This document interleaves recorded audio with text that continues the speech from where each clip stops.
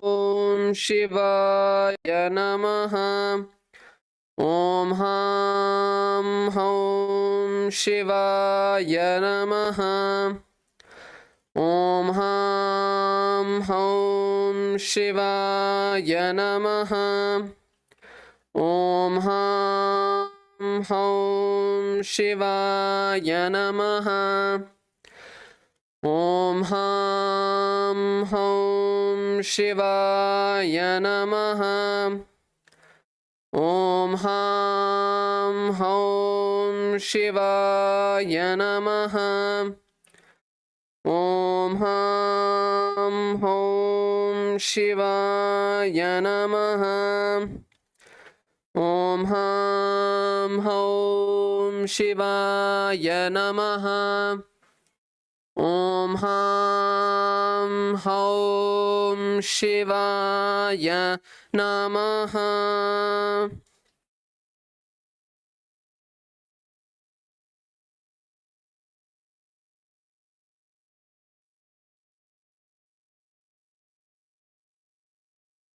Let's enter into the ritualistic cleansing. Please bring your Panchapatram and Udharani in front of you and place your right hand in the Gokarna Mudra, bending the index finger to the center of the palm. And now at the end of the following 3 mantras, you will pour another Udharani of water and drink the water from your palm. Om Atmatattvam Shodhayami Svada. Om Vidyatattvam Shodhayami Svada. Om Shiva Tattvam Shodhayami Svada. Now wash your right hand with an Udharani of water, and with the base of the right hand, wipe the upper and lower lips twice. Om Ham Hridayaya Namaha. Wash your hand with an Udharani of water, and with the index, middle and ring fingers touch above the upper lip and below the lower lip. Wash your right palm with an Udharani of water. Now with the index finger and thumb touch the right nostril, the left nostril, and with the ring finger and thumb touch the right eye, the left eye, right ear, left ear. Wash your hand with an Udharani of water. Now with the little finger and thumb touch the navel, the right chest, the left chest, and with all the fingertips touch above the head, the right shoulder, the left shoulder, and the heart center. Wash your hand with an Udharani of water. Now we'll be moving into the Sankalpa.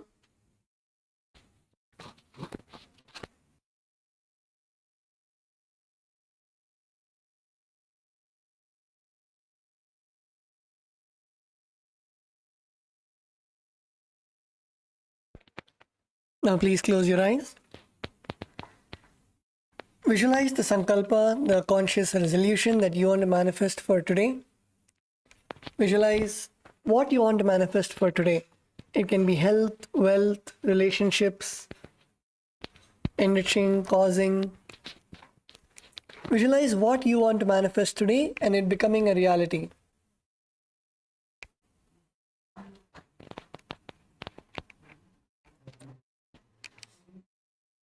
Visualize your inner space completely complete, embodying the space, state, powers, being and superconsciousness of Paramashiva.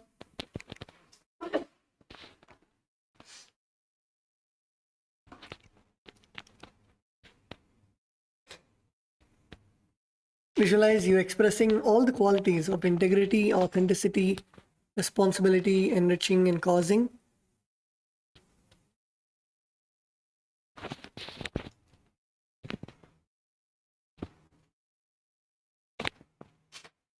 Visualize your physical body the way that you want to manifest. All your internal organs functioning to its optimum level. Visualize your physical structure, your muscles,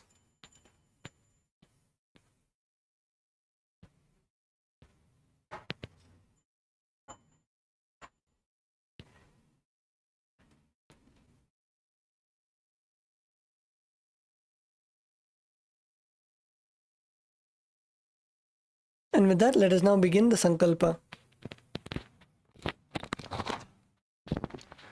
ममोपार्थ समस्त दुरितक्षयद्वारा भगवत् श्री नित्यानंद परमशिव प्रीत्यर्थम श्री नित्यानंदेश्वरी परमशिव शक्ति समेत श्री नित्यानंदेश्वर परमशिव प्रीत्यर्थम च शुभे शोभने मुहूर्ते आद्य ब्रह्मणः द्वितीय परार्धे श्री श्वेतवराह कल्पे वैवस्वतमन्वन्तरे अष्टाविंशतितमे नित्ययुगे प्रथमे पादे जम्बूद्वीपे भारतवर्षे भरतखण्डे मेरोः दक्षिणे पार्श्वे शकाब्दे अस्मिन् वर्तमाने व्यवहारिके प्रभवादीनां षष्ट्याः संवत्सराणां मध्ये क्रोधीनां संवत्सरे उत्तरायणे लक्ष्मीवेङ्कटेश्वर ऋतौ मीनमासे कृष्णपक्षे पंचम्यां शुभदितौ बुधवासरयुक्तायां विशाखा नक्षत्र हर्षण योग तैतुलकरण एवं गुणविशेषण विशिष्टायाम् अस्यां शुभतिथौ श्री कैलासोन्नत द्वादशान्त श्यामला पीठारूढ़ श्री मीनाक्षी सुंदरेश्वरा भिन्न स्वरूप परशिवपुत्र रत्न कुमार गुरुमन्य तुल्यावतार श्री पार्वती स्तन्यपान लब्ध दिव्य ज्ञान विश्रुत सकल निगमागम सारभूत द्राविड़ वेद प्रवर्त्रे श्रीमत् परम शिव करुणा समधिगत मुक्तामय चतुरश्रयान गीयमान छत्र चामर श्री चिन्ह काहलादि समस्त बिरडावल्यलंकृत ज्ञान विज्ञान चक्रवर्ती सर्वजन संग सद्यो निर्वाण दीक्षा वयापवर्ग वर्ष विश्रान जीमूत परमत कल्प केसरी शैव सिद्धांत स्थापनाचार्य श्री राजाधिराज पांड्य महाराज गुरु शपन शाक्यादि महांधकार निवारण ज्ञान भानु वीक्षण नरहार ध्वजोच्छेदन पूर्वक श्रीमत् त्रिशुभध्वज स्थापक शैव समय कर्त्रे सर्वज्ञ पीठारूढ़ श्री जगद्गुरु श्री ज्ञान संबंध देशिक स्वामी वागीश सुंदर माणिक्य वाचक स्वामिनां अवतार भूत श्री ज्ञान संबंध स्वामी पुनरुद्धृत श्यामला पीठ सर्वज्ञ पीठ तृणवद्युत्तर द्विशततम गुरु महासन्निधान अरुणगिरि योगीश्वर परंपरागत अरुणाचल सर्वज्ञ पीठ गुरु महासन्निधान कैलास परंपरागत अंची कैलास सर्वज्ञ पीठ त्रयस्त्रिंशदुत्तर द्विशततम गुरु महासन्निधान नित्योत्सव नित्य मंगल नित्य कल्याण नित्य रचित कैलास परंपरागत आदि कैलास नित्यानंद पीठ महासंस्थान महासिंहासन पीठ कर्त्रे साक्षात् श्री परमशिव समुद्भूत कैलास परंपरागत वैवस्वत मनोइक्ष्वाको हरिश्चंद्र भगीरथ श्रीरामचंद्र चोरसेन इत्यादि अनवच्छिन्न सार्वभौम चक्रवर्ती परंपरागत चतुष्षष्टि योगिनी मंडित चतुष्षष्टि संप्रदाय प्रवर्तक मनुधर्म शासन सूर्यवंश प्राप्त सर्वज्ञ पीठ सुरांगी साम्राज्य मूर्धाभिषिक्त चूड़ामणि साक्षात् श्री परमशिव समुद्भूत कपिल महागुरु पुनरुद्धृत महानिर्वाणी पीठ अष्टोत्तर सहस्र श्री महामंडलेश्वर साक्षात् श्री परमशिव समुद्भूत श्री महागणपति समारंभ अनवच्छिन्न पीठाधीश्वर गुरु परंपरा प्राप्त अटल पीठ अष्टोत्तर सहस्र श्री अटल पीठाधीश्वर धर्म मुक्ति स्वर्गपुर स्वर्ण पीठ त्रयोविंश गुरु महासन्निधान कैलास परंपरागत आदिपीठ सर्वज्ञ पीठ जगद्गुरु श्री कैलास पुनरुद्धारक श्री कैलास परमाचार्य श्रीमत् परमहंस परिव्राजकाचार्य वर्य सच्चिदानंद प्रणव स्वरूप श्रोत्रिय ब्रह्मनिष्ठ श्रीमद् जगद्गुरु श्री भगवत् श्री नित्यानंद परमशिव श्री ज्ञान संबंध देशिक परमाचार्य स्वामिनां प्रीत्यर्थं तेषां पादारविन्दयोः भक्ति सिद्ध्यर्थं गुरु कृपा कटाक्ष सिद्ध्यर्थं स्थैर्य वीर्य विजय आयुरारोग्य ऐश्वर्याणाम् अभिवृद्ध्यर्थं धर्मार्थ काम मोक्ष दुर्विध फल पुरुषार्थ सिद्ध्यर्थं समस्त दुरितोपशान्त्यर्थं समस्त मंगलावाप्यर्थं भगवत् श्री नित्यानंद परमशिव प्रसादेन सकुटुम्बस्य ज्ञान वैराग्य जीवन मुक्ति प्राप्त्यर्थं पूर्ण आरोग्य युक्त दृढ़गात्र योगिक शरीर सिद्ध्यर्थं परमशिव शक्ति आविष्करणार्थं नित्यानंद योगाभ्यासं करिष्ये. Now please take a udharni of water and wash your right hand. Om apaupasprisya.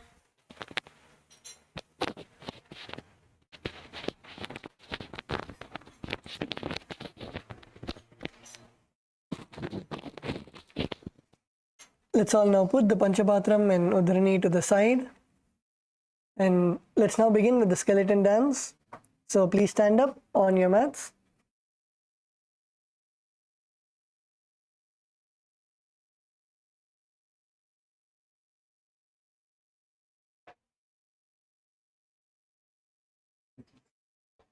Visualize yourself as a skeleton, only with bones, no skin, no flesh, no muscles, and start shaking all the joints, all the bones of your body, your hands, your shoulders, your knees, your legs, your neck.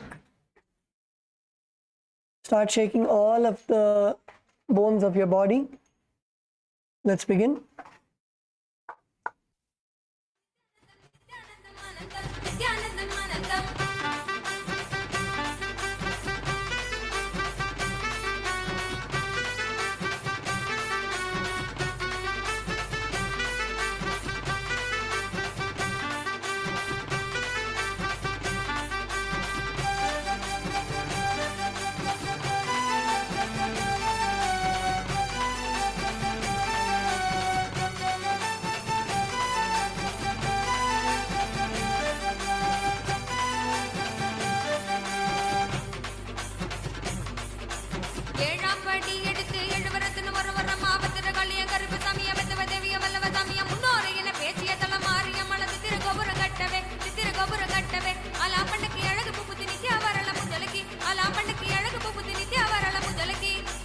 Nithyanandam, Nithyanandam, Nithyanandam, Anandam, Nithyanandam, Anandam, Nithyanandam, Nithyanandam, Nithyanandam, Anandam, Nithyanandam, Anandam.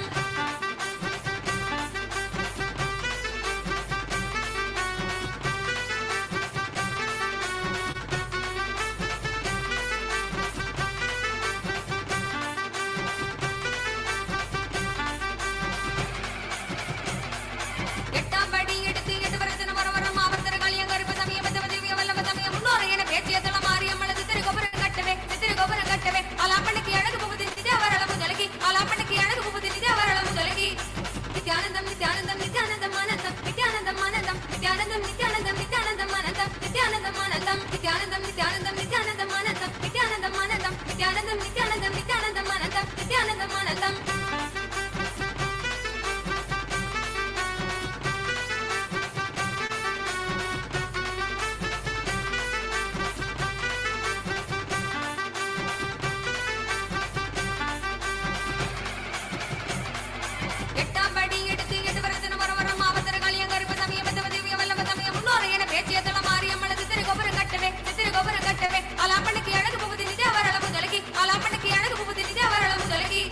Nithyanandam, Nithyanandam, Nithyanandam, Anandam, Nithyanandam, Anandam, Nithyanandam, Nithyanandam, Nithyanandam, Anandam, Nithyanandam, Anandam, Nithyanandam, Nithyanandam, Nithyanandam, Anandam, Nithyanandam, Anandam, Nithyanandam, Nithyanandam, Nithyanandam, Anandam, Nithyanandam, Anandam.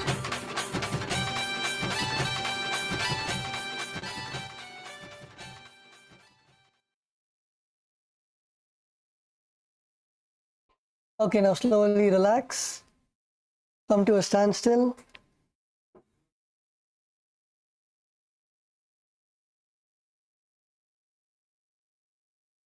Inhale deeply and exhale. Focus on your breath.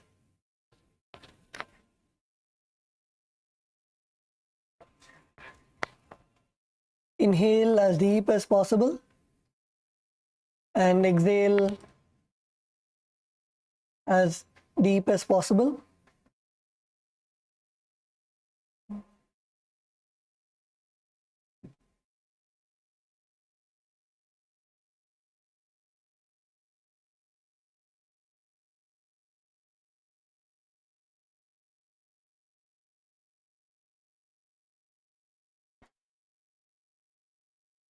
Okay, now slowly open your eyes and everyone can come to a seated position.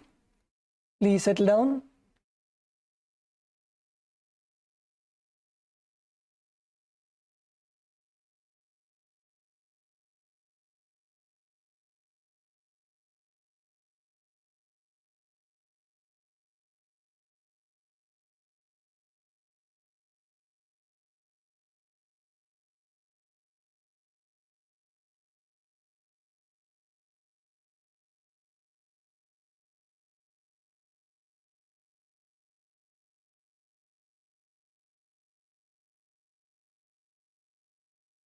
So, requesting all the participants to first look at your screen.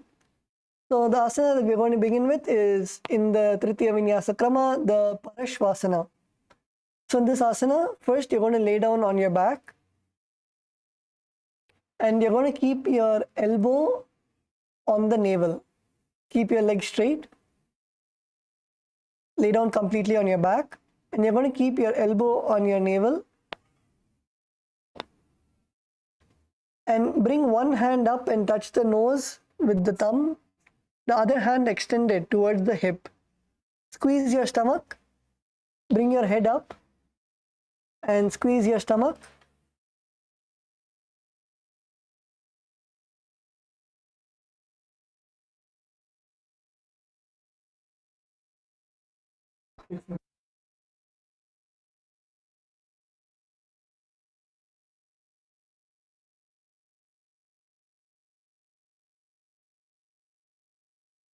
Place your elbow on your navel center and bring your nose to your hand and then relax.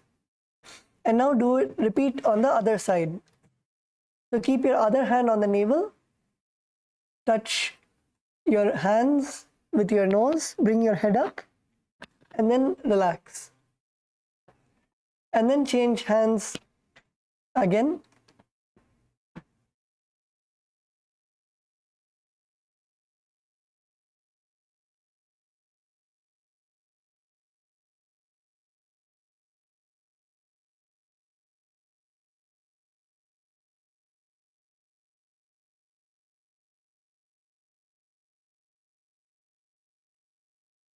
In this asana, perform the Sahaja Kumbhaka, inhale and exhale comfortably. Perform the Mula Bandha, contracting your perineum, and the Japa Om Nithyananda Paramashivoham.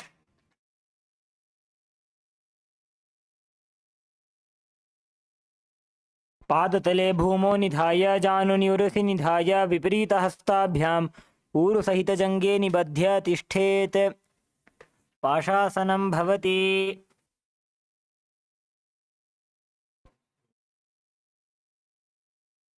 Okay, now relax.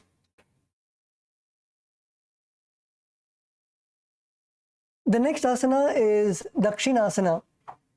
So now you're going to lay down on the right side of your body.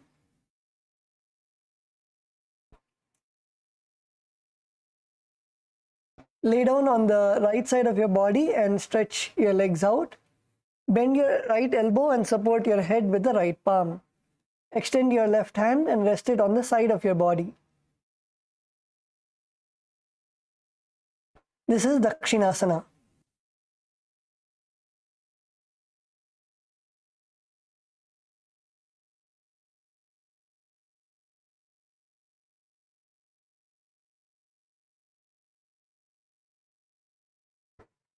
In this asana, visualize yourself as Dakshinamurti. Dakshinamurti is one of the forms of Bhagavan Paramashiva. Visualize yourself as Bhagavan Dakshinamurti. Perform the Sahaja Kumbhaka, inhale and exhale comfortably. Perform the Mula Bandha, contracting your perineum, and the Japa Om Nithyananda Paramashivoham. सय्यर्जुदक्षिणाङ्गेन मस्तके धो निधायशः दक्षं हस्तं च वामन्तु जङ्घपृष्ठे ततो जपेत् सम्प्रजातिरुजा शोको दुःस्वप्नं वीर्यपातनं पचनशक्तिरग्निस्तु वर्धते दक्षिणाशनैः.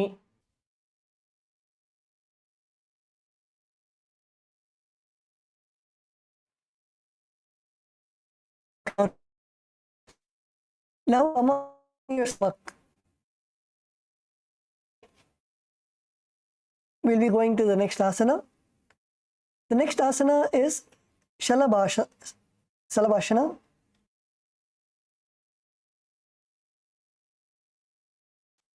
The next asana is Shalabhasana. Now lay on your stomach with your hand to the side of your hips.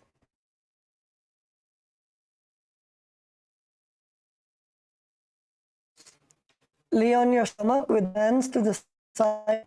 Now you're going to lift your body and your legs off the ground. You're going to lift your upper body and legs up off the ground.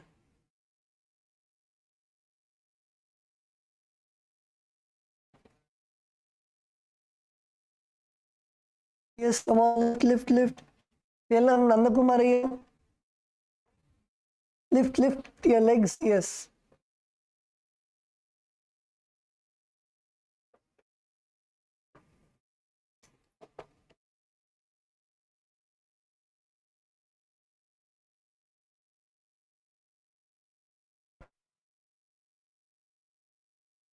Yes, KAILASA Malaysia, good. KAILASA Bolivia, good. Lift as high as possible. Lift your upper body and legs as high as possible.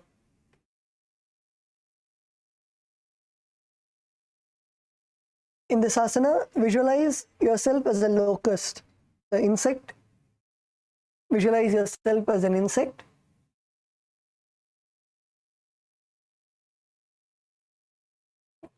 Perform the Jivachala Kumbhaka. The Jivachala Kumbhaka is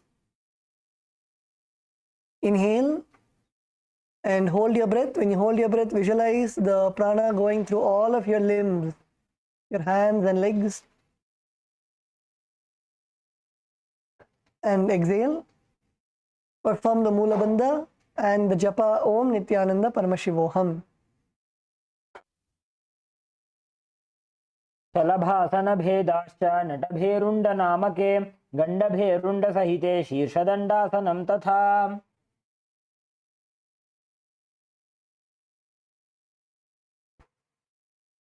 Now relax.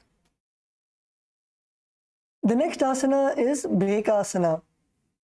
So in this asana, you're going to continue to lay on your stomach and catch both the feet behind you.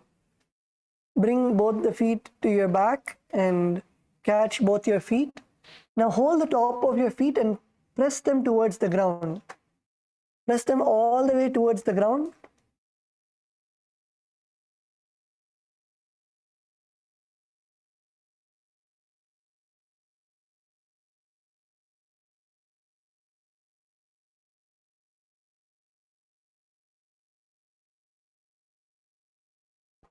Hold your feet and press your feet to the sides of your hip.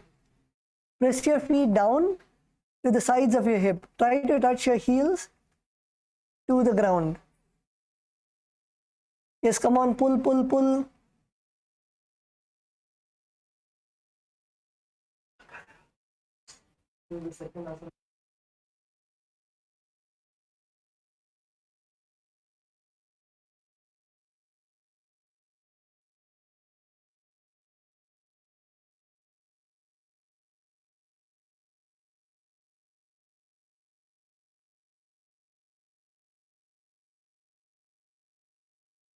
Yes, Ma Kailasa Bolivia, Ma Dhanvantra Shaktini, Ma Agora Rupini. Push, push, push.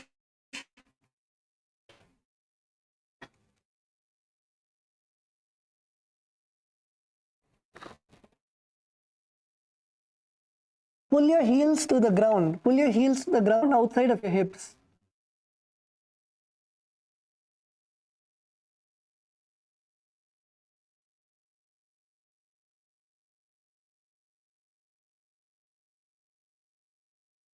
Okay, let's also try one leg. Kailas, many of you are not doing. Let's do one leg at a time. So first, let's focus on the right leg. Press your right foot to the ground first. Take your right and try to press your right foot all the way to the ground.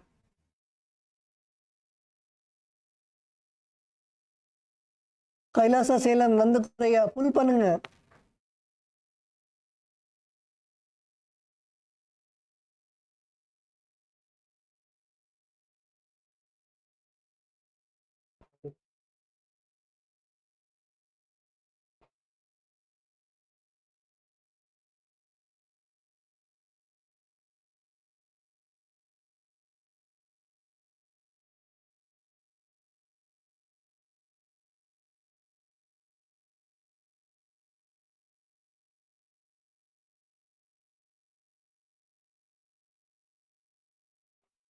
Pull your feet If you finish pulling the right leg, now pull the left leg.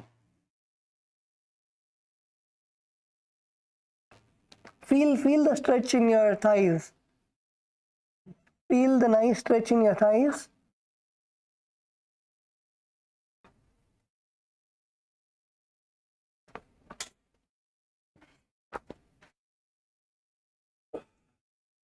In this asana, visualize yourself as a frog.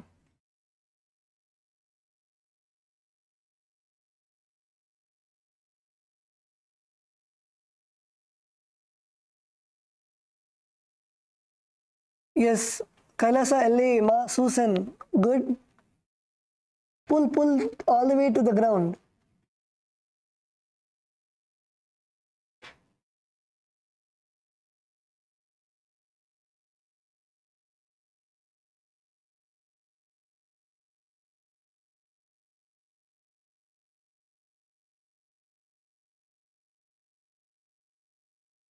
Perform the Jivachala Kumbhaka. Inhale, feel the prana going through all of your limbs.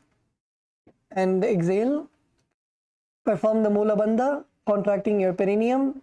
And the Japa Om Nithyananda Paramashivoham.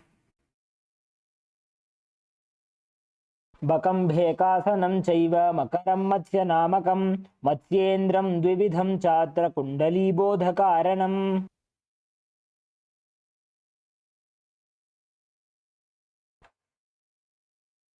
Okay, now relax. The next asana is Bherundasana. So in this asana, you're going to continue to lay down on your stomach. And first you're going to press the left foot towards the ground. So again, bring your feet to your behind and catch both of your feet with your hands. This time you're going to press your left feet to the ground and right foot you're going to lift all the way up to the sky. You're going to lift your right foot all the way up to the sky and lift your chest up. Lift your upper body, lift your right foot all the way up to the sky while pressing your left foot down. This is Bherundasana.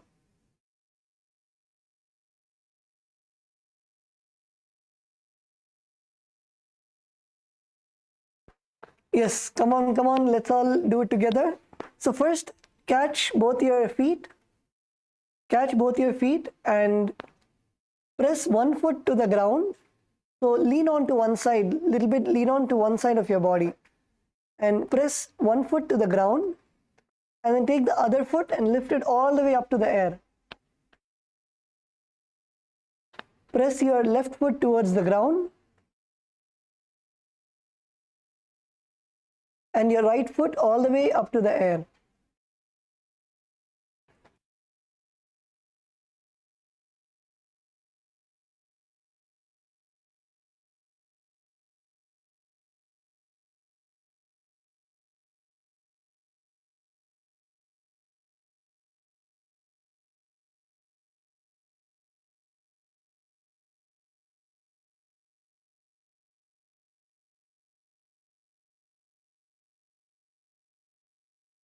Yes, Kailasa, Bolivia, come on. Ma Dhanvantra Shaktini. Pull your leg all the way up. Press one leg down and pull one more leg all the way up to the air. Kailasa, Malaysia.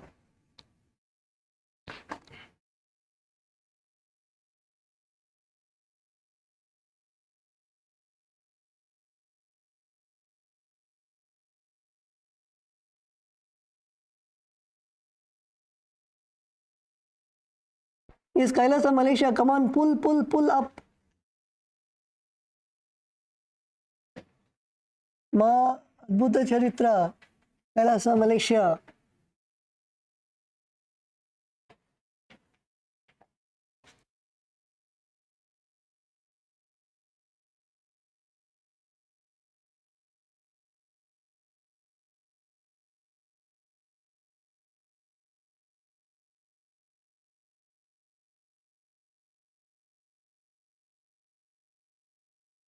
Yes, Jayantima, one leg down and only pull one leg up to the sky.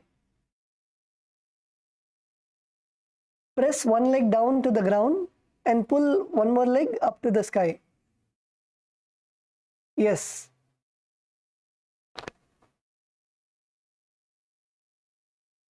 In this asana, visualize yourself as a hyena or another beast of prey. Perform the Jivachala Kumbhaka, that is, inhale, feel the prana flowing through all of your limbs, and then exhale. Perform the Mula Bandha, contracting your perineum, and the japa Om Nithyananda Paramashivoham.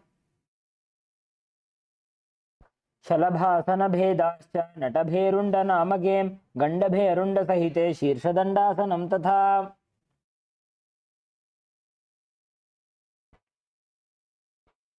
Yes, now relax. Now let's do the same asana on the other side. So last time, if you pressed your left foot down and lifted your right foot, this time press your right foot to the ground and pull your left foot to the sky. We're going to continue Bherundasana on the other side. So press your right foot to the ground and bring your left foot all the way up. KAILASA, Malaysia, wake up, wake up, wake up. Come on.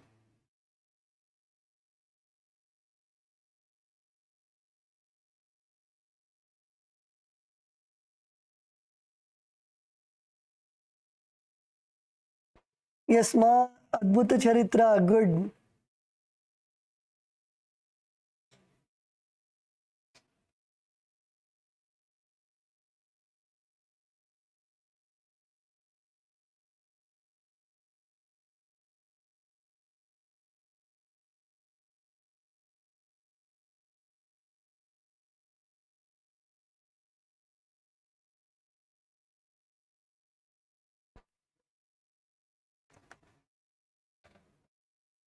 Yes, KAILASA, Malaysia.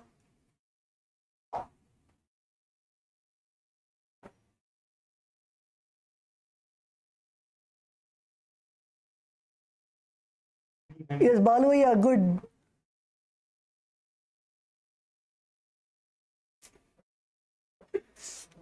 KAILASA, Bolivia, only Ma Shukrendra is doing.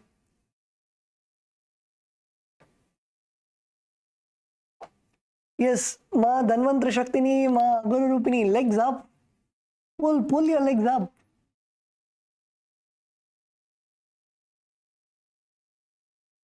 Otherwise, Tattva Maharaj will tell Shukrendra Ma to pull your legs.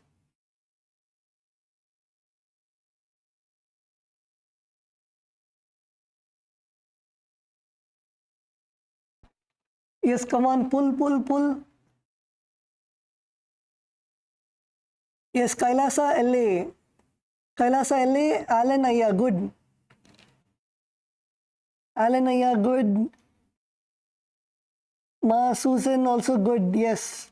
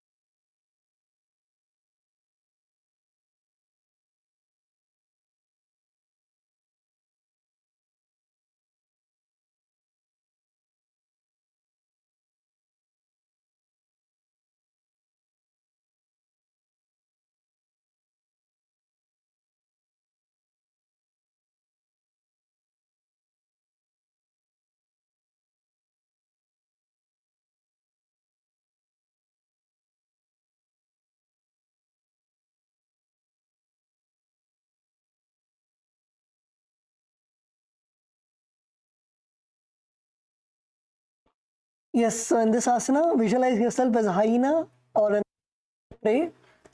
Perform the Jivachala Kumbhaka. Inhale. Feel the prana going through all of your limbs. And exhale. Perform the Mula Bandha, contracting your perineum.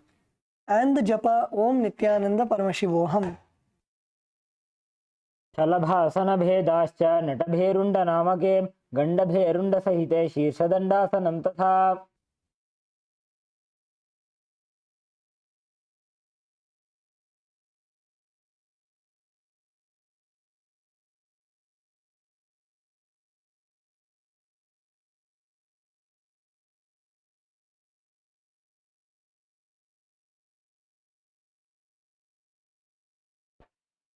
Yes, now relax. The next we're going to be performing Karana. This is the Shakatasya Karana.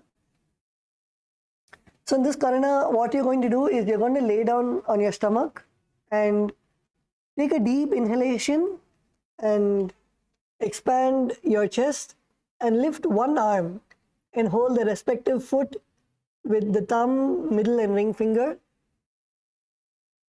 and extend your opposite hand away from the ground.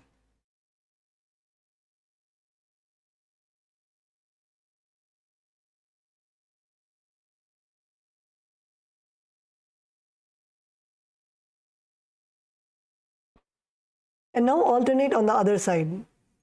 So catch your left hand, left leg with your left hand, and your right hand, place it all the way, bring it facing the sky, and then interchange. When you go up, inhale, and then exhale when you come down. Inhale when you go up, and exhale when you come down.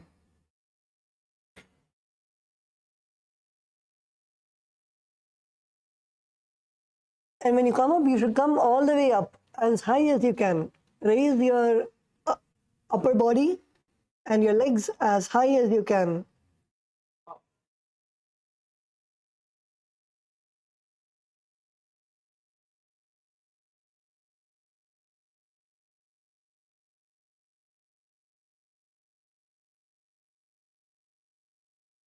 Yes, Balu, you are good.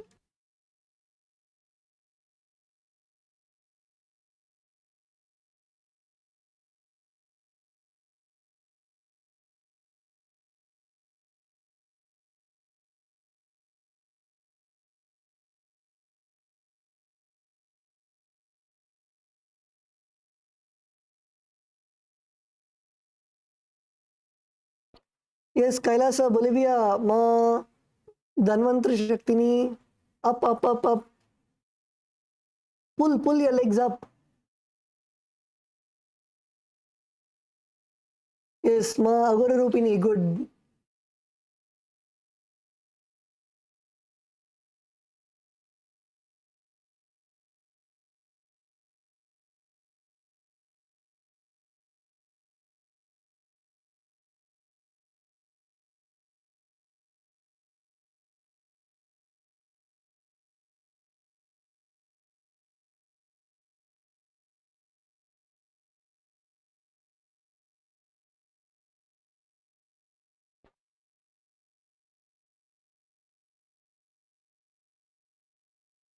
Okay, now relax.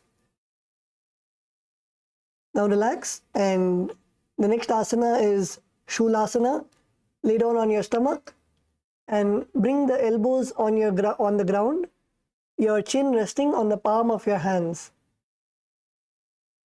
Keep your knees bent and your legs vertical and gaze to the nose. This is the Shulasana.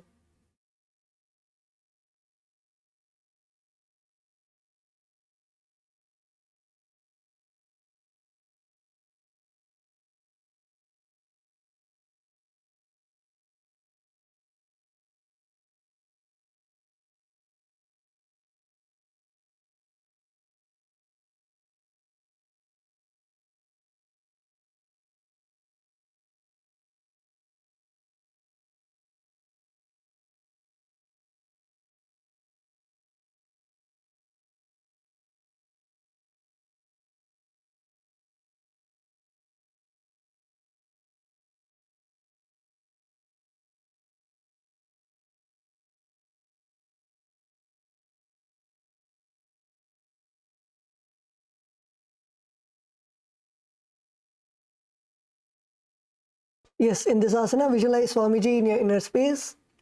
Perform the Jiva Chala Kumbhaka. Inhale and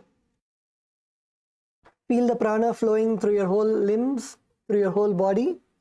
And exhale. Perform the Mula Bandha, contracting your perineum. And the japa Om Nithyananda Paramashivoham. कूर्पराभ्याम् अवनिमवष्टभ्य हस्ततलाभ्यां हनुमवष्टभ्य उत्तिष्ठेत् शूलासनं भवति.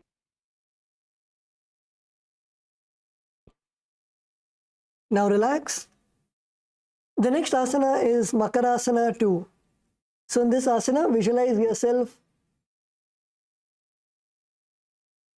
Continue to lay down on your stomach and extend your legs behind, your toes flat on the ground. Place your elbows on the ground and rest your chin on the palm and gaze to your nose. This is Makarasana 2. In this asana, visualize yourself as an alligator. Kailasa LA, Alanaya, place your elbows on the ground and support your chin. Yes.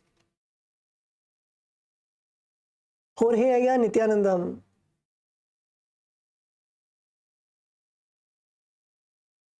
The pranayama, perform the Jiva Chala Kumbhaka. Jiva Chala Kumbhaka is inhale. Feel the prana flowing through your whole body, through all your limbs. And exhale. Perform the Mula Bandha, contracting your perineum. And the japa Om Nithyananda Paramashivoham. ऊधासूलिने बने हाथा माथानी बने भानी थई आगला जायते मा लंबा करवाने तेना पंज उपरना भागमा अडेलाने नीचेटा राखवा तथा पग लंबा करे अडा डेला राखवा ते मकरासन कहेवाय छे.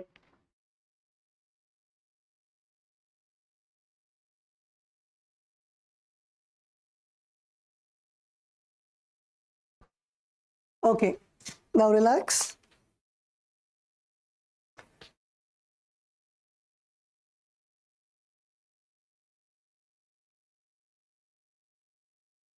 The next asana is Danda Berundasana.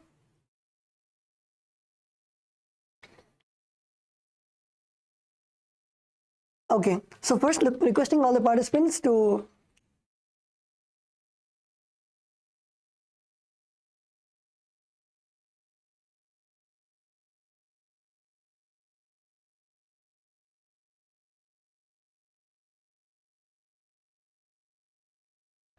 the next asana is Ganda Berundasana, requesting all the participants to look at the screen. So lay down on your stomach with your palms, place your palms next to your chest, your chin on the ground. And now first you're going to bring your hips all the way up. You're going to bring your hips all the way up and then you're going to kick your legs.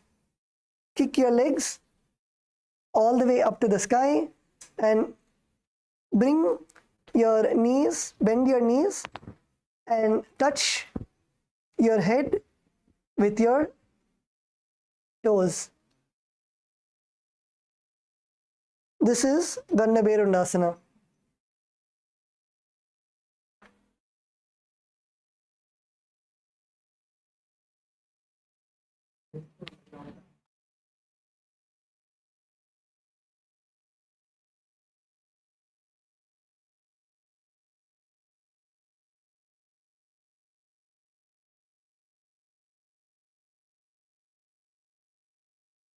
Okay, so let's all now do this asana together. So first, all of us are going to work on bringing our hips up. Bring your hips all the way up. And you can take the support of your partner. Take the support of your partner. And first, you can try raising one leg.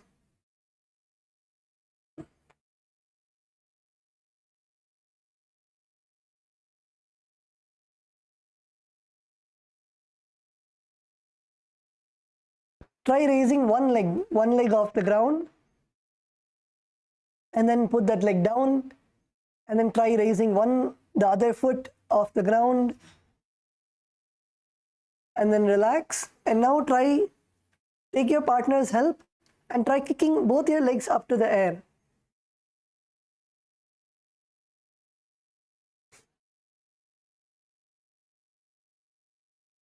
And also you can support your partner by slowly bringing your partner's legs as much as possible.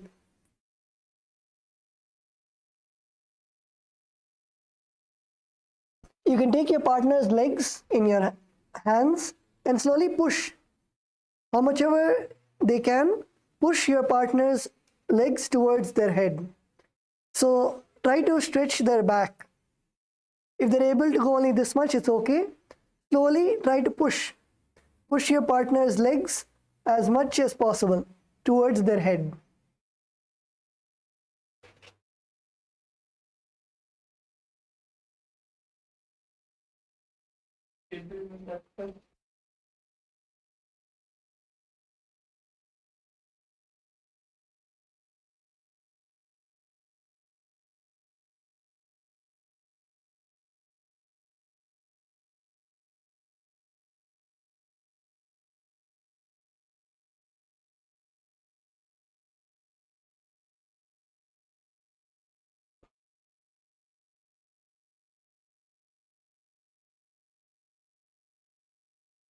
Yes, Kailasa Bolivia, Ma Aguru Rupini, good. Give your legs to Shukrendrama and slowly let her bring it towards your head.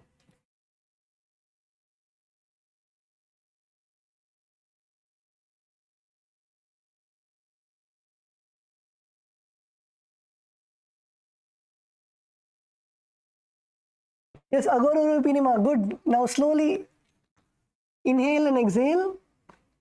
Keep inhaling and exhaling and allow your legs to slowly come towards your head. Feel the arch in your back.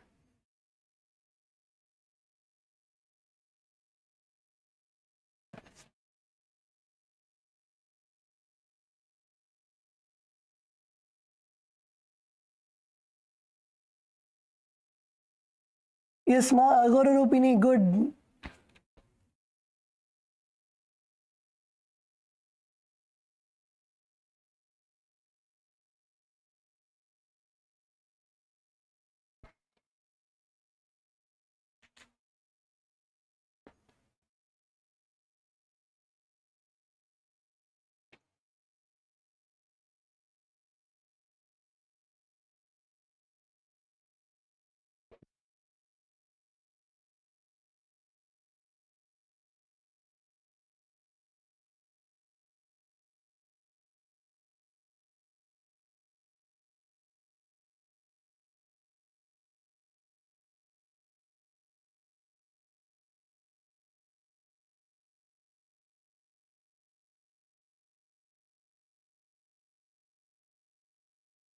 Yes, Kailasa Salem Nandakumar Ayya.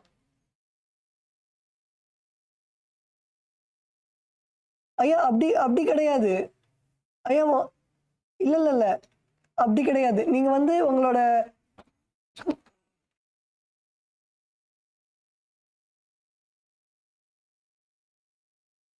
ஐயா உங்களோட chest வந்து தரையை தொடணும் chest வந்து தூக்கக்கூடாது ஆமாமா அதுக்கப்புறம் உங்களோட கால் வந்து தலைக்கு வரணும்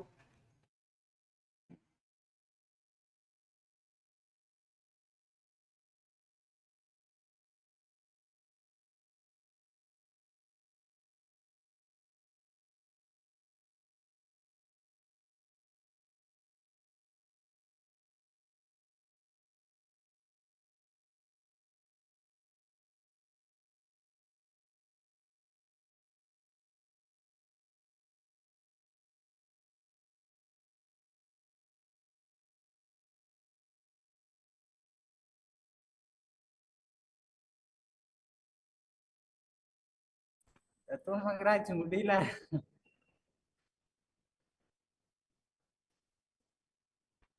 ஐயா அங்க வந்து தீனநாதன் ஐயா இருக்காரா ஹெல்ப் பண்ணறதுக்கு? இல்ல மகராஜ். ஓகே.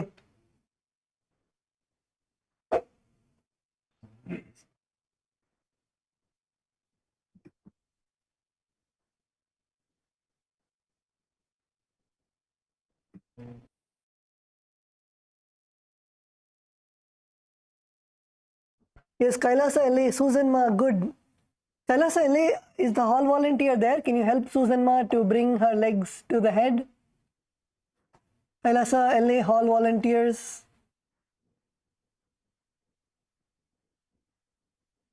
Yes. மகராஜ். ஐயா சொல்லுங்க. மகராஜ் ஃபர்ஸ்ட் ஒரு ஒரு 10 days கொஞ்சம் சுமாரா செய்ய முடியும், எல்லாம் ஓரளவுக்கு ரிஸ்க் எடுத்தா வருதுன்ற மாதிரி ஓகேவா இருந்துச்சு. அப்புறம் போக போக சாமிஜி சொன்ன மாதிரி ஒரு டைலாக் வரும்ல, வச்சாம் பாரு எனக்கு ஆஃப், ஒரு சில ஆசனாலாம் பார்த்து அந்த மாதிரி தான் ஃபீல் பண்ணேன்.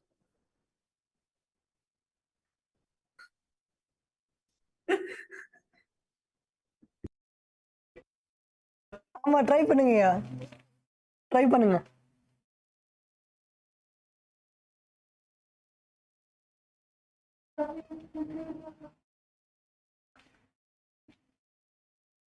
Yes, Kailasa, Malaysia.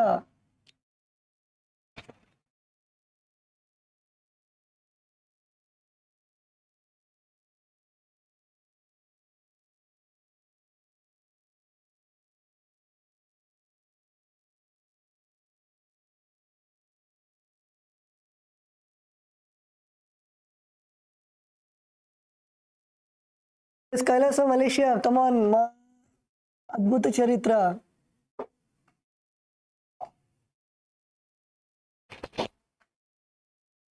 Yes, push Ma Adbhuta Charitra's legs towards her head. Push, push, push more.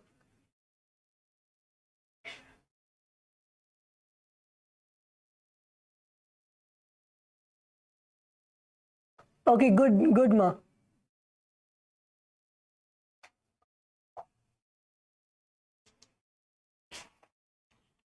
Kailasa, Bolivia, did Ma Dhanvantar Shaktini do?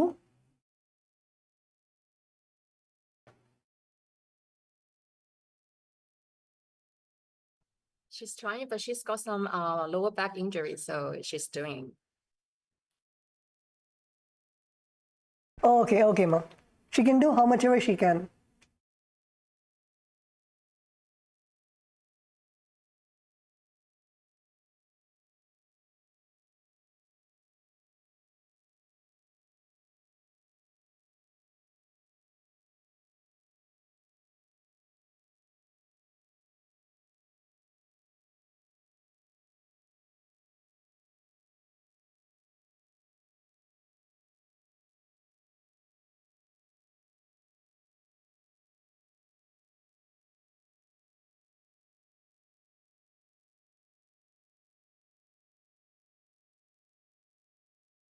Okay, in this asana, visualize yourself as a hyena.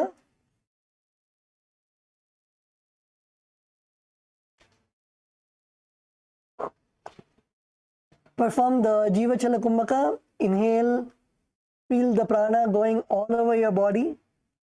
Perform the Mula Bandha. Contract your perineum. And the japa Om Nithyananda Paramashivoham.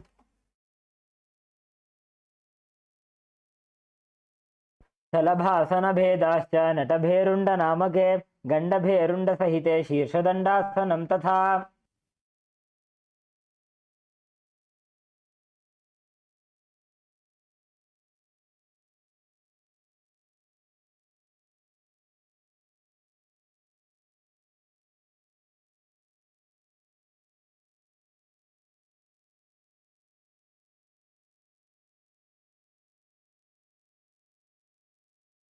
The next is Gandhaberundasana 2.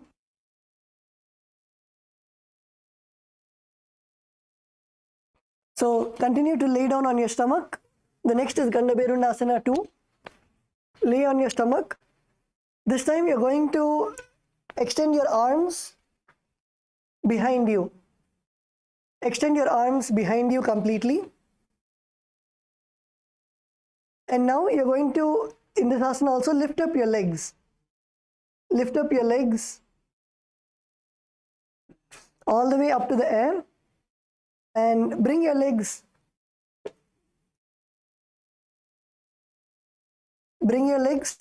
and touch the top of your head with your toes. So it is the same as last asana, only thing in this asana your hands are behind you. Your hands are extended to your side.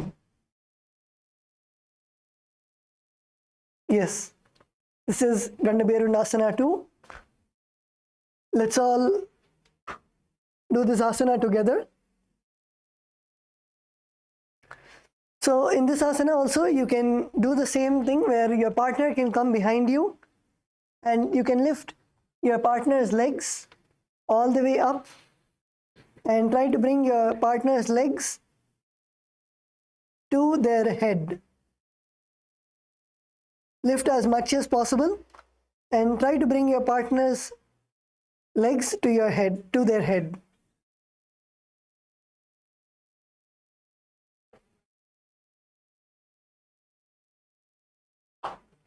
You can also take the support of your wall. Yes, Ma Agora Rupini in KAILASA, Bolivia. Yes, you can take the support of the wall. So you can place your legs on the wall and you can try to take the support of your wall to hold your legs up.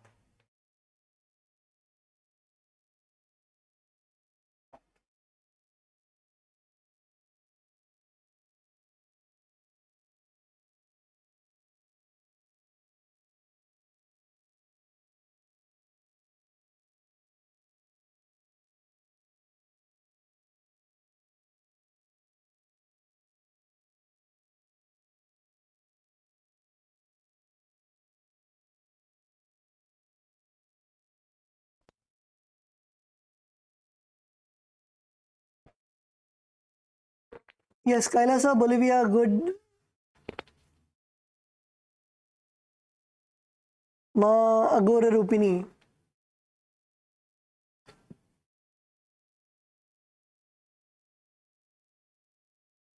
Yes, KAILASA, Malaysia.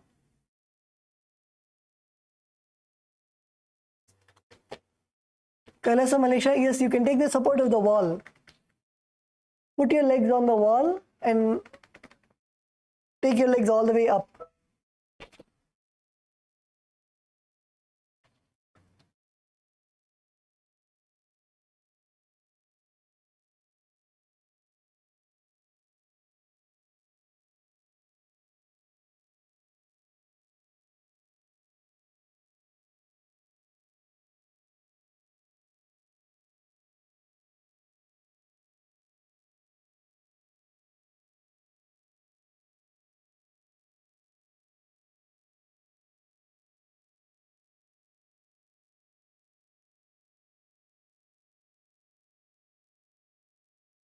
Yes, KAILASA, LA male team. Alanaya, what happened?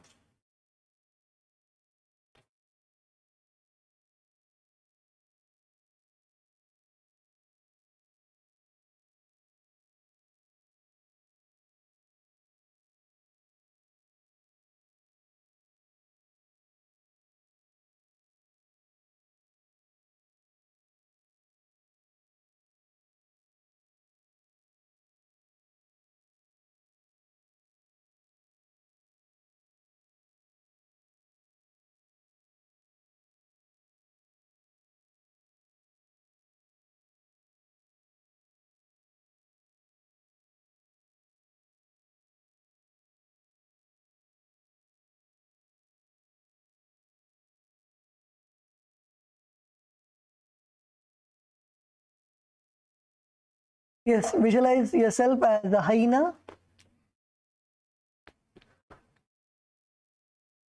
or a beast of prey. Perform the Jivachala Kumbhaka. Inhale, hold your breath, visualize the prana going through all the limbs of your body and exhale. Perform the Mula Bandha. Contract your perineum and the japa Om Nithyananda Paramashivoham. शलभासनभेदाश्च नटभेरुण्डनामके गण्डभेरुण्डसहिते शीर्षदण्डासनं तथा.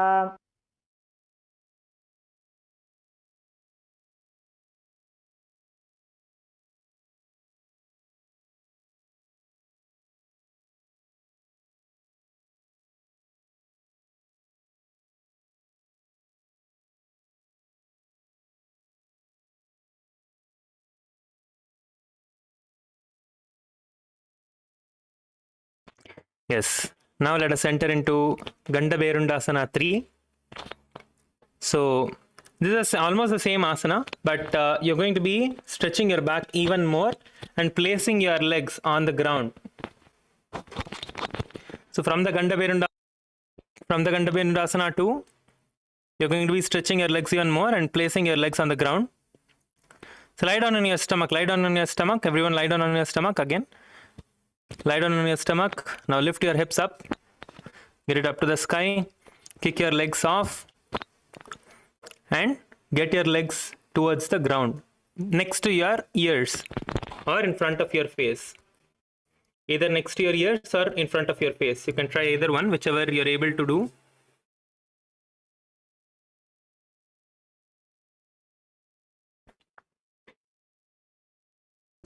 Yes, come on, try. Just stretch your back against the wall or with your partner. Just stretch your back. Try to stretch your back against the wall or with the help of a partner. Yes.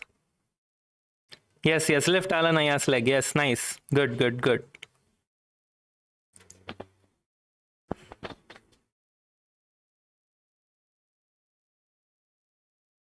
Yes, good. Just hold in that position. Just hold Alanaya's leg in the position, Aya. Just let him feel the stretch. Just hold his leg in the position. That is good.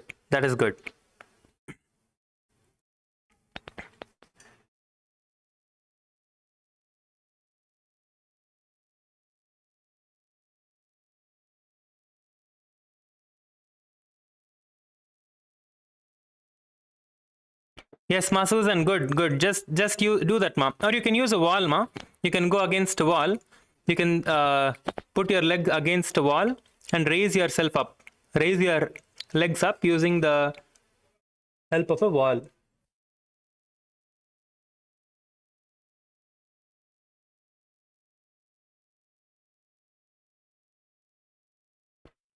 Yes, good. Yes, nice.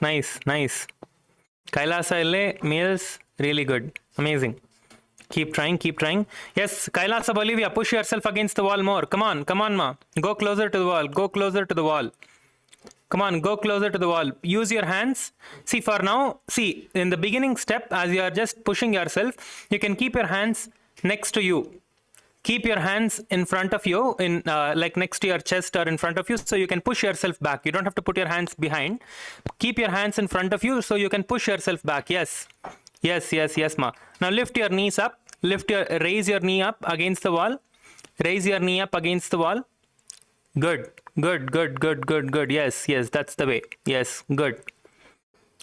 Yes, go closer to the wall now. Go closer to the wall. Push yourself against the wall. Push yourself closer to the wall. Let your hips raise up. Let your knees raise up.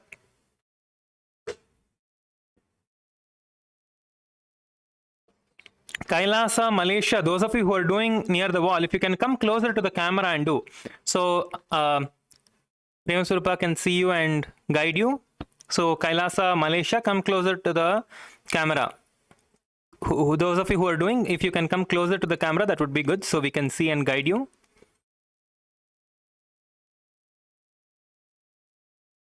Yes, Ma, yes, you can do that, yes.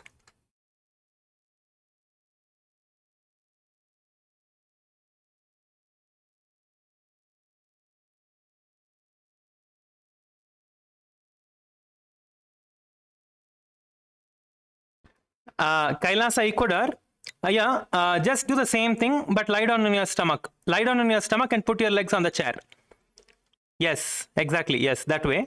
Lie down on the stomach. Maybe Maharaj, you can help Ayya to put his legs on the chair. Yes, Maharaj. Yes. Good. Yes, Aya. Now go closer to the chair. Yes, that's it. That's it. Yes. Just try that. Just go closer to the chair. Try to get your knees on top of the chair. Try to get your knees on top of the chair. Yes, just stay in that position. Keep your stomach on the ground. Keep your stomach on the ground. Keep your stomach on the ground. Get your stomach to the ground.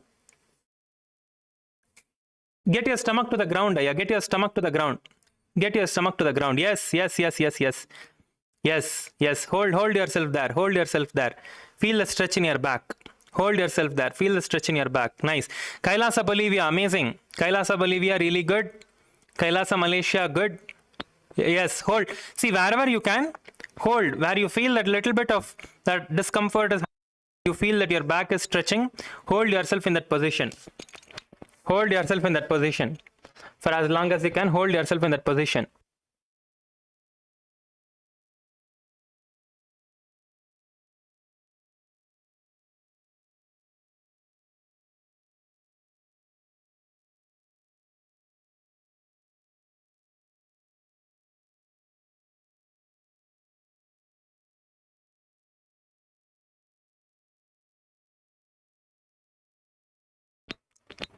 Yes. Now in this asana, keep your gaze to the nose. From whichever position you are, keep your gaze to the nose. Visualize yourself as the leader of a hyena pack or another beast of prey. Keep your gaze to the nose. Do the Jiva Chala Kumbhaka.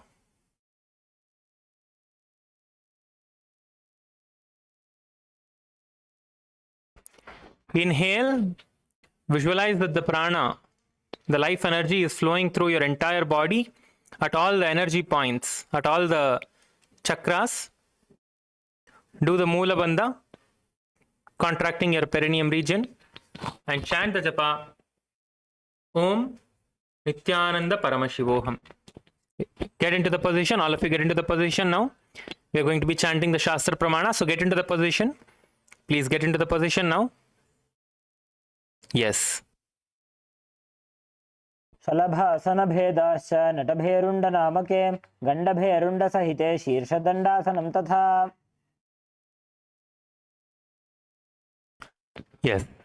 Now you can relax. Just relax your back for a moment. Just lie down on the ground. Just lie down on the ground. Lie down on the ground and relax your back. Completely relax your back. So the next asana is also going to be from your stomach only, so you can be in the same position. Keep your hands next to your hips and lie down on your stomach. Just relax, just relax. Don't need to do anything. Just relax on your stomach. Don't do anything else. Just lie down and relax your stomach. Relax your back by lying down on your stomach. KAILASA, I could have the other way. Yeah, lie down on your stomach.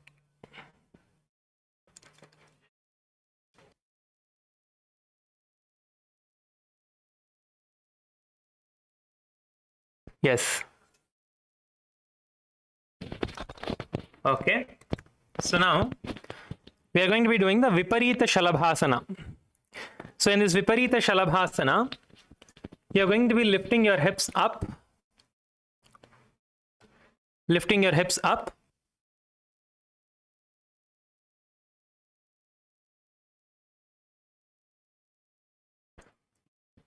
So lift your hips up, get your hips up into the air like the way we got into the Ganda Berundasana. And now kick your legs off, but here this time your legs will be just in the air. It will not be bending towards the head, just in the air. Yes, just your legs will be, your knees will be straight, just your hips will be bending. Keep your knees straight towards the sky and bend your knees. Yes. All of you can look at the screen. Yes. Now for this asana, all of you can use the wall or the help of your partner. All of you can either use the wall or the help of your partner. Yes, come on, come on, come on. Lift up, lift up. Lift your legs up.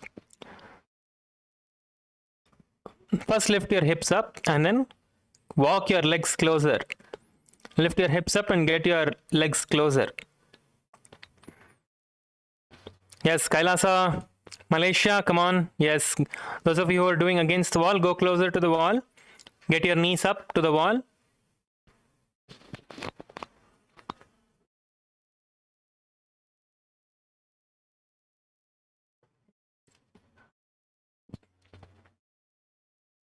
Yes, Aya. Jorge, Aya, just hold Alan Aya's leg. Yes.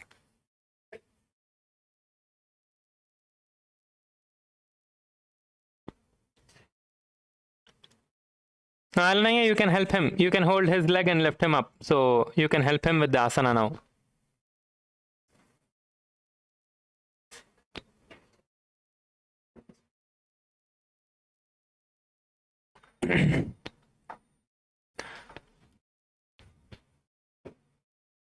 Yes, we will be doing counter pose. We will be doing the counter pose for this. So right now, let's focus on the asana. I know that your back is a little bit stressed out, but we will be doing the counter pose very shortly. We'll be doing the counter pose that will relax your back completely. So continue to do the asana. Continue to do the asana now. Hold yourself in the Viparita Shalabhasana in whichever position you can. How much ever you can, lift yourself up. Come on, Kailasa Bolivia, up against the wall. Come on, lift up, lift up, lift up. Kailasa Bolivia, Kailasa Malaysia. Lift yourself up, lift yourself up. Come on.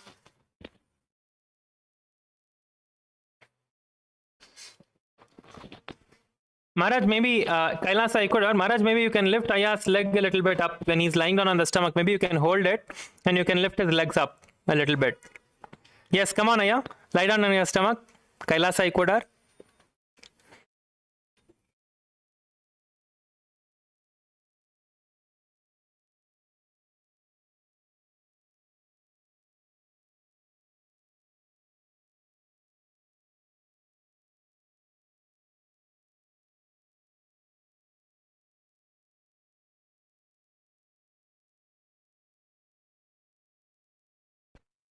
Yes, yes, Kailasa Ecuador. Yes, correct. Good. Just hold him there, Maharaj. Just hold him there where he is comfortable. Don't push too much. Just let him be comfortable with how much ever he can. When he is feeling the discomfort, just hold in that position. That's all. Where he is feeling the discomfort, hold there. Yes, Kailasa Ecuador. Good. Kailasa Bolivia. Hold, Ma, hold in that position. Ma, hold in the position. Hold yourself in that position. Yes. Now keep your gaze to the nose. Visualize yourself as a locust. Continue to do Jiva Chalakumbhaka. Visualizing that your prana that is going in, the life energy that is going in, is reaching all the energy points, reaching all your chakras. Continue to perform the Moola Bandha. Chant the japa Om Nithyananda Paramashivoham. शलभासनभेदाश्च नटभेरुण्डनामके गण्डभेरुण्डसहिते शीर्षदण्डासनं तथा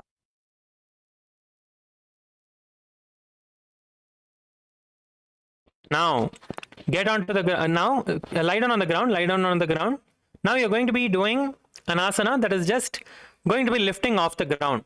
So just get your hands next to the chest and lift yourself up and be above the ground.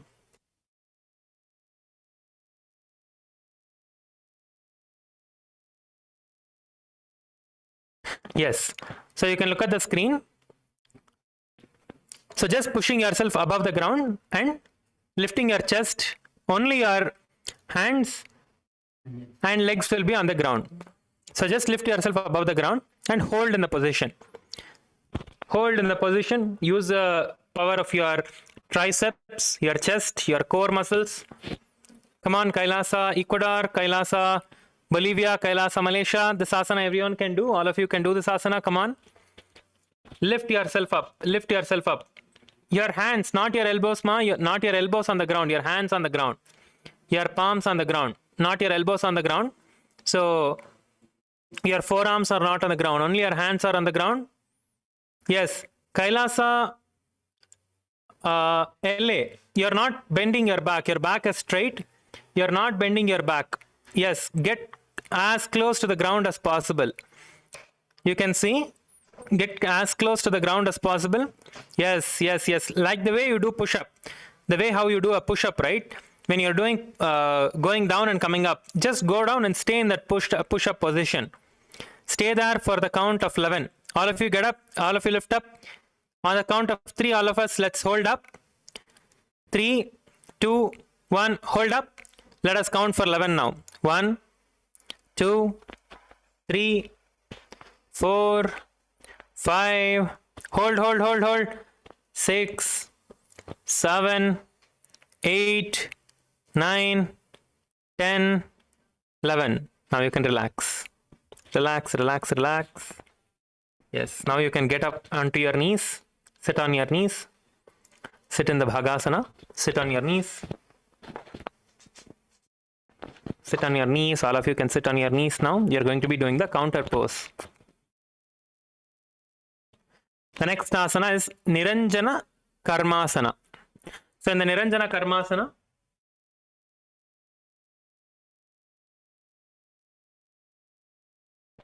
the next asana is the Niranjana Karmasana. Now from this position of sitting in the Bhagasana, bend your body down, bend yourself down, keeping your hands on your ears and getting your forehead close to your knees. Getting your forehead close to your knees, bend your back, arch your back and get your forehead close to your knees. If you can get it in between the gap of your knees, try to get it in between the gap of your knees. Bend yourself, arch your back. If you need to lift up your hips a little bit, you can lift up your hips a little bit so you are able to arch more in.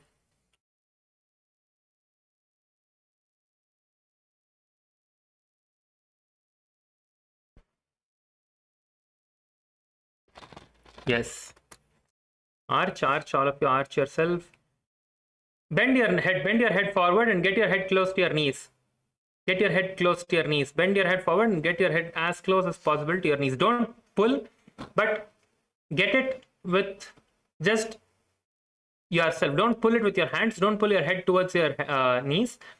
Just keep your hands next to your ears and pull yourself by yourself. Don't pull it with your hands. Just pull it naturally.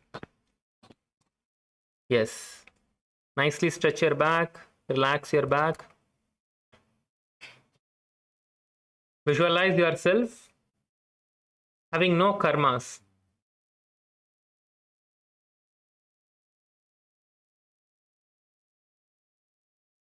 Now in this asana, you're going to forcefully pull the Apana Vayu upward.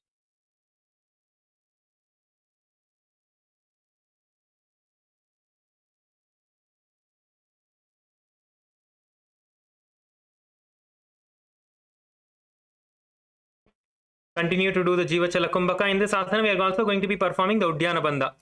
So Uddiyana Bandha is, so once you perform the Jiva Chala Kumbhaka, inhaling, visualizing that the prana is going throughout your entire body to all of the energy points, to all your chakras. Now exhale, suck your stomach in and up into the Uddiyana Bandha and also perform the Mula Bandha, tightening your perineum region. Now bend your body forward and down, holding yourself in the Uddiyana Bandha. You'll see that your back is stretching even more. You're able to bend yourself even more. Yes. Kailasa Ile. Yes. Good, ma. Yes. Stretch yourself. Try to get your forehead as close as possible to the knees. Now, chant the japa. Om Nithyananda Paramashivoham.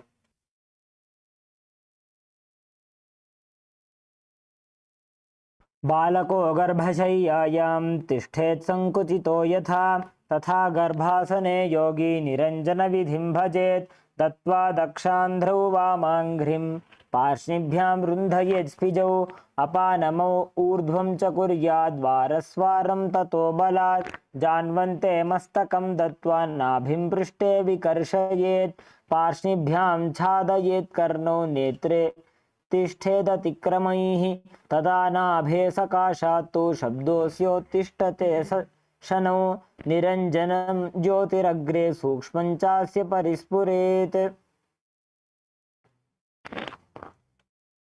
Yes, now relax.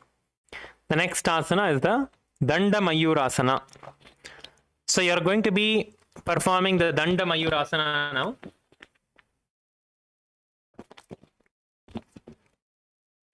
So from the kneeling position, place both hands on the ground. Place both hands on the ground.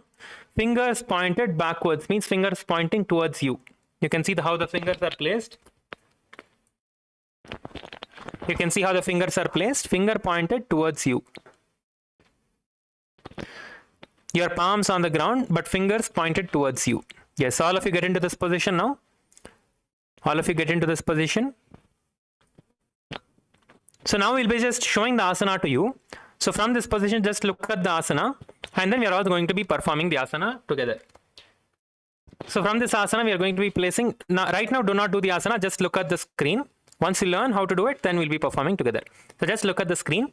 So by placing your hands on the ground with your fingers pointed towards you, bringing the elbows towards the navel center, towards the center of your navel, and leaning forward a little bit and slowly lifting your entire body off the ground, keeping your left and the upper body parallel to the ground. Your legs and your body will be straight, completely straight, like a stick.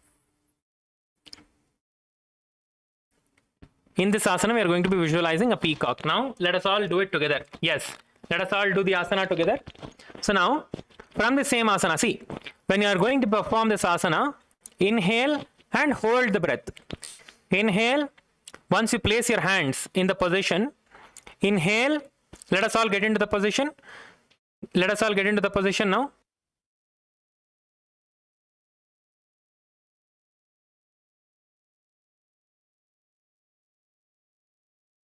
Let us all get into the position now. Get onto your knees. Keep your hands on the ground.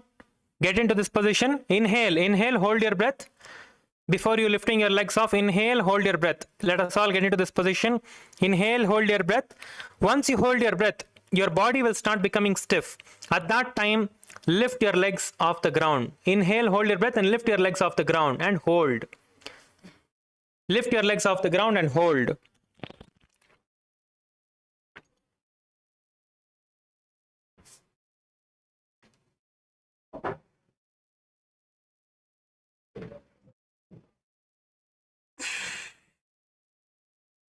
Lift your legs off the ground and hold.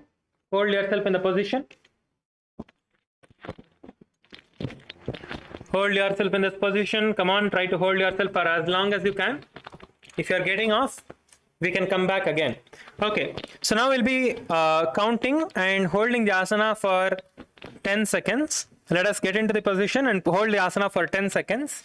So all of you get into the position. I'm going to be counting. So in this asana, we're going to be visualizing a peacock, doing the Samana Kumbhaka, Mula Bandha, chanting the japa Om Nithyananda Paramashivoham, but now we are going to be holding for 10 seconds. Come on, get into the position. On the count of 3, let us lift up and hold for 10 seconds. 3, 2, 1, lift. 10, 9, 8, come on, hold. 7, 6, if you're dropping off, come back to the position. 6, 5, come on, KAILASA Bolivia, come on, you can do it. 4, 3, 2, 1, relax. You can relax now. Yes, you can relax. Okay, so the next asana. Yes, let us now listen to the Shastra Pramana. Let us now chant the Shastra Pramana and listen to the Shastra Pramana. मयूरं दण्डवत् कुर्यान् मायूरं दण्डनामकं कुर्यान् मायूरं पार्श्वाभ्यां मायूरपार्श्वनामकम्. Yes, now the next asana is a Pangu Mayurasana. So the Pangu Mayurasana means you're going to be performing the Mayurasana on one hand. So one hand will be towards your side and one hand will be on your stomach. So for now, let us do a variation. Let us first see a variation, how to do the variation. So from the same asana, you'll be keeping your elbows on the one elbow, your left elbow. Well, let's first perform on the left side. Let us first perform on the left side. So bring your left elbow, left hand on the ground from the kneeling down position and get your elbow to the stomach. And the other hand, we will place it in front of us like this. So we get some balance to begin with. Keep your elbows to the navel center and inhale and hold the breath. And let us lift the legs off, lift off the ground now.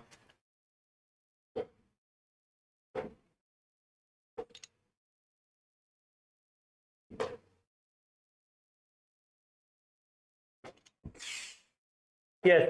Now practice this. Hold yourself in that position. If you can do the Mayurasana, you can do with one hand. If you're not able to do with one hand, you can practice with both the hands. If you're not able to do with one hand, if you're able to do with both hands, then you can practice with one hand. If you're not able to do with both hands, then practice with both hands. First, getting the balance with both hands. Then doing with one hand is easier. So those of you who can do this asana with both the hands, you can try. But if you're not able to do with both hands, first try to do with both the hands. Means keeping both the hands at your navel, elbows at the navel, keeping both the hands on the ground, and then from there going. Come on, Kailasa, Malaysia, Baluaya, come on, Aya. Kailasa, Malaysia, female bodies. Yes, Kailasa, LA. Ma, are you able to do with both the hands? Are you able to do with both the hands on your stomach? If yes, you can just show a thumbs up if you're able to do with both the hands on the stomach. Kailasa, LA, Ma.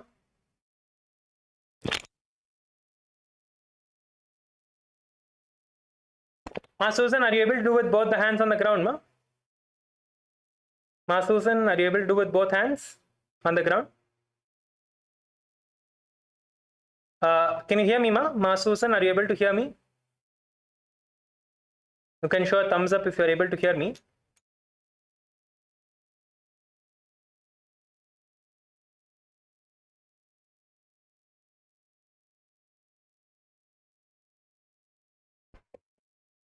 Okay. So from this asana, get on to your place your elbows. Place your elbows on the navel. If you're able to do with both hands, you can try with one hand. Those of you who can do with both hands, you have to try with one hand. Come on. Good, good, good, good, good. Yes, keep going, keep going. See, both hands, meaning keeping both hands on the navel center. You don't have to keep one hand up, one hand down. If you're able to do with both hands, then you keep one hand in the front. If you're able to do with both hands on your navel center, then you keep one hand in front of you. So that will give you an idea of how you're going to be doing it without your support of one hand. Means just with the support of one hand without the other hand. Yes, Kailasa Salem, Nandakumaraya, என்னாச்சுங்கய்யா பண்ண முடியுதுங்களா பண்றீங்களா ஒரு கையில ஐயா உங்களால ரெண்டு கை வச்சு பண்ண முடியுதா ரெண்டு கையால பண்ண முடியுதா ஓகே ரெண்டு கையில பண்ண முடியுது குட் குட் குட் அப்போ ஒரு கையில ட்ரை பண்ணுங்க ரெண்டு கையில பண்ண முடியுதுன்னா அப்போ ஒரு கை வந்து நீங்க நல்லா முன்னாடி வச்சுட்டு இன்னொரு கை வந்து நீங்க வயித்துல வைங்க ஒரு எல்போ வந்து வயித்துல வச்சுட்டு இன்னொரு கை வந்து முன்னாடி வைங்க இன்னொரு கை முன்னாடி வைங்க ஒரு கை மட்டும் yes yes yes correct correct இப்போ வந்து ட்ரை பண்ணுங்க இப்போ ட்ரை பண்ணுங்க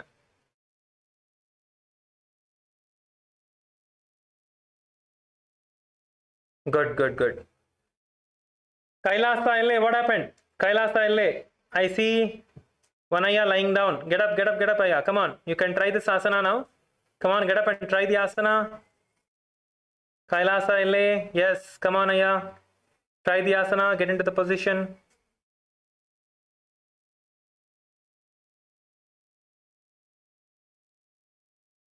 yes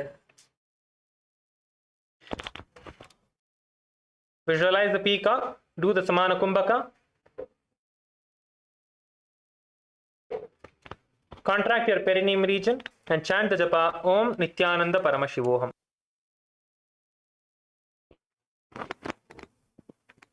मयूरासनवत् संस्थाप्य एकेन हस्तेन एकस्य हस्तस्य मणिबन्धं धारयेत् पाङ्गमयूरं भवति.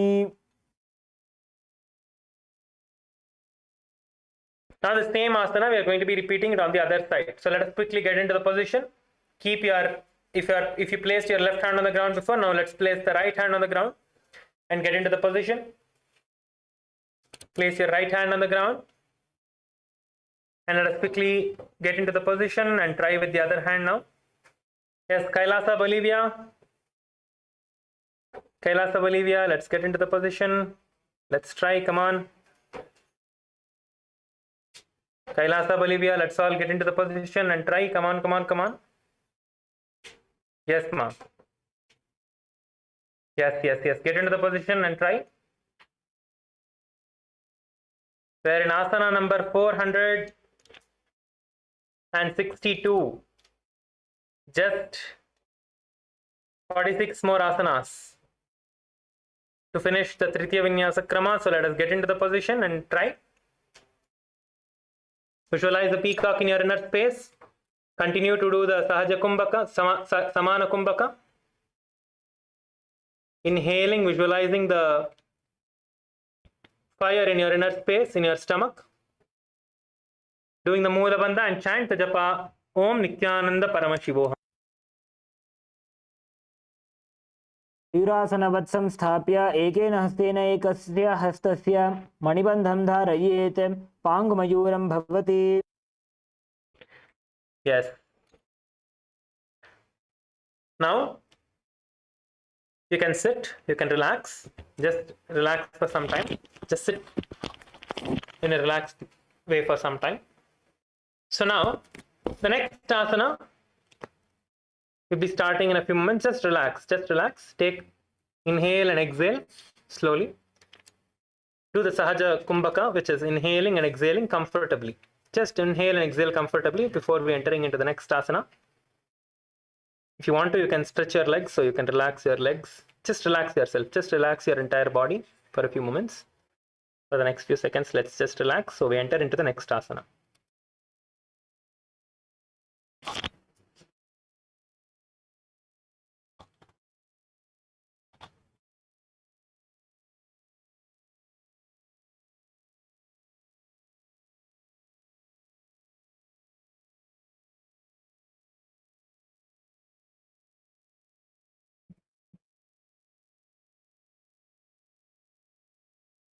Yes, let us now enter into the next asana, which is the Jnanasana.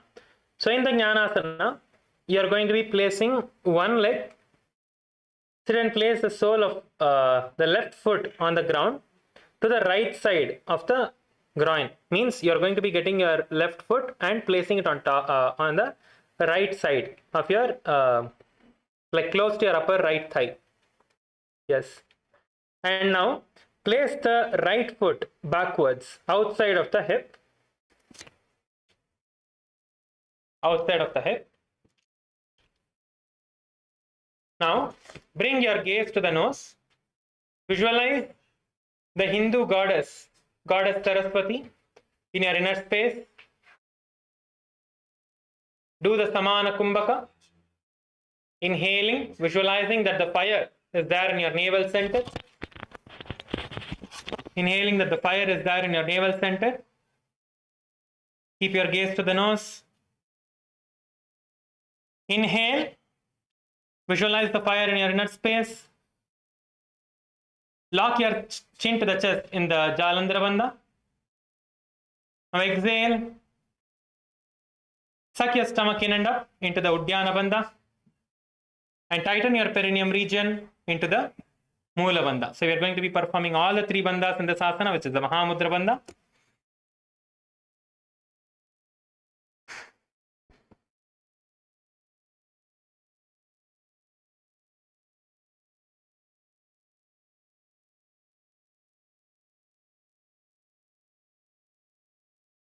Now repeat it another time. Repeat the sequence of the breathing another time. Inhale. Hold your breath and lock your chin to the chest in the Jalandhara Bandha, visualizing that the flame is there in your stomach. Now exhale. Exhale. Tuck your stomach in and up into the Uddiyana Bandha and the Moola Bandha. From the beginning itself, you are going to be holding the Moola Bandha when you are doing the Mahamudra Bandha. So suck your stomach in and up now. When you suck your stomach in and up, in the Shastra Pramana, it says that your chest and your ribs should look like the Shiva Jata. Your chest and your ribs should look like the Shiva Jata. So suck your stomach in and up and hold in this position. Chant the japa Om Nithyananda Paramashivoham. अथान्यदासनं कृत्वा सर्वव्याधिनिवारणं योगाभ्यासी भवेत् क्षिप्रं ज्ञानासनप्रसादतः दक्षपादोरुमूले च वामपादतलं तथा दक्षपादतलं दक्षपार्श्वे संयोज्य धारयेत्. Okay, now we are going to be entering into the Kubjikasana. So be seated in the same position. Now just the feet that is close to your groin, close to your perineum, just lift that feet up with both your hands. One hand on the toes and one hand on the ankle. And pull your feet towards the respective chest. Towards the chest, towards the side of the chest. If you are lifting your left leg up, bring it towards the left chest. Yes, bring it towards the left chest as much as you can. Pull your legs and bring it towards the left chest. Nicely give yourself a stretch. So now we are preparing for a next sequence of the asana. We're preparing for the next sequence of asanas that are going to be coming up next, which will be needing your hip flexibility a lot. So we are preparing for that asana today.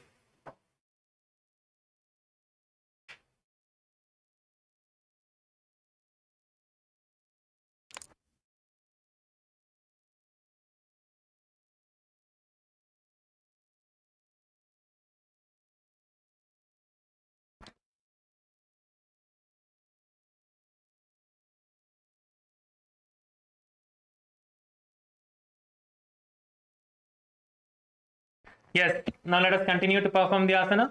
Try to pull your leg as close as possible to the respective chest, which leg you are pulling. Nicely pull. Yes.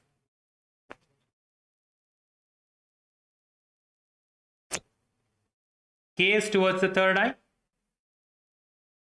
Visualize yourself having no karma. Continue to do the Samana Kumbhaka. Try to pull your leg as close to the chest as possible towards the other side of the chest. Do the Moola Bandha, tightening your perineum region, and chant the japa Om Nithyananda Paramashivoham. अथ जठराग्निसन्दीपनं गुल्मप्लीहशूलहरकुब्जिकासनं किञ्चित्तिर्यक्शक्तिमा स्थाप्य जानुमूर्ध्वं धृत्वा सम्परावर्तनेन कक्षमूले पादमादाय तिष्ठेत्. एतत् पीठं कुब्जिकं वह्निकारी. Yes. Now you can relax. Let us enter into the Shavasana now. Lie down and relax yourself. Relax, please. Lie down on the ground. Lie down. Inhale and exhale. Relax your body completely. Place your hands next to you. Don't touch yourself. Place your hands next to you. By the hips. Next to your hips. Your palms facing up. Your palms facing up. Place with your palms facing up, not the ground. Palms facing up. Have some distance between your hips and your hands. A little distance between your hips and the hands. Inhale and exhale. Slowly. Inhale and exhale.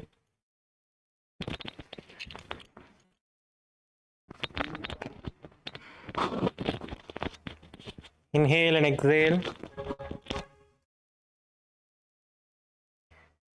Completely relax.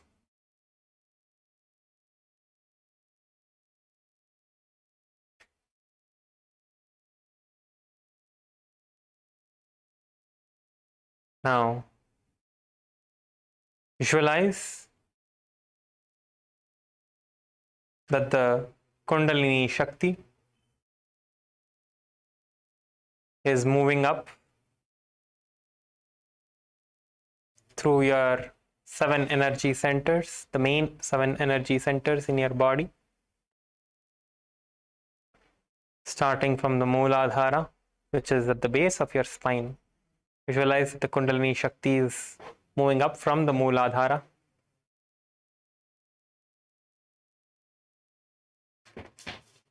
Visualize intensely that the Kundalini Shakti,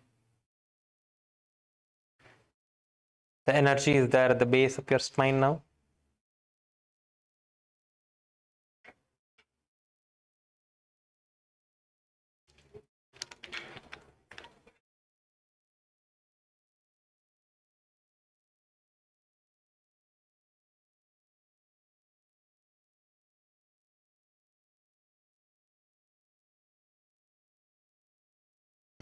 Visualize that there is a snake in the base of your spine, in the Mooladhara chakra,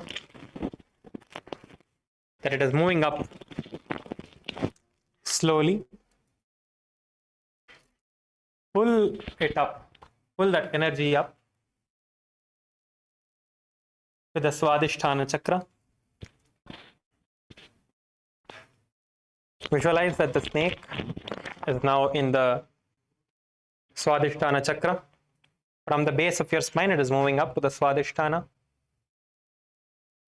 Then towards the Manipuraka, which is your navel center. Swadhisthana is 2 inches below your navel center. Manipuraka is your navel center. Visualize that the Kundalini Shakti is now moving up to the navel center. From the navel center, moving up to the heart center, Anahata chakra. This is the Jiva Chalakumbhaka.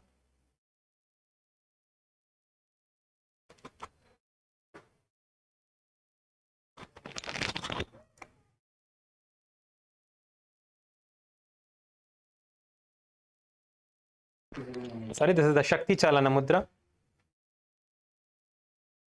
Visualize that the Kundalini Shakti is raising up to the Vishuddhi chakra, your throat center, from the heart center to the throat center, then to your third eye, which is the Agnya chakra, your brow center, all the way up to the Sahasrara, which is the crown of your head. Visualize that the Kundalini Shakti is moving up in the Shakti Chalana Mudra.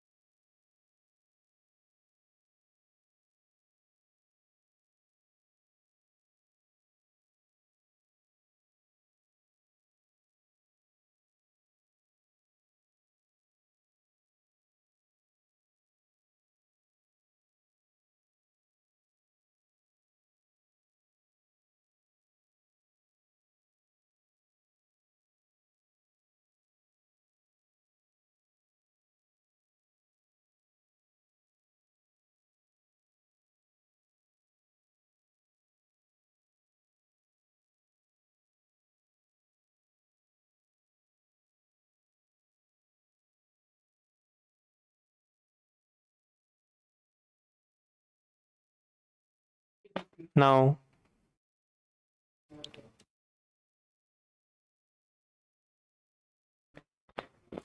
slowly start moving your legs.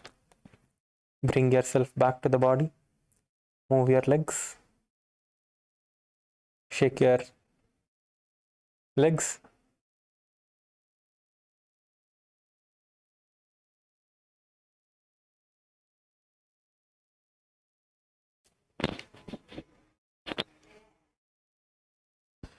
Shake your hands. Start moving your body parts. hands, legs, your shoulders.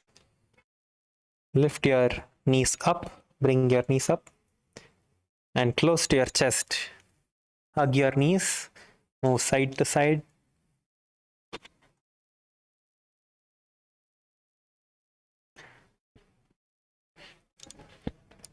And be seated in a comfortable seated position. Yes. Andakumariya. Yes, please be seated in a seated position. Sit in a comfortable position now. So we're going to be taking a few questions. So any of you have any questions related to any asanas, please come up to the mic. KAILASA Malaysia, KAILASA LA, KAILASA Malaysia, Salem, KAILASA Salem, KAILASA Bolivia, KAILASA Ecuador. Any questions? All of you can come to the mic. Any of you can come to the mic. You can unmute and ask your questions related to yoga. Whatever questions you have, please come up to the mic and ask your questions. Yes. Nandakumariya, solunga. Maharaj ஒரு சில ஆசனாஸ் எல்லாம் கொஞ்சம் try பண்ண முடியுது. ஆனா கூட hello கேக்குதுங்க? கேக்குதா மகாராஜ்? மகாராஜ் கேக்குதா? இப்ப சொல்லுங்க ஐயா. இப்ப சொல்லுங்க. கேக்குதுங்க ஐயா. சொல்லுங்க சொல்லுங்க. ஒரு சிலது கொஞ்சம் ட்ரை பண்ணா சோலாவா ட்ரை பண்ணாவே கொஞ்சம் முடியுது. ஒரு சிலர் கொஞ்சம் கூட இருந்தாங்கன்னா கொஞ்சம் பெட்டரா இருக்குன்ற மாதிரி தெரியுது. பட் ஆனா உங்களை மாதிரி அந்த மாதிரி தோணுது. ஓகே ஓகே ஓகே ஐயா. ஐயா நீங்க என்ன பண்ணணும்னா நீங்க வந்து இப்போ நீங்க கைலாசா சேலத்துல வந்து நீங்க மட்டும் தனியா இருக்கிறனால இப்போ வந்து நீங்க நம்ம வந்து தனியா கூட நீங்க பார்ட்னர் இல்லாம கூட எப்படி பண்றதுன்னு நாங்க சொல்லி தரோம் இல்லையா? ஸோ இப்போ வந்து செவத்தோரமா போய் பண்றது, இல்லைன்னா நீங்க சேர் யூஸ் பண்ணி பண்றது, அந்த மாதிரி கூட நீங்க பண்ணலாம். செவத்தோரமா போய் பண்றது, இல்லை சேர் யூஸ் பண்ணி பண்றது. ஸோ நீங்க அந்த மாதிரி பண்ணுங்க. ஏன்னா இப்போ யாருமே உங்க கூட இல்லாதனால நீங்க இப்போதைக்கு தனியா பண்ண வேண்டியதா இருக்கு. ஸோ அதனால நீங்க வந்து சேர் யூஸ் பண்ணி பண்ணலாம். அப்புறம் அண்ணாமலை ஐயா எங்கங்கய்யா? அண்ணாமலை ராமநாதன் ஐயா எல்லாம் இருக்காங்கல்ல, அவங்கள கூப்பிட்டு வாங்க நாளைக்குல இருந்து. ஐயா கூப்பிடுங்க. ஐயா கூப்பிட்டு வாங்க யோகா. அவங்க 7 மணி செக்ஷன் மட்டும்தான் டான் வராங்க. இல்ல நீங்க சொல்லுங்க யோகா செஷன் ரொம்ப நல்லா இருக்குன்னு சொல்லி கூட்டுவாங்க அவங்கள. யோகா பண்ணா அவங்களுக்கு ரொம்ப ஹெல்ப்ஃபுல்லா இருக்கும். சொல்லுங்க யோகாக்கு மகாராஜ் கூப்பிடுறாங்கன்னு சொல்லி யோகாக்கு டெய்லி கூப்பிட்டுவாங்க. சாமி சொல்லியிருக்காங்க யோகா பண்றதுல இருந்து அவங்க அவரோட பாடிக்கு அவருக்கு ரொம்ப நல்லது இருக்கும். எவ்வளவு முடியுதோ அவங்க பண்ண சொல்லுங்க. எவ்வளவு முடியுதோ அவ்வளவு பண்ண சொல்லுங்க. சும்மா வந்து உட்காரு. நானே கொஞ்சம் ஃபீல் பண்ணியிருக்கேன். நிறைய கொஞ்சம் கொஞ்சமா ஒவ்வொரு ஸ்டெப்பா பண்ண அந்த இம்ப்ரூவ்மெண்ட் வந்து உடம்புல வந்து ஃபீல் பண்ணியிருக்கேன். கண்டிப்பா ஐயா. ஐயா உங்களோட அது மட்டும் இல்லைங்கய்யா, உங்களுக்கு உடம்புல ஏதாவது பிரச்சனை இருக்கு, முதுகு வலி இல்லைன்னா முட்டி வலி, அந்த மாதிரி எந்த பிரச்சனை இருந்தா கூட சரியாயிடும். அது கண்டிப்பா நீங்க வந்து இந்த 30 நாள் நீங்க வந்து இந்த யோகா பண்றதுனால நீங்க வந்து சும்மா இங்க இருந்தாலே போதும். அது வந்து ஆட்டோமேட்டிக்கா உங்க பாடி வந்து மத்தவங்களை பார்த்து பண்ண ஆரம்பிச்சிடும். ஸோ அதனால ஐயா வந்து இங்க இருக்க சொல்லுங்க கொஞ்ச நேரம். ஐயாவுக்கு வந்து நிறைய மாற்றங்கள் தெரியும். நீங்க உங்களோட எக்ஸ்பீரியன்ஸ் கூட ஷேர் பண்ணுங்க. இந்த மாதிரி உங்களுக்கு எவ்வளவு ஹெல்ப் ஆயிருக்குன்னு சொல்லி நீங்க ஷேர் பண்ணுங்க மத்தவங்க கூட. அவங்க எல்லாத்தையும் நாளைக்குல இருந்து வர சொல்லி வரவைங்க. ஓகேங்க. ரொம்ப ரொம்ப ரொம்ப ஈஸியா குண்டலினி வந்து யோகா செய்ய ரொம்ப ஈஸியா டக்குன்னு ஸ்பார்க் ஆகுதுங்க மகராஜ். நல்லதுங்கய்யா, நல்லது, ரொம்ப நல்லதுங்கய்யா. தேங்க்யூ. எஸ் பால்வையா, you as well ஐயா, நீங்க கூட you can also get I think Shaktivel ஐயா and Pugalendran ஐயா were coming before. I don't see them coming now, so you can get them from tomorrow. Make sure that you're telling them and they're again restarting the yoga. Yes.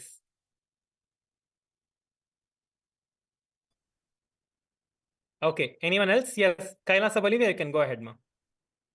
你好，我想请问一下，就是我做很多动作，比如说倒立的，还有刚才就是这一节课做的所有的动作，每个动作做完我头很疼，然后我就想问一下是什么原因？Today during almost all the asanas, when I do them, I always feel headache. So do you know the reason why? And also usually if I do headstand or handstand, it's the same thing with my head. Okay, so first thing, ma, before the yoga, do the Panchakriya. The most important thing is do the Panchakriya before coming to the yoga, cleansing your intestines, cleansing your nose, cleansing your different parts of your body. So that will help you a lot. That is one thing. And also drink a lot of water. Drink a lot of water and also do the cleansing of your body. So these two things will help you to reduce the heat of the body and will detox your body. So it will help you. You will see that the headache is not coming again. So tomorrow when you're coming, you can make sure to do all the Panchakriyas, the enema, the neti, all the different Panchakriyas. If you do and come, you will see that your body is not going through any of that. I understand what you're saying. It is just because your body is not detoxed when you're doing this, it is just the toxins are leaving your body. So when you do the detox process and come to the yoga, you will see that it is so much more easier, and you will see that it is helping you a lot. So drink a lot of water, plenty of water, and also do the Panchakriya. Yes, ma. Is that clear, ma? I think you're muted. Yes. Okay, great. Wonderful. Yes, anyone else? Any other questions? Kailasa? Yes, ma. Go ahead. 我想再问一下，就是我那个腰疼了1年多了，然后就是很疼，然后我想问一下，我这个人就是适合做瑜伽，比较很省。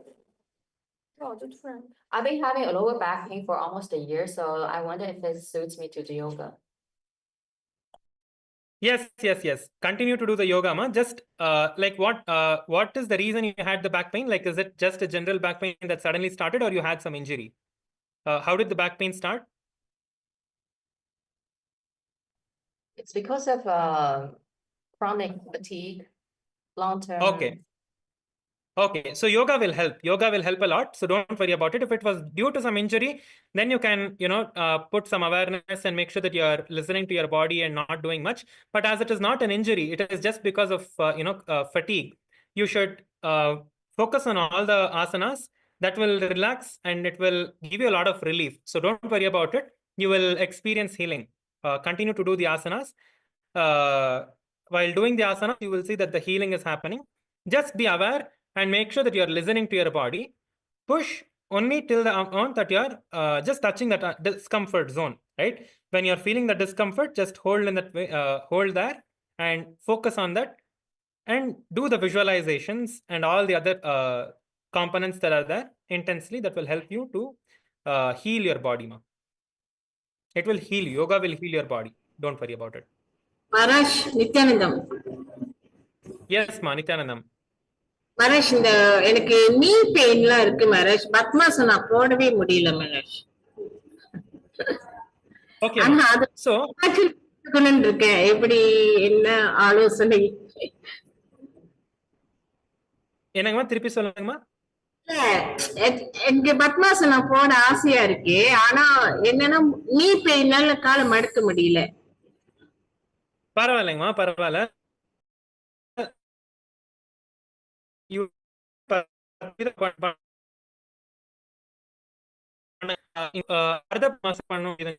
அர்த்த பத்மாசனா பண்ண முடியுதுங்களாமால? நீங்க மியூட்டா இருக்கீங்கம்மா, நீங்க பேசுறது கேட்கலைங்கம்மா. சொல்லுங்க, என்ன சொன்னீங்க? வயங்கல மலேஷ். நின்னு வருது. இல்ல அர்த்த பத்மாசனா ஒரு கால் மேல வைக்க முடியுதா? ஒரு கால் மேல வைக்க முடியுதுங்களா? ஒரு கால் அன்னைக்கு நீங்க பிராக்டிஸ் பிறகு வைக்க முடிஞ்சு, அப்ப திரும்பி இப்ப நேத்து எல்லாம் இடுப்பு வலி, நீ பெயின் ரொம்ப வந்துருச்சு. இப்ப காலம் அடுக்க முடியல. பரவாயில்லைங்கம்மா, நீங்க பாருங்க, எவ்வளவு முடியுதோ அவ்வளவு பண்ணுங்க. உங்களால 10 செகண்ட் ஹோல்ட் பண்ண முடியுதுன்னா ஒரு கால் மேல வச்சுட்டு திருப்பி கீழே வச்சிருங்க. டெய்லி இப்போ செஷன்லாம் ஃபுல் டே வேற கிளாஸ்லாம் நடக்குது இல்லையா, சோஷியல் மீடியா, அதுக்கப்புறமா டிஃப்ரெண்ட் ஆக்டிவிட்டிஸ் பண்ணும்போது நீங்க அப்படியே பத்மாசனா வந்து ஒரு 10 செகண்ட் அதுக்கப்புறமா அடுத்த கால் மேல இருக்குங்க. ஸோ அந்த மாதிரி நீங்க ப்ராக்டிஸ் பண்ணுங்க த்ரூ அவுட் த டே. நீங்க இந்த 2 மணி நேரம் மட்டும் தவிர நீங்க நாள் ஃபுல்லா நீங்க ப்ராக்டிஸ் பண்ணிக்கிட்டே இருங்க. அப்போ உங்களுக்கு வந்து நீ பெயின் மட்டும் இல்ல, அது குறையும். ஃபர்ஸ்ட் நீ பெயின் வந்து குறையும். அது நீ பெயின் கம்ப்ளீட்டா ஹீல் ஆயிடும். அதுக்கப்புறம் உங்களால ஃபுல்லா பத்மாசனா கூட போட முடியும். ஆனா நீங்க ப்ராக்டிஸ் பண்ணணும் டெய்லி. நீங்க ஃபுல் டே இப்பெல்லாம் உங்களுக்கு வந்து ஞாபகம் வருதோ, full day through out the session பகவானோட பவர் மேனிஃபெஸ்டேஷன் செஷன்ஸ் டெய்லி நடக்குது இல்லையா, அந்த டைம்லலாம் நீங்க நல்லா ப்ராக்டிஸ் பண்ணுங்க. உங்களுக்கு கம்ப்ளீட்டா ஹீல் ஆயிடும். Thank you Maharaj. Okay. Balaya, thanks. Should I drop PPV Balaya? My weight came down 4 kg. It's okay. Yeah, see, Pachapatni Vratam only removes all the toxins. Okay, it doesn't make you unhealthy or anything. It is good. Pachapatni Vratam is not limiting you. It is actually helping you to do more. Okay, so by the end of the Pachapatni Vratam, you will see that your body becomes more flexible. It is good that you lost the weight. Nothing wrong. Whatever you're eating, right, like the moong dal and other things that you're eating, like the tulumavu, அதெல்லாம் நீங்க வந்து இன்னும் நிறைய குவான்டிட்டியில் எடுத்துக்கலாம். So you can increase the quantity of how much you're having if you're feeling little tiredness and those things. But increase the quantity of the Pachapatni Vratam food that you're having. But don't stop. Continue doing. Once you, if you're really not able to do, then you can stop. But otherwise, you can continue. Yeah, don't stop. Pachapatni Vratam is really good. It is directly for your enlightenment. Swami has given Pachapatni Vratam as a direct way to enlightenment. So continue to do the Pachapatni Vratam. Yeah. Yes. Okay. So last question. We have a little bit more time, a few more seconds. Anyone? Any last question? One more question. Yes. Nandakumar ஐயா சொல்லுங்க ஐயா. மகராஜ் இப்ப ஐயா கேட்டதான் ஞாபகம் வந்துச்சு. இப்ப பச்சைப்பட்டினி விரதம் நான் கூட கொஞ்சம் ஒரு 3 நாள் ட்ரை பண்ணேன், 1 வாரம். ஆனா நான் யோகா நிறைய ரொம்ப ஸ்ட்ரெயின் பண்ணி உடம்பெல்லாம் வலிக்கிறதுனால இன்னும் கொஞ்சம் வலியும் அதிகமா இருந்ததுனால எனக்கு ஏதோ ஒரு மாதிரி லோன்லினஸ்ஸா, ஒரு டயர்ட்னஸா இருந்தது, சாப்பிட முடியாம இருந்ததுனால. அதனால ஃபுட் எடுத்துக்கிட்டேன். யோகா பண்ணும்போது இந்த மாதிரிதான் இதாகுமான்னு எனக்கு ஒரு டவுட். எனர்ஜி அதிகமா இதாகுமா அப்படின்னு ஒரு டவுட். இல்லைங்கய்யா, இங்க பாருங்க, நீங்க வந்து இனிஷியல் டைம்ல நீங்க இப்பதான் யோகா ஆரம்பிக்கிறதுனால, நீங்க இதுக்கு முன்னாடி யோகா பண்ணாதனால உங்களுக்கு வந்து யோகா பிகினிங் டைம்ல உங்களுக்கு கொஞ்சம் டயர்ட்னஸ் தெரியுது. ஆனா நீங்க யோகா பண்ண உங்களுக்கு வந்து யோகா இன்னும் எனர்ஜி கொடுக்கும் பாடியில. ஸோ பச்சைப்பட்டினி விரதம் நீங்க கண்டினியூ பண்ணுங்க. அது வந்து நீங்க என்ன சாப்பிட்றீங்களோ பச்சைப்பட்டினி விரதத்துல அது இன்னும் அதிகமா எடுத்துக்கோங்க. அந்த அந்த தால்லாம் சாப்பிட்றீங்களா, அந்த தால், அதுக்கப்புறமா அந்த வெள்ளரிக்காய், அதுக்கப்புறமா என்னெல்லாம் இருக்கோ பச்சைப்பட்டினி விரதத்தில் என்னெல்லாம் நீங்க சாமிக்கு படிச்சு நீங்க சாப்பிட்றீங்களோ அது ஒன்றும் கொஞ்சம் அதிகமா குவான்டிட்டியில் எடுத்துக்கோங்க. ஆனா நீங்க கண்டினியூ பண்ணுங்க. Okay. Yes. Okay, so it's time, everyone. Let us settle down. It is time for us to conclude the session. So please be seated with your head, neck, and spine in a straight line. Sit with your head, neck, and spine in a straight line. Keep your hand Atmanjali Mudra in your heart center.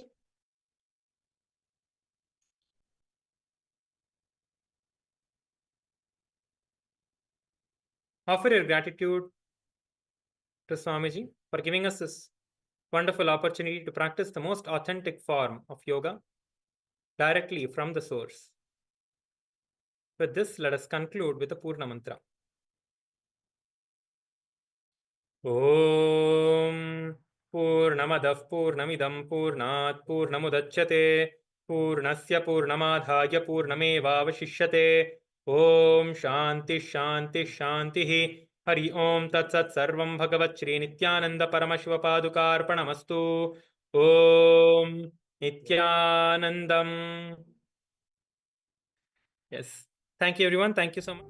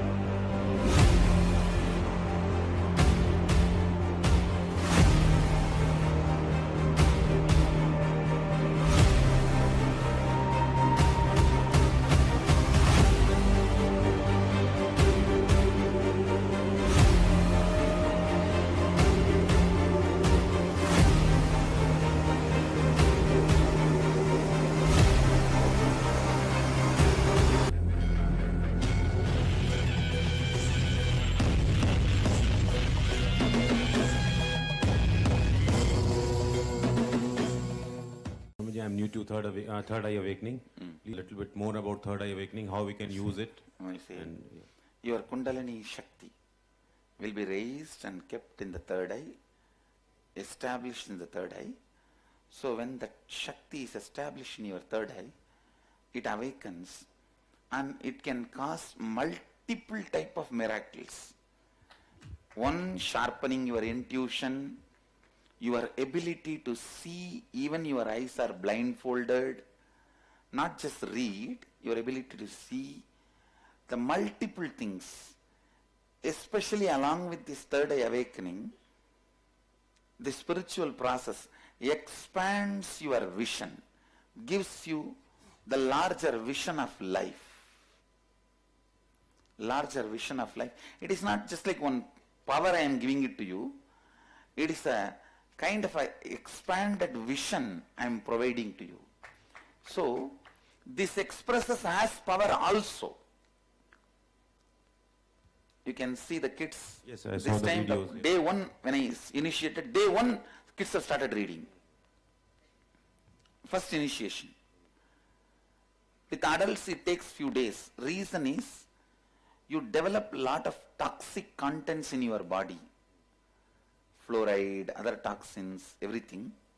So, and because of that, you develop a negative mental setup, cunning mental setup. So, breaking that and cleaning that, completing that takes few days. That's all. If you decide to be straightforward, integrated and authentic, the toxins will be pushed out of the system. It will be very easy for me to make it happen. That is why I said, all I need from you is, don't try to disprove me, or don't try to ask, does he has a capacity? Today morning I said that a lady who had 10,000 kids does not need to prove once more to you that she is not barren. Understand? And if you are asking, prove me you are a barren, prove me you are not barren, and I have a doubt whether you are barren or not, then the person who is having the doubt is a fool. Understand? And instead of questioning my capacity, or you don't even need to question your capacity. You don't need capacity, any capacity. Decide, Swamiji is trying to make this happen. Let me make it happen. Yes, Swamiji. That's Your blessings for 100% awakening. He is trying to make this happen for me. Let me make it happen. Okay. Let me also cooperate with him. Let me make it happen. That's all I need from you. Nothing else, because the process itself is beyond your mind. It is done in your biomemory. So, nothing else is required. How will we be able to use it, Swamiji? You will be able to use it in multiple ways. Okay. We'll be able to know how. Multiple ways. Multiple ways. You will also know. I also know. Okay. Thank you, Swamiji. It is the straightforward, immediate things will start happening is, you will be able to even see blindfolded. You will have such a sharp intuition. The moment somebody comes and sits in front of you, you know whether this fellow is here to learn or talk to you or do business or cheat you. You will simply know what the fellow is, what for he is out and what for he is there. So you will have that intuition, clarity in your, it will be useful in your business, in your personal relationship, in your life, in your career, ultimately to live a perpetual completion life of perpetual completion, because this will also make you understand whatever you think as reality itself is a one more dream. See, whatever you dream, it will give you power to make it as reality. Whatever you see as reality, you will realize this one more dream. The vision will expand. The vision will expand. That is the purpose of third eye awakening. Just reading blindfold, what is the use? Then you can open your eyes and read what is there. Understand? That is only one side effect. To prove that it is awakened to you. That's all. For you to be confirmed that it is there. That's all. See, sometimes you do actions just to confirm. I have seen these bosses.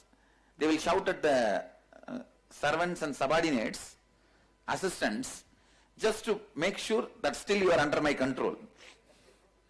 Understand? So, But that shouting itself is not some great achievement. But when it is done in the mood of that sadism, naturally it tortures. It is more a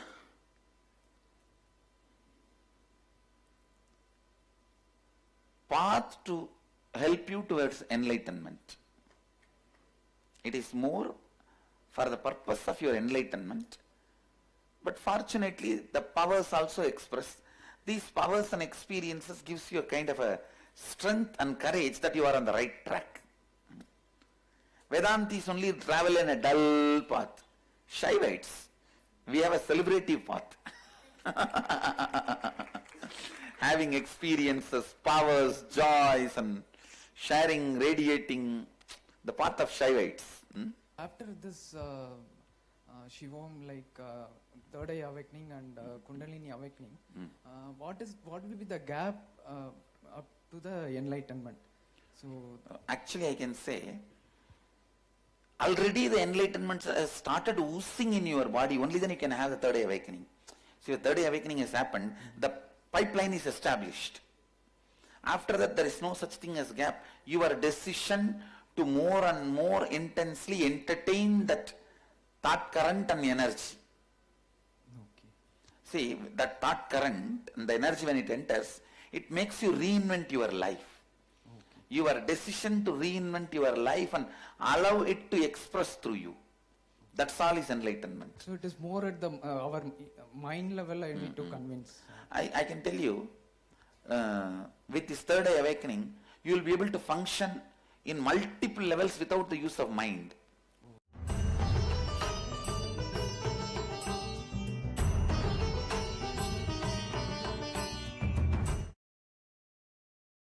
Yes. So now we'll be moving to the final power. And just before that, many of the participants are actually even asking that they want to have a third eye scan for the solution to various of their problems. Actually, from today, there is going to be a special session that is going to be happening for all of us to manifest our reality. So even all of you can just check out the social media platform for the upcoming updates. Today we are going to be having a session maybe in just a few hours, maybe 2 or 3 hours. So there's going to be a special session that is going to be happening. So all of you who want the third eye scanning, please feel free to join that session. And there the acharyas will be able to guide you to manifest your reality. And ultimately at the end, there will be a third eye scanning session. So please make sure to keep a lookout at Facebook or for our Instagram for the further updates on the upcoming third eye readings session and manifesting your reality session. So keep an eye on the social media, and surely it will be starting in another few hours. So you can join there, and the acharyas over there will be able to scan you and give you the solutions to the various problems and help you manifest your reality. So now coming back to the final power, which is the power of consciousness over matter. The power of consciousness over matter gives us the ability to be able to move any matter the way we want. And it can be just a coconut or a fruit that is there in our palms, or it could be an entire reality that you want. For example, that you want $1 million. So moving that $1 million towards you, it can also be manifested by the power of consciousness over matter. So the first and the most basic level of this is being able to roll a coconut on our palms. And when we see that manifestation, we will get the confidence to manifest any reality in our life. So now Shiva Shankara Maharaj is going to be holding a coconut in his palms, and I will be connecting with Swamiji and requesting Swamiji to roll the coconut from his palms. All of you will be able to see that his palms are kept flat and are not going to be tilting, but just with the power of consciousness, the matter will roll from his palms. So just before we begin, let's look at the Shastra Pramana from the Vijnana Bhairava Tantra. Sutra or verse 120 reveals the signs of this consciousness or matter. Paramashiva says, क्वचिद् वस्तुनि विन्यस्य शनैः दृष्टिं निवर्तयेत् तज्ज्ञानं चित्तसहितं देवी शून्यालयो भवेत्. Bhagavan Paramashiva says, having fixed one's eyes on a particular object or vastu, one should slowly withdraw the sight from that object as well as eliminate the knowledge of that object along with the thoughts and impressions. Then, O Devi, one abides in Shunya, the state of all inclusivity or infinity. So these are the direct words of Paramashiva. And now let us enter into the manifestation. So all of you can now see Shiva Shankara Maharaj holding his hands, and we'll now be connecting with Swamiji and request Swamiji to flow through me and manifest. Nithyananda Paramashivoham Om Nithyananda Paramashivoham Om Nithyananda Paramashivoham Om Nithyananda Paramashivoham Om Nithyananda Paramashivoham.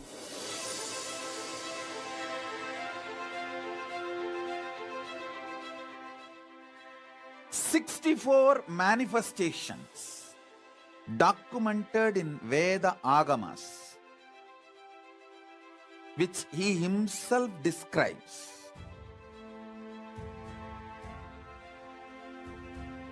Manifesting all of them in you is the complete manifestation of Paramadvaita.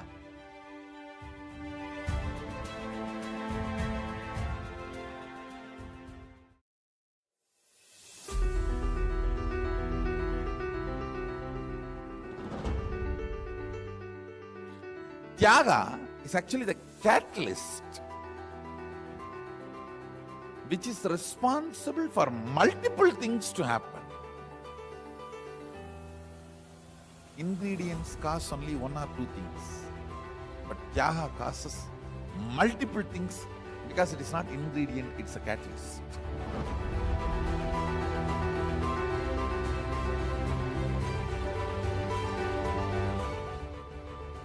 The kind of a luxurious lifestyle product, food or sexual needs, in every level, the Tyaga makes your DNA's natural selection process take a quantum jump and makes you evolve as Paramashiva.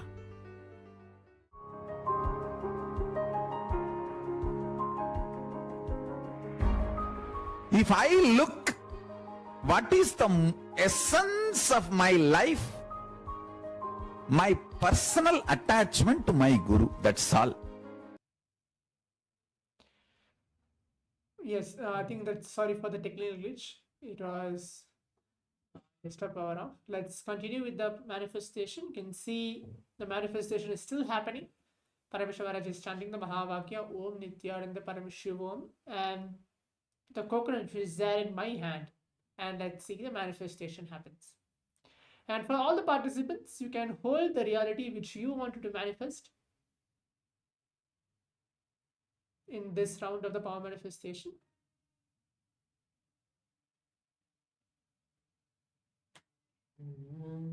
Nithyananda Paramashivoham Om Nithyananda Paramashivoham Om Nithyananda Paramashivoham Om Nithyananda Paramashivoham. Yes, so So as you can see, the coconut just rolled. Less than 3 minutes it was, the whole power manifestation. Less than 3 minutes it took for Paramashivoham Maharaj to scan through the third eye to see and look, to make the matter move. Okay, so through this experience of the power manifestation, I think we did 3 powers. Okay, just the 3 powers: power of body scanning, power of remote vision, and the power of consciousness or matter in this 1 to 1.5 hour segment of the power manifestation demonstration as well. So this is just a glimpse of what we are going to experience, what we are going to manifest 54 plus powers during this entire Paramashivoham program for all the Paramashivoham Level 1 and the Level 2 participants. Yes. For all the participants who are continuously messaging, they want the scan, they want the healing. As Maharaj mentioned earlier, there will be a third eye scanning happening, a power manifestation segment happening very shortly. You can reach out on the social media. Make sure you have the Facebook, see the Instagram, see the Twitter for the post, for the timing, for the link to join. Okay, so now let's prepare ourselves. We're going to enter into the session for the day. As I mentioned, for both Paramashivoham Level 1 and Level 2, we are going to have the introduction session to manifest our reality. And what is Paramashivoham? Why Paramashivoham? Why you should attend Paramashivoham? This is for the Paramashivoham Level 2 participants, the introduction to Paramashivoham, and for the Paramashivoham Level 1 who are joining us newly or who are re-attending again, we are going to learn the science to manifest your reality. Kalpataru, learn the science to manifest your reality. What do you want to manifest? And you are going to manifest that reality today in the day 1 of the Paramashivoham. So we're going to have a short break to move on to the next session. So make sure all the participants, you can be seated in a proper place.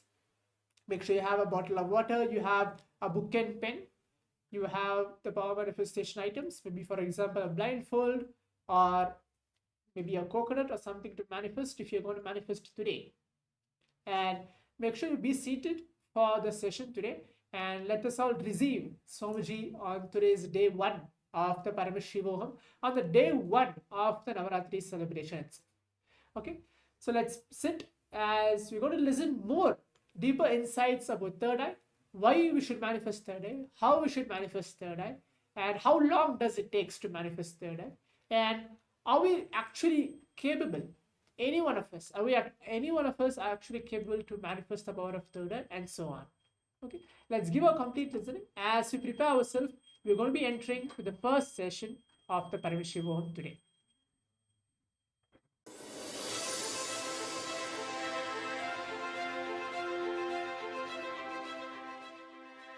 "64 manifestations documented in Veda Agamas,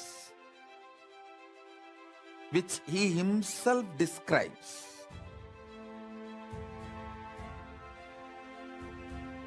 Manifesting all of them in you is the complete manifestation of Paramadvaita."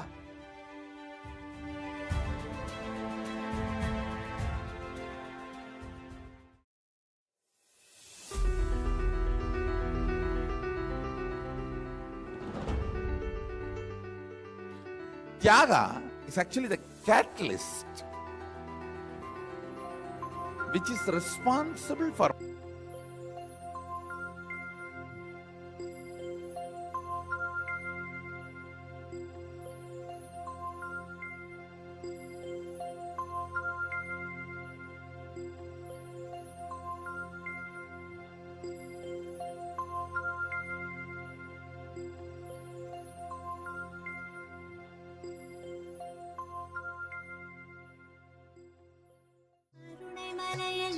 கடவுள் அவதரித்தது, கருணை மிகுந்த அன்னை என்னும் வரமளித்தது.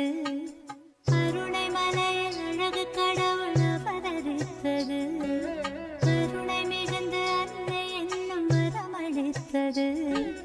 பரமஞான ஒளியில் குழந்தை ஜொலி ஜொலித்தது, பரமஹம்ச நித்யன் என்னும் பெயரும் பெற்றது. பரமஞான ஒளியில் குழந்தை ஜொலி ஜொலித்தது, பரமஹம்ச நித்யன் என்னும் பெயரும் பெற்றது. கருணை மலையில் அழகு கடவுள் அவதரித்தது. கருணை மலையில் அழகு கடவுள் அவதரித்தது. கடவுள் அவதரித்தது. கடவுள் அவதரித்தது.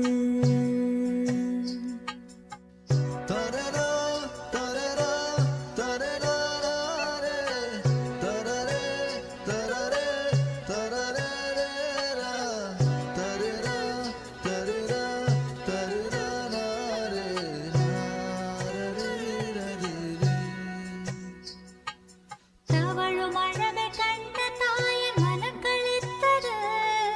ததும்பும் அழகில் தரணி முழுதும் மயக்கம் கொண்டது. தவழும் அழகை கண்ட தாயின் மனக்களித்தது. ததும்பும் அழகில் தரணி முழுதும் மயக்கம் கொண்டது. துரு துருப்பாய் நித்யன் இயங்கும் விதம் ரசித்தது.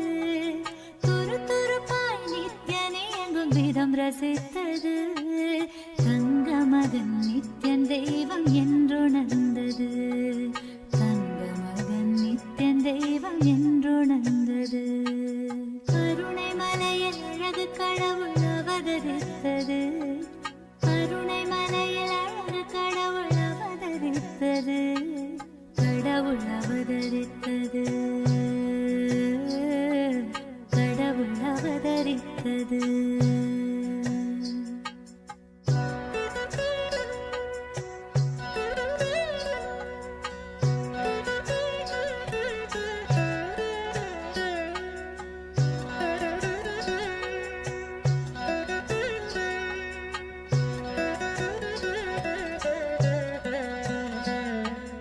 பாலகராம் நித்யன் பக்தி ரசத்தில் மூழ்கிட. பளிங்குமுகம் புன்னகையில் பூத்து மலர்ந்திட. பாலகராம் நித்யன் பக்தி ரசத்தில் மூழ்கிட. பளிங்குமுகம் புன்னகையில் பூத்து மலர்ந்திட. பார்த்த எந்தன் வாழ்வே பரவசத்தில் ஆழ்ந்திட. பார்த்த எந்தன் வாழ்வே பரவசத்தில் ஆழ்ந்திட. பூமி காக்கும் நித்யனை நான் வாரி அணைத்திட. பூமி காக்கும் நித்யனை நான் வாரி அணைத்திட. கருணை மலையில் அழகு கடவுள் அவதரித்தது. கருணை மலையில் அழகு கடவுள் அவதரித்தது. கடவுள் அவதரித்தது. கடவுள் அவதரித்தது.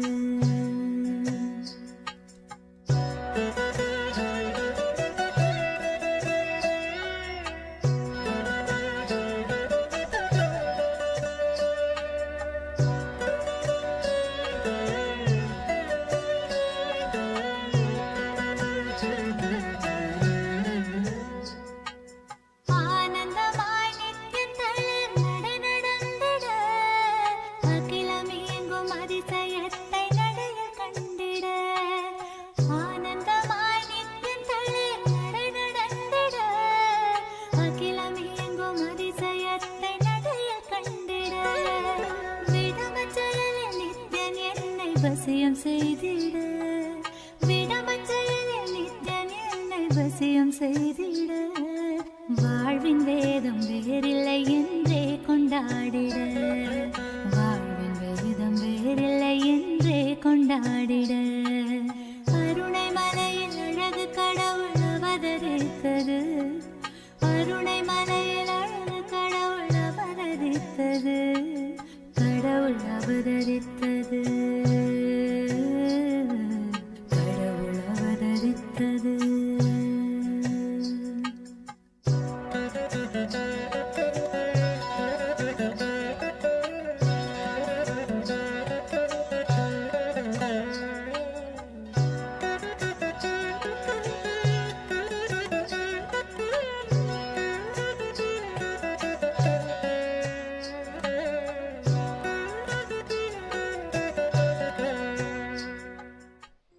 First thing I want to tell you, third eye can be opened. Second thing I want to tell you, for the sake of God, please open it.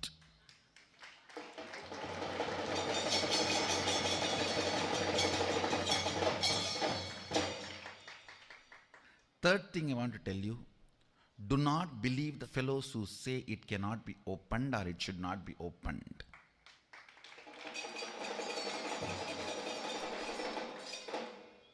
I tell you, it is necessary. Second, it is possible. Third, the science is available. Fourth, I experienced it. Fifth, I already shared with the set of disciples and established the authenticity of the science. Sixth, I can give you. For the heaven's sake, don't believe the fellows who say it is not possible, who say don't open it, who say it is not necessary, who say no, you will get siddhis and you will get caught in it. If you have really faced that situation, then come and talk. Oh, I had siddhis and I gave it away. I gave it upon it to have enlightenment. Then come and talk. If somebody is stuck in the level of siddhis, that is much more forwarded stage than being stuck in without having anything. First thing I want to tell you, what I am teaching, what I am helping you to experience, what you guys are manifesting, this whole science is from Yogapada of Sadashiva, which is Shakti, not Siddhis. It is not the Siddhis described by Patanjali in Patanjali Yoga Sutras. With the grace of Sadashiva, the various experiences, expressions and powers of third eye will be shared with all of you as the science. Already more than 10 different powers explained by Sadashiva in Agamas, scientifically established, reproduced, manifested, tested, validated by us. I request whoever wants to experience, express, manifest powers of Sadashiva through your third eye, become a YouTube subscriber. Every day, learn the secrets of third eye, making you experience. Listen. 7 different powers which manifest through your eyes if the Kundalini is established on your third eye. Kundalini means the inner potential energy you are having, the reflection of God in you, the God particle in you. You have 2 components. The man particle means your pattern, your fear, your anger, your desire, your laziness, your tiredness, all that. The other part is the God particle in you, your consciousness. Understand? I dedicate myself to your consciousness. I will always be ferocious with your patterns. For your patterns, I am the villain, worst villain. For your consciousness, I am not only the friend, I am you. You are me. So understand, whenever you feel you melt, your eyes pour, you feel my life is fulfilled, complete, you are experiencing the real you, which is me, the God particle in you. Whenever you feel I am a villain, I came just 1 minute late, he shut the door.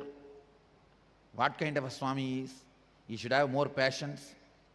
Understand, I am a worst villain for your patterns and best soulmate for your soul. You can lie down in the open sky and see what is happening in the Mars, what is happening in the moon. Ability to see any distance, that's the first power. Second, ability to see through the obstacle, means there is a wall, you can see what is behind the wall. Third, ability to see the intra-organ, means you can see your own liver, you can see your own kidney, you can see your own intestine, you can see your own heart pumping. So easy to diagnose. You can diagnose yourself. And ability to see that long distance, means dura drishti. You can sit here and see what is happening in your New York home, what is happening in your house in California, or any different places, what is happening. And in distant, what if some person is going through can be seen. Understand? Seeing the place in distance is different. Seeing what the person, for example, it's like a internet apps only. If you concentrate on the place, you will see what is happening in that place. If you concentrate on the person, you will see what he is doing. No, nobody can do it.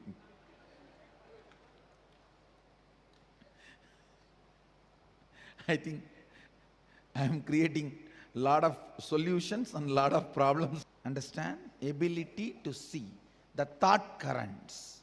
Seventh is ability to see the emotions of a person as an aura.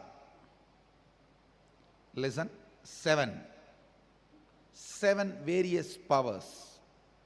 Ability to see distance, like seeing the stars. Ability to see through the obstacle, it's like seeing what is on the other side of the wall. Ability to see the intra-organs, what is happening inside you. Ability to see a different place by concentrating on that place. Ability to see a different person by concentrating on that person. Careful, listen, don't miss. Ability to see thought current of a person, ability to see the emotional state of a person as aura. These are the seven various powers start manifesting if this circuit is complete. This 2 point and this point. If this circuit is complete with the Kundalini Shakti, these are the seven various powers manifest in your system. And listen now, as you have all given me the authority, I am going to straight enter into your system and raise the Kundalini and connect the circuit. You need to know for next 20 days, means till this program gets over, you need to wash your eyes morning and night both through that eye cup. There is a Panchakriya. We teach Panchakriya. In that Panchakriya set, there is a small cup washing the eyes. So you have to wash your eyes morning and night because this whole zone will get heated up. You have to cool it with a cool water, fresh water, morning and evening. And after you practice the process, if you don't cool, you will feel the heat and you will feel sleepy because of the heat. There will be no other side effect. There will be no other side effect other than you feeling that you need little more time to sleep, or your eyes are little hard, so you need more time to keep your eyes closed. Other than that, nothing. Just like you have various abilities, ability to see, ability to use your hands, ability to use your legs, ability to listen, ability to think, you have something called ability to will. The ability to will integrates all your abilities. The ability to will is the spiritual umbilical cord connection with cosmos. Understand, other than God, no one can will. When we are told only God's will be done, means actually no one else can have will. Only God can have will. If you are having the power to will, you are connected to God. You are part of God. You are Him. Understand? Power to will is umbilical cord connection with God. Our umbilical cord connection with God is our power to will. If you will, no one can deny it. Will is the umbilical cord through which you manifest. Will is the umbilical cord through which you and Sadashiva are connected. You and Brahman are connected. You and the universe are connected. As long as you have power to will, you have a right to enlightenment.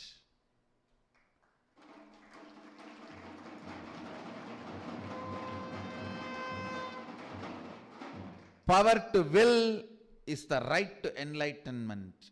When you have the key to treasure, when you have the key to treasury and not enjoying the treasures, you are fool.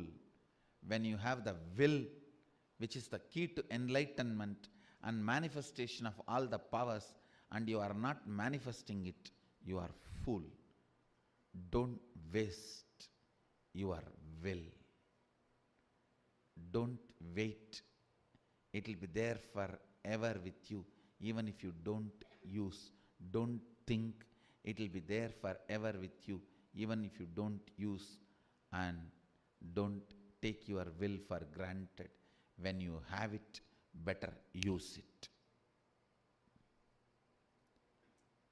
When you are having it, better use it.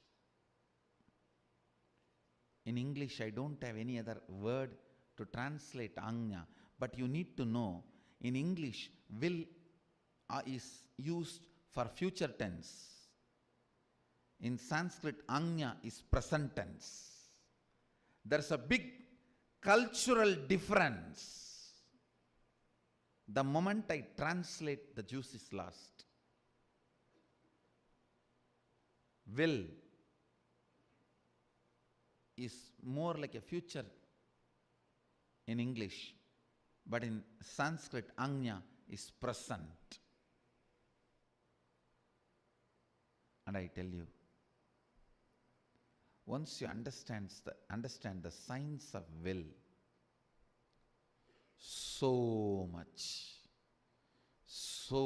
much can be manifested by you.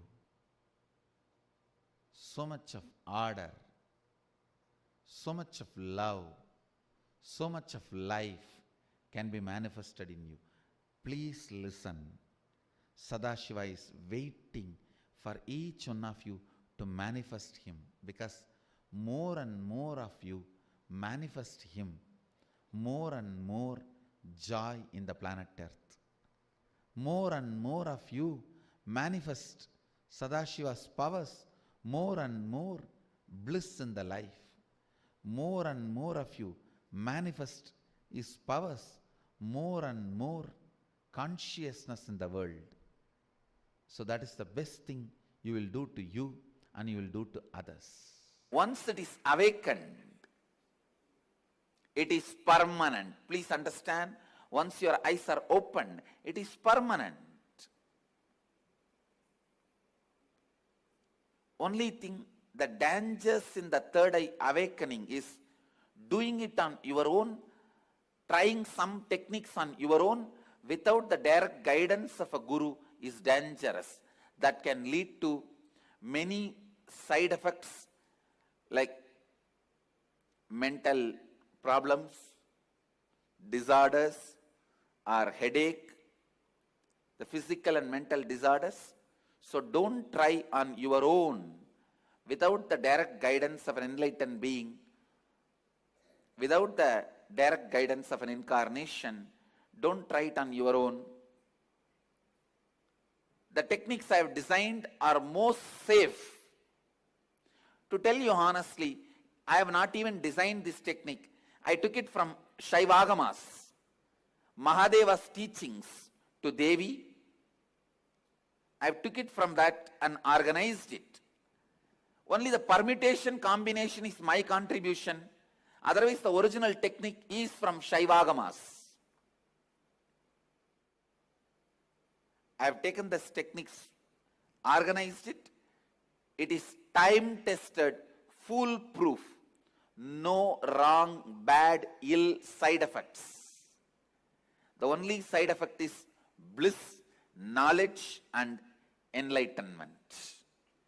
Not only that, please understand, when these kids use the third eye, more and more,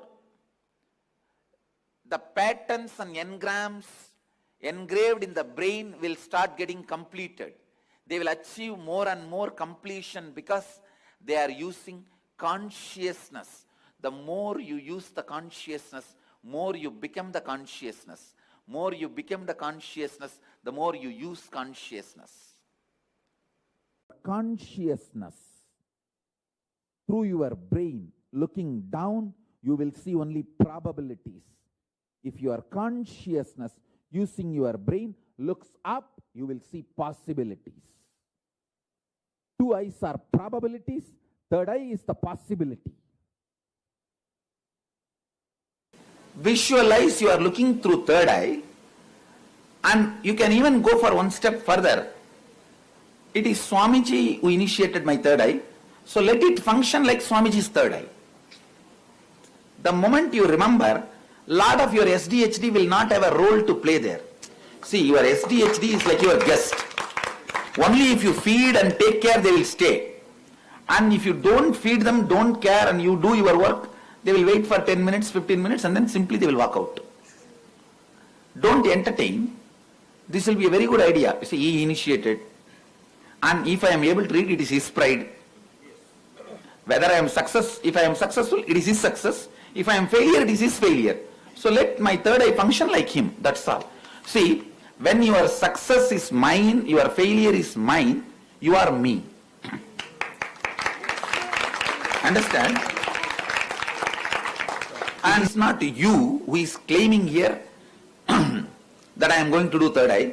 It is me who is declaring. So me who is initiating. So tell yourself, he initiated, so let it work like his third eye, over. So suddenly SDHD will not have job there. It will not have job there. Because your success or your failure, both is mine. If you are able to do, it's my success. You see, there is some things which you do it on your own tapas. But here, it is not by your own tapas, it is a gift from the master. So tell yourself very clearly, if I am able to, it's his pride. If I am not able to, so it is his failure. What is there for me? The moment you put that, shift that, your SDHD has no role to play. Simply you will be able to, actually your SDHD is not powerful as an individual entity, but it becomes powerful when you attest it. When you accept it as part of you. When you say, come on, please, let's hug, have a cup of coffee, be together, then it becomes powerful. So the moment you take this stand, this context, now what is there? If I read, it is his pride, his glory. If I don't read, it is his failure. What is there for me? So with that, suddenly your SDHD has no role or no play over you. Because I am declaring that I will make all you guys read. I am only declaring and I am only working on it. So leave it to me. You will see suddenly the SDHD has no role to play. And your SDHD is not that powerful other than you entertaining it.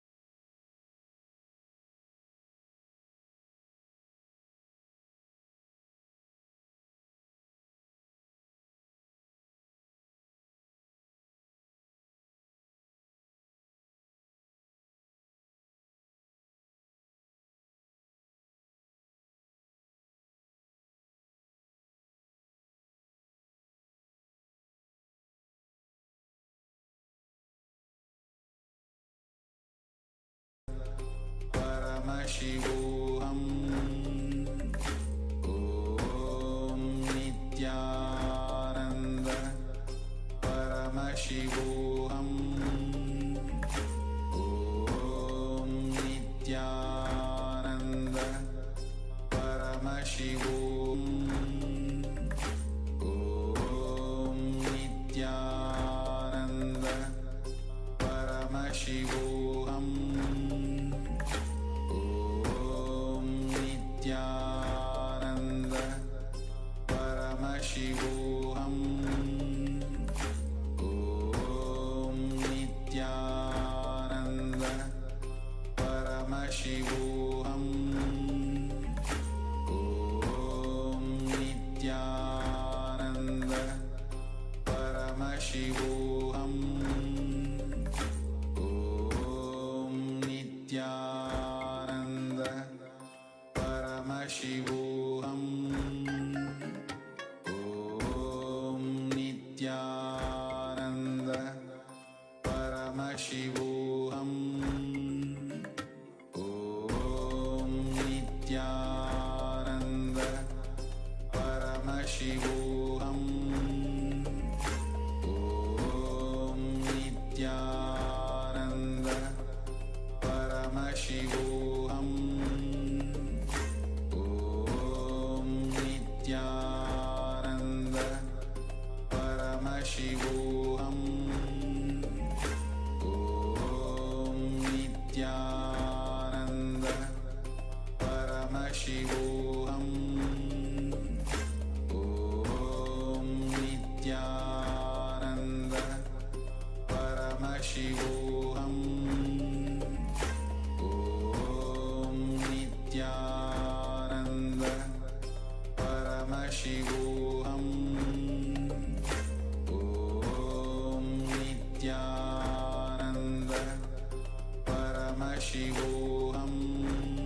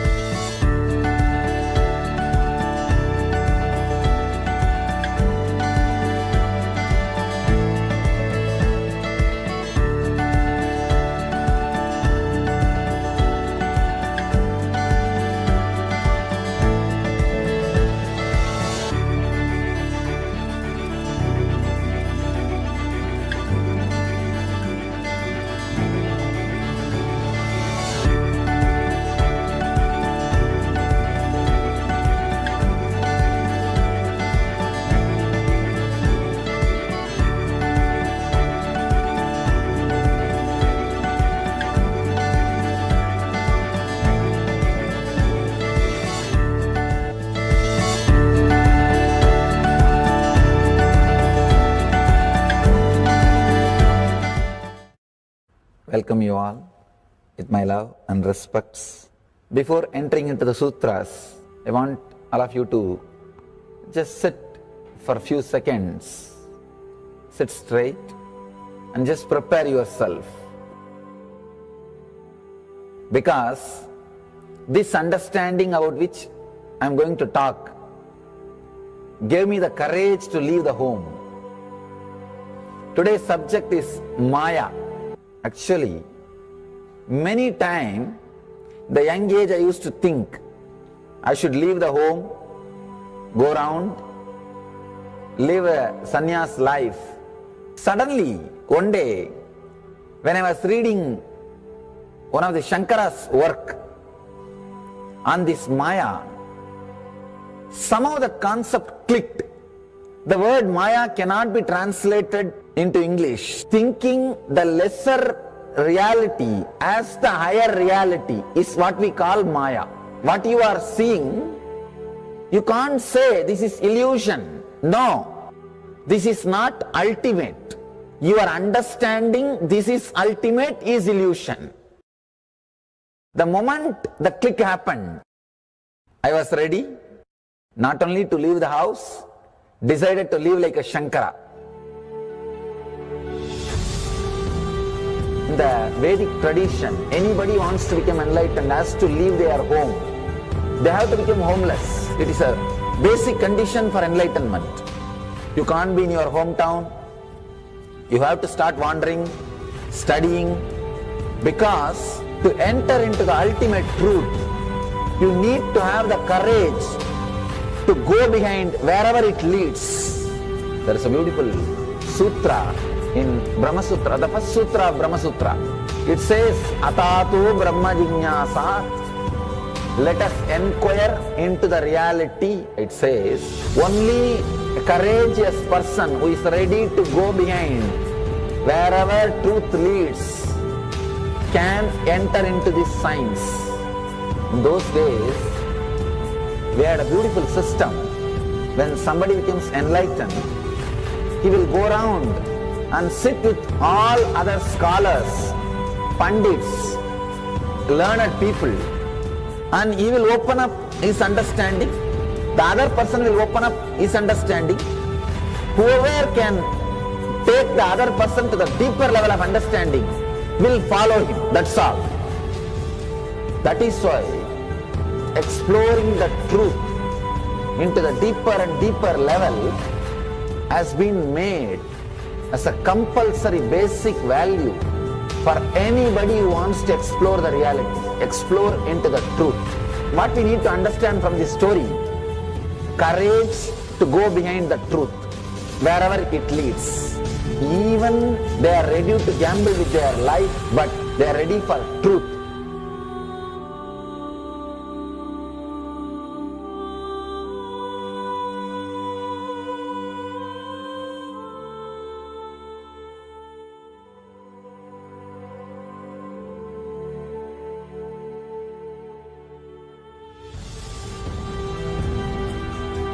If you accept or start working on the reality, whatever you see can be Maya.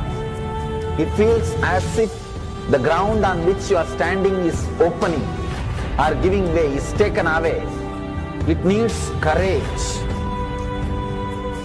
It may suddenly open a new door to you. You must be able to go into the door, only then you can see the next door. Because I am trying to reproduce the same understanding and experience which happened in me. Understand? When I understood that Maya, the concept of Maya, it gave me so much of joy and courage to do anything. I decided I will live like a Shankara. There is every possibility you will catch the glimpse. I am not telling you will run away from a home. You will have the same energy and excitement and liberation when you realize this truth. If this one concept Maya is understood logically by you, no suffering can make low curve in you. Nobody can exploit you easily. If you can just open that courage, this understanding can open new doors for you. If you understand this clearly, you will have the courage. If you have little courage, you will have understanding. It's like a circle. Who will start first? I represent KAILASA nation led by Supreme Pontiff of Hinduism, Sri Nithyananda Paramashivoham, which speaks on behalf of 2 billion Hindus around the world who do not have a voice representing them in these international forums.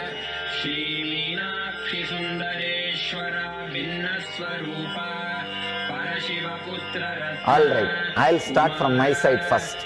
I'll give the understanding. Let you add courage to it.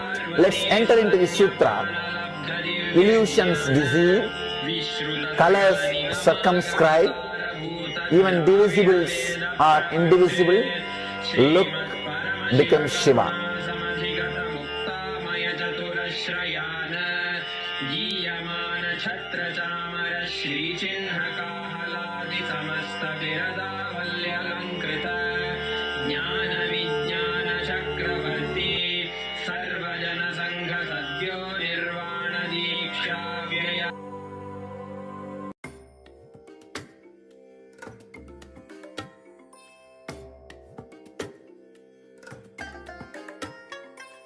I bless you all. Let you all open all your 3 eyes and manifest the powers of Mahasada-Shiva. Om Nithyananda Paramashivoham. Om Nithyananda Paramashivoham. Om Nithyananda Paramashivoham. Om Nithyananda Paramashivoham. Om Nithyananda Paramashivoham. Om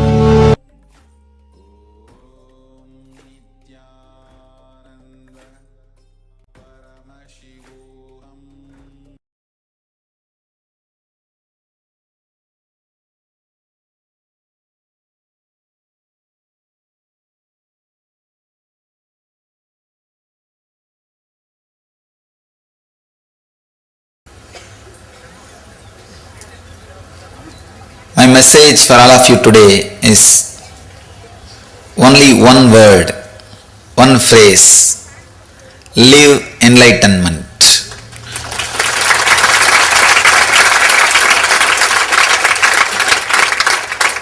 The Jivan Mukti. Understand,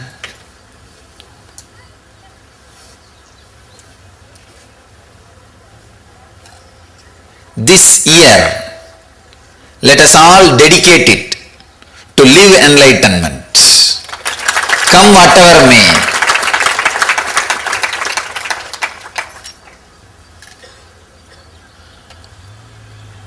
But only bliss will come, nothing else will come. The moment you risk come whatever may,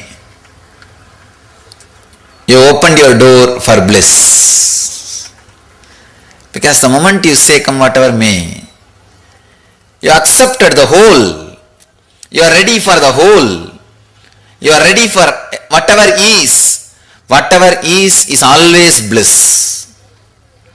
Whatever exists is always bliss. Let's dedicate this year for living enlightenment, for Jivan Mukti. Understand? Let me describe Jivan Mukti.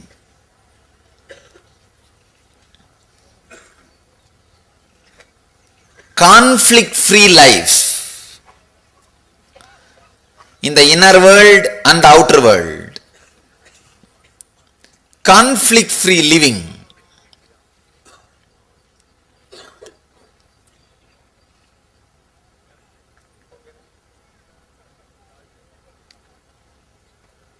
Living without gap between the inner world and the outer world. Either raise your energy, Shakti, to catch up with the outer world, or bring your Buddhi to catch up with the inner world. Raise your Shakti so that you can do whatever you want in the outer world, and raise your Buddhi so that you can accept whatever you have or whatever you are.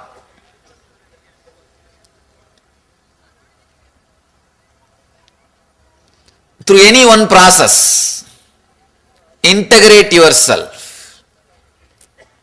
Please understand, living an integrated life is what I call living enlightenment. Continuously living conflict-free life. Continuously living the beautiful, harmonious feeling. Continuously living in a deep feeling connection with the whole existence, with whatever is what I call living enlightenment.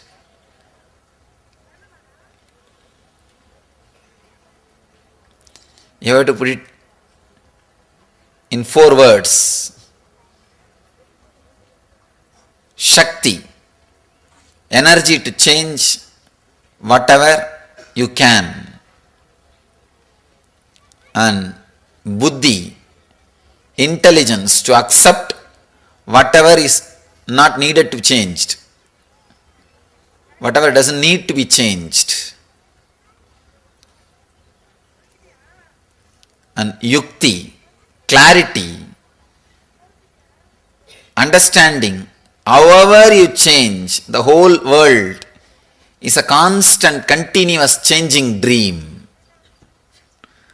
What you call as reality is a continuously changing dream. That Yukti, that clarity. Above all, a deep feeling connection, bhakti, towards the unchanging energy, what you call as master or existence. Shakti, Buddhi, Yukti, Bhakti. When you live all these 4 in the life experientially, you are living Jivan Mukti. You are living enlightenment. You are radiating Jivan Mukti. Shakti to change whatever you can means energy to work on your life. Buddhi to accept whatever doesn't need to change means clarity, intelligence. We don't have to change the whole thing. No need. Then you will be too busy with changing instead of enjoying. You don't need to change the whole thing. If you think only you will enjoy only when the whole world becomes yours or as you want, it can never happen. So no need to change the whole thing. Intelligence to accept whatever doesn't need to change. Ultimately, yukti, clarity. However you change, whatever you change, this existence, the whole thing is a continuous changing dream. With that clarity, you will have the ultimate inner healing or the ultimate rest or peace.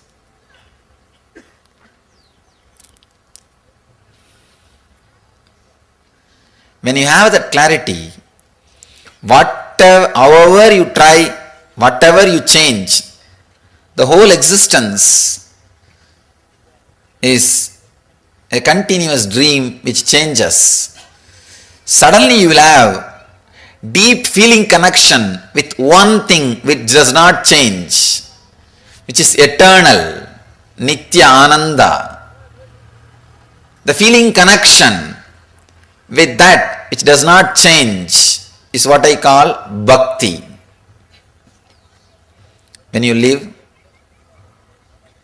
all these four experientially,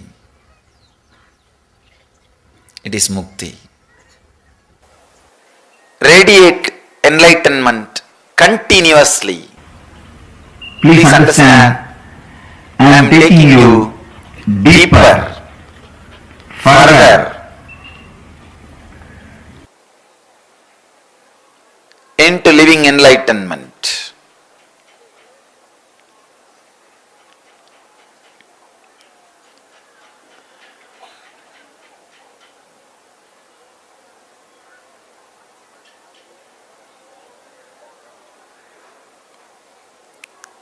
Radiating, the very word is so active, alive.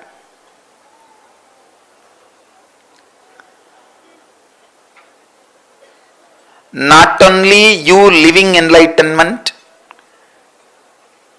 all the people around you, inspiring them through your living enlightenment is what I call radiating enlightenment.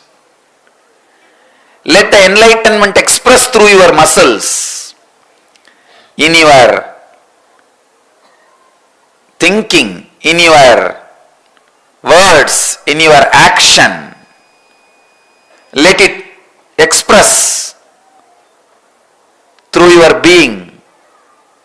Inspire all the people who are living around you. Please understand, the world is mirror for you. Whatever world experiences about you, you experience that as you. You continuously look into the world to know more about you, to have an idea about you. Now, create beautiful enlightened mirrors around you by radiating enlightenment. So that constantly you will remember you are not only living, radiating enlightenment.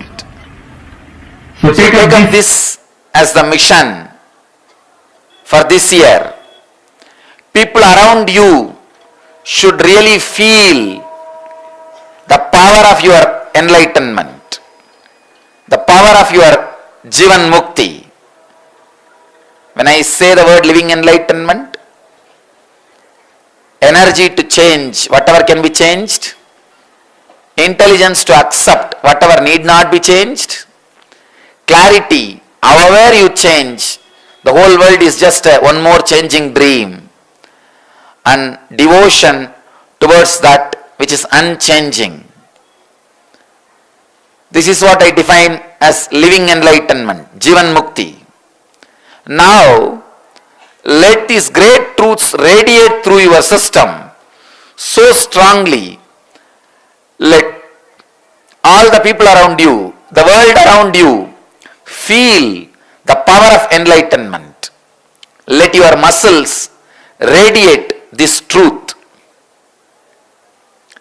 Please understand,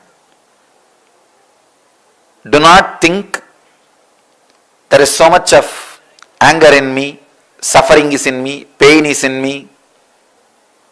Don't think all these things are here, how can I be Jivan Mukta? You can never have a space where all these things are not there and feel you are a Jivan Mukta. No. You have to become like a Kala Bhairava who is dancing between everything. Jivan Mukta Sarira means anything swallowed should be digested and should become part of your body. Jivan Mukta mind means anything seen, you should be able to swallow, digest it, crush it and clear it. It should become wisdom.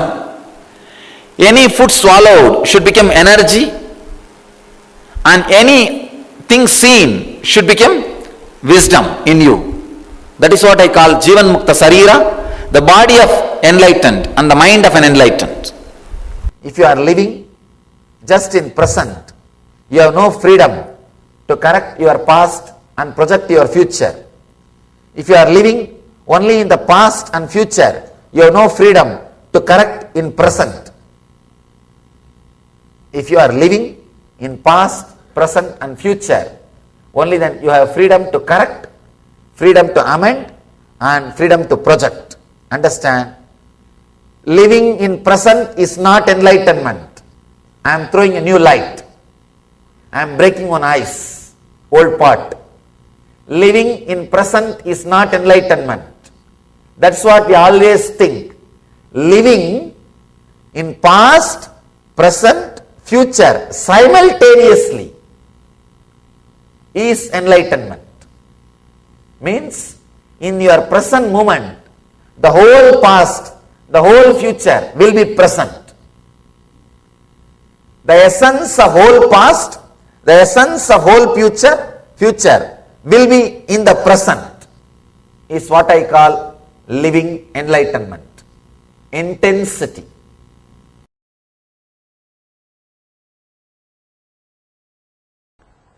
Take this as a message. This is the message for you, you all. Understand, in any situation, just remember how Swamiji will behave, how Swamiji will react, how Swamiji will face this situation. Simply you will see new door opens. This is what I call living enlightenment. Understand? You don't need anything else. This one is enough. Even while you are sitting, if thoughts are coming, if Swamiji is just sitting, what will be going on inside him? Naturally silence. Then why are you thinking? Silent. Over. Nothing else. That's all. Your mind will, if your mind says, no, I know it's true, but I can't do this, it's too much. Then you think, if Swamiji's mind says like this, how he will behave? You would have finished the mind that moment. That's all. Nothing else. That's all. Just be very clear. Carry this one message. Maybe you can take this one message and let this message become life into you. The message of living enlightenment. See, understand, from the age of 10, of course, around the age of 10 only I was inspired and impressed by him. That was the time I started. But I didn't even know it's a meditation technique or it's a technique or all those things. Just it started. How he will behave? How Annamalai Swami will behave for this situation? Because many times in the house, my brothers or family will, if they start fighting for something, some share this, that, and I will think, how Annamalai Swami will behave? He won't even bother. Forget about it. Let them have. That's all. Because actually this is what I call relationship with master. Relationship with master is not just doing some puja or putting some flowers or worshipping him once in a while. No. Being thoroughly impressed by him. Anything comes up, fear or insecurity or greed or anger, anything comes up, just see how he will behave. Simply it will disappear. It will just disappear. A simple understanding, living enlightenment. Simple understanding enough, it will disappear. Nothing else is needed. Carry this one message. Carry this one message. See, the ordinary relationship, your relationship with master, many times I used to tell people, relationship, strong feeling connected with master is enough, you don't need any other technique. That means this is what? This is what? Not just your ordinary relationship. Your ordinary relationship, you neither try to understand me nor try to imbibe. Just it is there. Just it is there, and that is not, I can't even call that as a relationship. It's a regular, ordinary thing. Feeling connected with master means just living him, living master. When you live the master, only then you feel connected to him.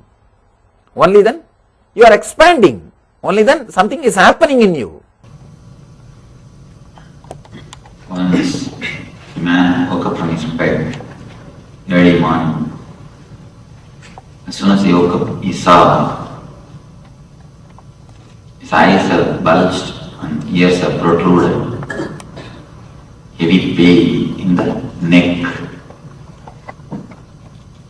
Eyes have bulged, ears have protruded. Heavy pain in the neck. Immediately he rushed to a doctor who diagnosed, checked him thoroughly, and gave him some prescription and a warning. He said, it is a very serious problem. You should take these medicines for 6 months without even 1 day gap. The side effect of this will be, you will lose all your hair. The man religiously, without even missing 1 day, took all the medicines. The side effect, losing all the hair happened, but not the main effect. The problem continued. He went to the next doctor. Next doctor tried his best. He told, I think there is some serious problem in your left arm. It has to be amputated. What connection is there between the eyes and the ears or left arm, only God knows. It has to be amputated. The suffering is so much, the man could not say anything except yes. He allowed his hand is amputated. After the surgery, 3 months he was alright. After 3 months, again the problem started. Problem continued. Then he went to the third doctor, who declared, we couldn't diagnose the problem, we couldn't find the reason for it. Hope you may be alive only 1 more month. The same situation continues, you will be alive only 1 more month. When he came to know that he will be alive only 1 more month, he was totally depressed. But after 2-3 days he recovered and decided to live his life. Wherever it is possible, whatever way it is possible, he started working. He started taking all types of loans. And he decided he is going to live only 1 more month. The first choice. He took all types of loans, got new bungalow, got new cars, furnitures, went to a tailor shop to have a new suit for himself. When the tailor was taking measurements, he said, make a 15-inch collar, high neck. Tailor said, no, for your size it has to be 18-inch. Man argued, no, what do you know? Last 6 months I am wearing only 15-inch. That feels good. Tailor said, do you know, instead of 18, if you wear 15, what will happen? Man asked, what will happen? Your eyes will bulge, ears will protrude. Nothing else. Your whole life, whatever solution you are trying to find from the outer world, it is just like this story. If you have missed the story, don't worry, just don't miss the laughter. I think she was enquiring. Even if you miss the story, don't miss the laughter. One more story, just dedicated to you. In India, Sardarji jokes are very popular. Any Sardarji? Oh. I think you don't mind? No. That's nice.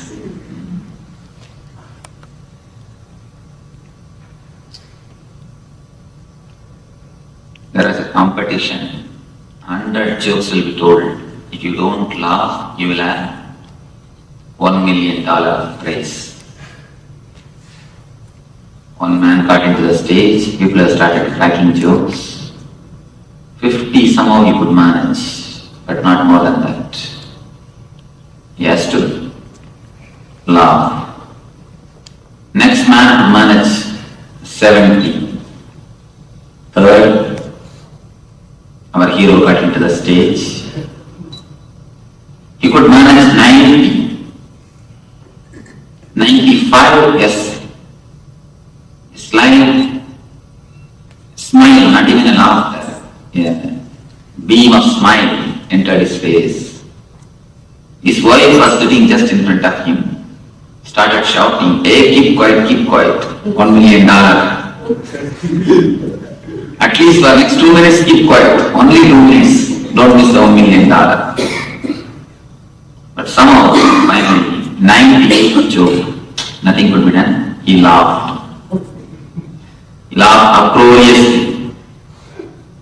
And he came down. The wife inquired, what has happened? You waited patiently so long. You controlled yourself so long. What has happened? Last only 2 minutes you could have managed. Why did you miss? He replied, no. Now only I understood the first joke. Even if you miss some jokes, don't miss the laughter. Don't laugh separately. Don't laugh separately after some half an hour. Let us go to the first story. Our life is nothing but the first story. The problem is just here, 2 inch, 2-3 inch. But you go around searching for solutions. You search exactly where the solution cannot be found. You search everywhere except yourself. If you just look into yourself for a second, for a moment, only the 2 inch of relaxation, nothing else, just the 2 inch of relaxation, the whole problem would have been solved. The Let it be not only solved, dissolved. Instead of that, you go on asking for solution from all possible astrologers, all possible temples, all possible masters, all possible palm readers, or whatever way it is possible, you try to find solutions. Go on searching for solutions in so many places, so many ways, but except looking into yourself.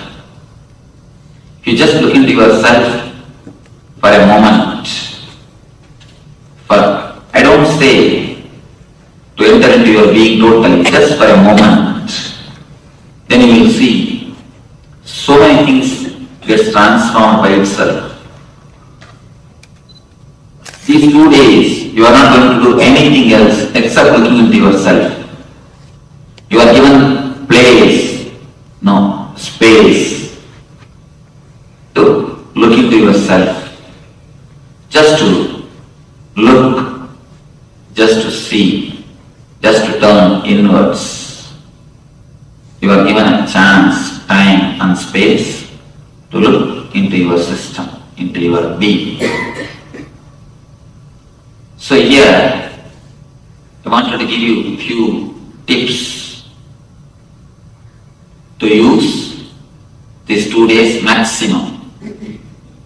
Few points to be remembered, to have the maximum benefit, to have best out of this 2 days program. The program is called Ananda Spurana. The meaning of that word is bliss flowering. In the Spurana word, exactly there's no translation. It can be translated as a fountain. Like a fountain, bliss or the energy is continuously bubbling in you, flowing in you, happening in you. Only thing, you hide it. You don't let it happen to you. Now, for these 2 days, you are asked, you are requested to take away your hands. Allow that joy to happen. Allow that bliss to happen. Just to have a taste of that ananda, taste of that bliss. The program is designed to have a taste of your inner being, taste of your inner bliss. You can attend this program in 3 ways. One is just intellectually. If you just take this class as an intellectual class, you will learn a lot. You will learn a lot.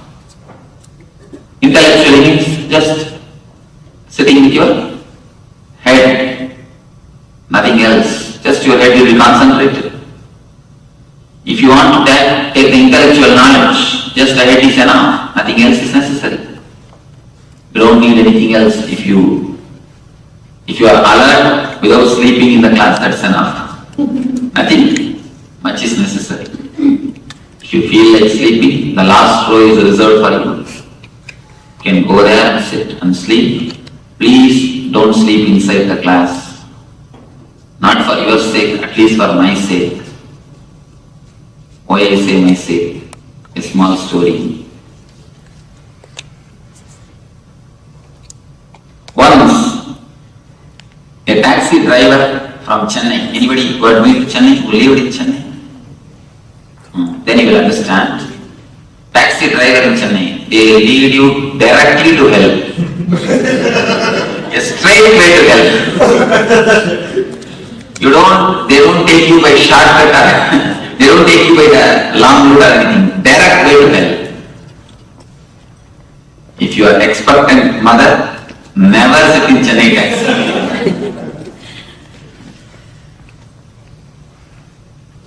And roads are also specially designed. Roads are also specially designed. The drivers are specially trained.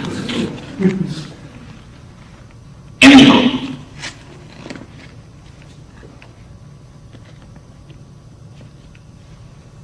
one day morning, one taxi driver from Chennai and great religious preacher.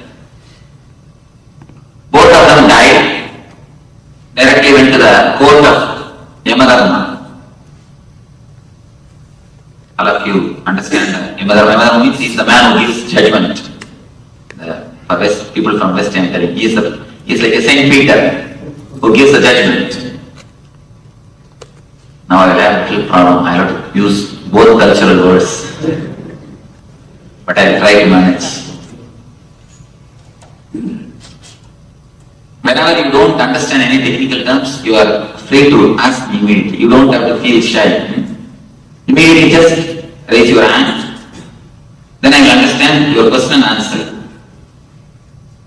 So you can feel free to question anything or to ask anything. Don't feel shy. Or don't feel reluctant. How can I ask or how can I question? Because if you don't understand, you will misunderstand. One more big problem is you will go and tell outside that this is what I heard. That will be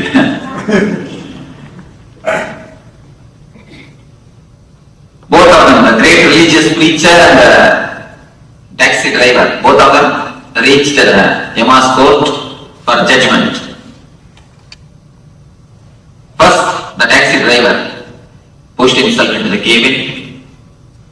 Yama inquired, "What is your name?" He said, "My name is so and so. My name is so and so." "What are you doing?" "I was driving taxi in Chennai." So he took out the list of merit and sins. Finally he gave the judgment, "All right, let you have silken robe, golden staff, and first class AC seat in the Swarga, in the heaven." He sent. Next came this great religious preacher. He was asked, "What's your name?" "My name is so and so." "What were you doing?" "I was preaching God's word around the world. All over the world, I used to go around and preach Lord's name, preach the divine message." The list of the merit and sins is taken out and read. Yama gave the judgment. "Let you have cotton robe and wooden staff and third class room."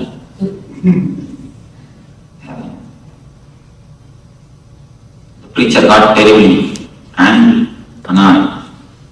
He started shouting, "I'll sue you." Maybe must have too much visited America. "I'll sue you. What, for a driver, taxi driver, you are giving first class treatment and for me third class? I preach the divine message around the world. So many thousands of satsangs I conducted. So many thousands of good things I have done. Everywhere I was speaking about divine message, divine glory. How can you give me third class? For him first class." The Immerse said, "Here up, we don't bother what you do. We bother only the results." When he was driving, people were praying for their lives. When he was preaching, people were sleeping. When he was preaching, people were sleeping. When he was driving, people were praying for their lives. So we don't bother what you do, we bother what is the result. So, may not be for your sake, at least for my sake, don't sleep. Otherwise, when I go there, I will be given the staff and third class room. At least for my sake, don't sleep. If you feel like sleeping, sit in the last row so that I will have argument. No, they have not slept in my class. They were sleeping only outside the room, outside the class. I can save my face. If you just give the attention, that's enough.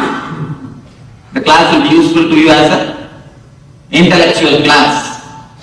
You may learn a little bit of knowledge, but by that you are having only the 33% of the benefit, not more than that. Not more than that. If you attend only as an intellectual class, when you go out, you will tell, this Swami is a very great orator. How nicely he speaks. Only that much. That is not going to help you. That's not going to give you the total result. Next thing, you can attend with a little bit of heart, emotion. You may be searching for some meditation. You may be thinking, you might have heard about meditation somewhere in some book. And that is now, in modern day, that is the best-selling ideology. So somewhere you must have read. So you are thinking, I should go for some meditation. Some of you heard about me, you have come here. If you attend it with a little bit of emotion, or a little bit of thinking of meditation, a little bit of art, you may have the second layer. You may feel a little refreshed, you may feel a little relaxed, you may feel a little joyful. But even that is not enough. When you feel a little bit joyful, you will go and tell, wow, we had a beautiful weekend this time. It was really a nice weekend. But even that is not enough. Only when you attend with your whole being, only when you put your whole effort, then you will see something new happens in your being.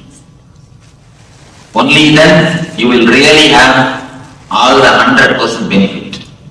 If you sit only with your head, you will have only 33%.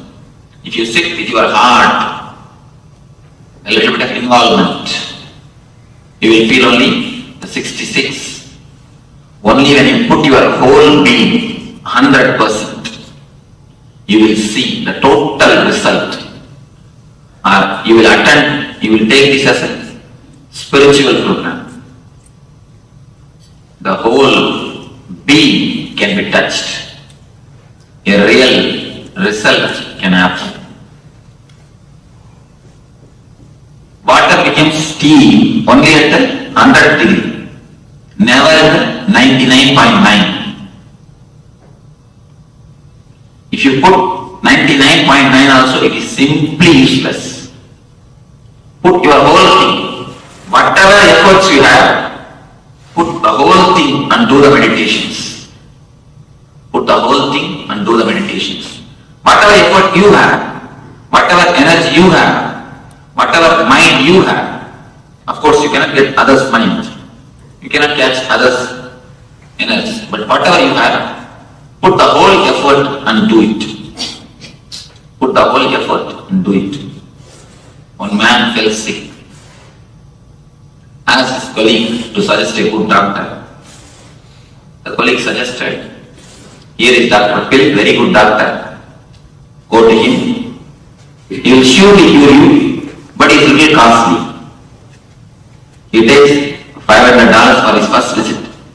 For next visit, $100. But surely he will cure you.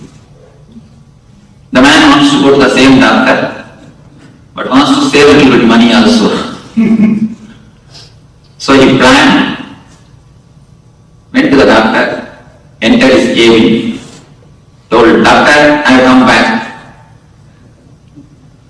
He acted as if he is coming for the second time. Not even for a moment doctor was duped or fooled. He quickly checked him, and after a few minutes he declared, oh, continue the same medication which I gave last time. Continue the same medicines which I gave last time. See, when you try to say, you get only that much of result. You get only that much of benefit. Not more than that. So only when you put your whole thing, you get the total benefit. So put your whole effort. Whenever the meditations are practiced, your being off and don't reserve your being or the head or anything. Understand the instructions and put your being total. Put your whole effort. Otherwise, you will see. You will be having only the intellectual knowledge. Of course, it's not worth having. It is, but it is not total. It is not total. Just to have the intellectual knowledge, you don't have to come here, sit in front of the computer, or sit in front of some professor. They will speak, they will tell you in a much better way. They will at least tell you in your English. I am speaking in my own English. I am sorry about it, but I know only this much of language. There are many people who are much better orators than me. There are so many ways to get the knowledge. Just sit in front of computer. Nowadays, there is no need even for any professor or anything. Just sit in front of internet. You get all the information, but it will be only intellectual. If you attend this class also, only with your head, only with your attention, it will be nothing more than intellectual. If you attend with a little heart, little love, sympathy for me, oh, he seems to sound logical. That much of sympathy. With that, if you sit, of course, you will taste some one meditation. You will have a taste of one meditation. You will feel a little relaxed. You will feel a little joyful. But only when you put your whole being, you really feel the bliss. You really feel the transformation. You really feel that something new has happened to you. Only then you feel some new experience it is. Here I am not teaching only by words. I am teaching more by energy and the methods, more by the techniques. So please don't miss even one technique or one session. Don't miss even one technique or one session. Put your whole effort. Both of them try to possess you. Then problem starts. Your mind will never let the meditation to happen to you. It will try all its best to disturb you, to distract you. Don't bother about it. Put your effort. Don't bother about the mind. When you are asked to practice some techniques, there are many techniques which are going to be practiced. Either deep breathing, there are many techniques going to be. When you do the deep breathing, after 1 or 2 minutes, you will feel, no, I feel I may faint. I think I am not feeling well. Last 2-3 days I had a slow fever. I think I am having a back pain. Let me rest for this meditation. Let me do the next meditation. Mind will give all its reasons. Please don't listen to the mind. Even if you faint, don't bother. Volunteers are here. We will take care of you. We will sprinkle water and make you again meditate. Don't think by fainting you can escape. No. Again you will be made to meditate. Yeah. Small incident which happened in the Zen monastery. A man came and asked the master, Master, I want meditation. I want Zen. Master told, meditate silently for 3 months. He was meditating. Nothing happened. Again he went and asked, meditate silently for 3 months. Nothing happened. Same way it continued for 5 times. 6th time the disciple told, it's enough, I am leaving the ashram. Master told, no, wait, only for 1 week. Then also nothing happened. This time Master told, tell yourself, in 3 days you are going to become enlightened or you will kill yourself. Disciple told, all right, that's the right thing. Because what is the use in living? I have no other way. He decided and sat, either I became enlightened and get up, or I died. The moment when he sat, he became enlightened. It's nothing. The meditation or the spirituality is nothing. It is just your conscious decision. A clear conscious decision. I will let your urge become urgent. Let your whole being be used. If you have back pain, don't bother, do totally. You will see the back pain disappears. Because around the world, thousands and thousands of people have practiced these meditation techniques. I have always seen. If you ask the people who attended, then you will be able to understand. You will be able to listen their experiences. Not 1 or 2. Here the Swarna was telling me, she had 15 years of back pain. It has simply disappeared. It's not there at all. How many months over? She's not here. I think more than 2-3 months. 2-3 months, no? Last time when you attended? 5 months over. September you came attended. You all came attended. September they attended. Now already 5 months over. She says back pain has disappeared. Now this is not our case. There are thousands and thousands. Why I say this? The techniques are foolproof. Don't bother about it. Put your whole effort. Don't intellectually analyze. See, discourses you analyze anything. Intellectually you can understand. Techniques you cannot understand. They are something more deeper. They are something to do with your being. Intellectually you cannot analyze. Intellectually it's difficult to understand. So, put your whole effort, then you will see the result happening in your system. Your system is just, your being is flowering. Don't have any reservations to practice the meditation, to participate in anything.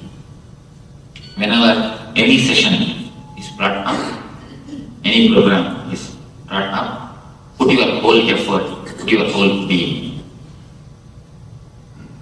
In the Zen they say, the enthusiasm of initial level, you have always enthusiasm. They say a beautiful word, honeymoon. It's from Zen. The word honeymoon is from Zen. I always tell people, it's only honeymoon, never honey sun. Why? How long a moon will stay? How long a moon will stay? 16 days. In 16 days, it will disappear. Only 16 days is the life of the moon. 16 days is the time of the moon. Of course, for us, 16 days is the time. The emotion also will stay only for 16 days. That is why it is honeymoon, never the honey sun. They say the moon, or the enthusiasm of the honeymoon, the initial enthusiasm. Anything when you start, you have a tremendous enthusiasm. Kids, when they go to the school, initially they will have a tremendous enthusiasm. Do everything with that enthusiasm, with that excitement. Do everything, try with everything, with that excitement, with that sincerity, with that effort. 2-3 more things. A small story from Zen. Once a king went to see the Zen master. He sent his visiting card through a disciple to the master.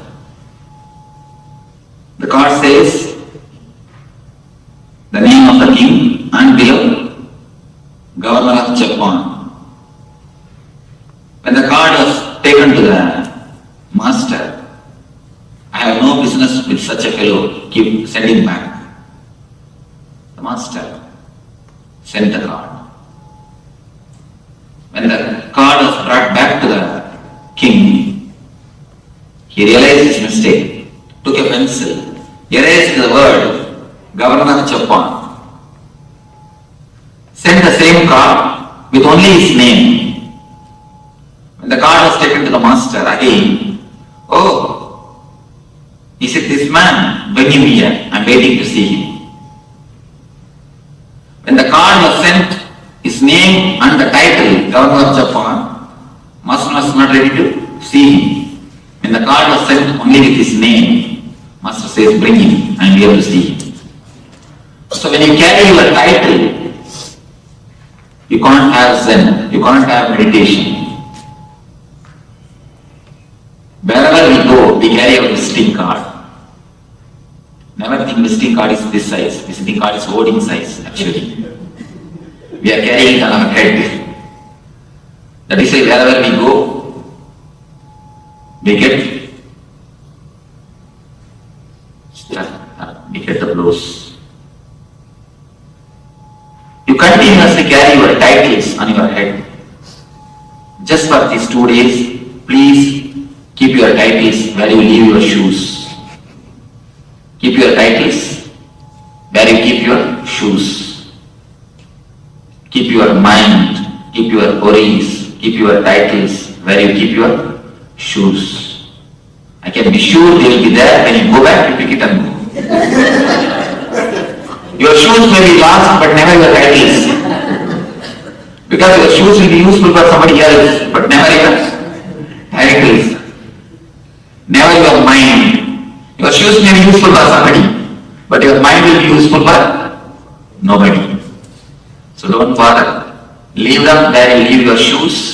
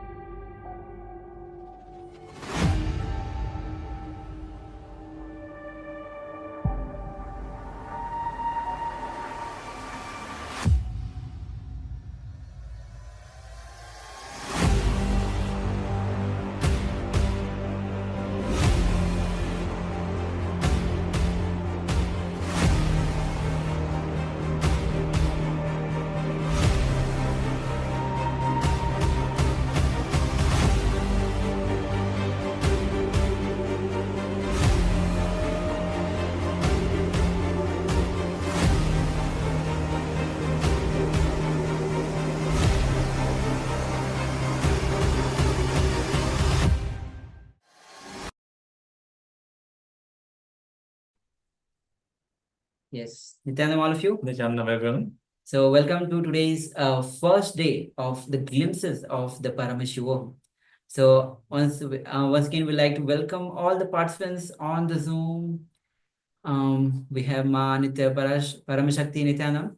Nithyanandam. Ma Ning Nithyanandam. Nithyanandam. Yes, Ma Nithyanandam. Guo Jing.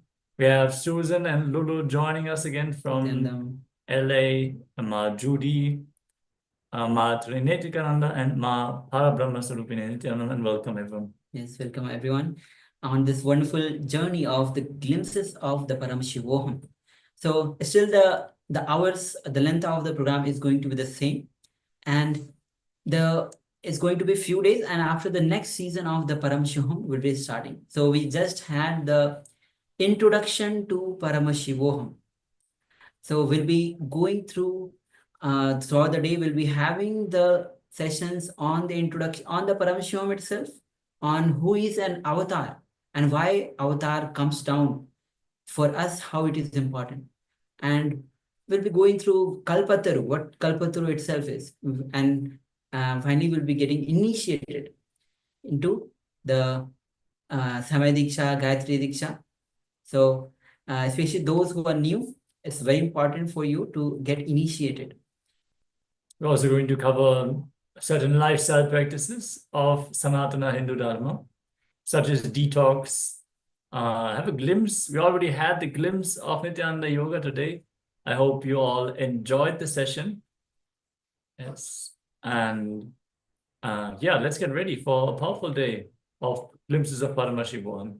Yes, and also getting initiated is a very important part. Initiated into Shiva Dīkṣā, especially Swamiji says that when Swamiji shares the story of Krishna, when Krishna was calling Paramashiva, he was not coming.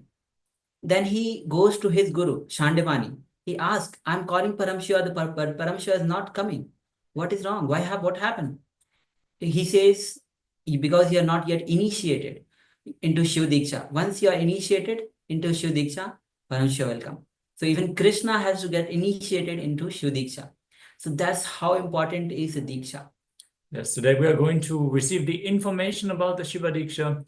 The actual initiation is going to happen on the first day of the program. Yes. So if you know anyone who is yet to receive the Shiva Dīkṣā, you can bring them today so they can get the introduction, and make sure that if you yourself have not yet received the Dīkṣā, to join on the first day of Paramashivoham, the next season.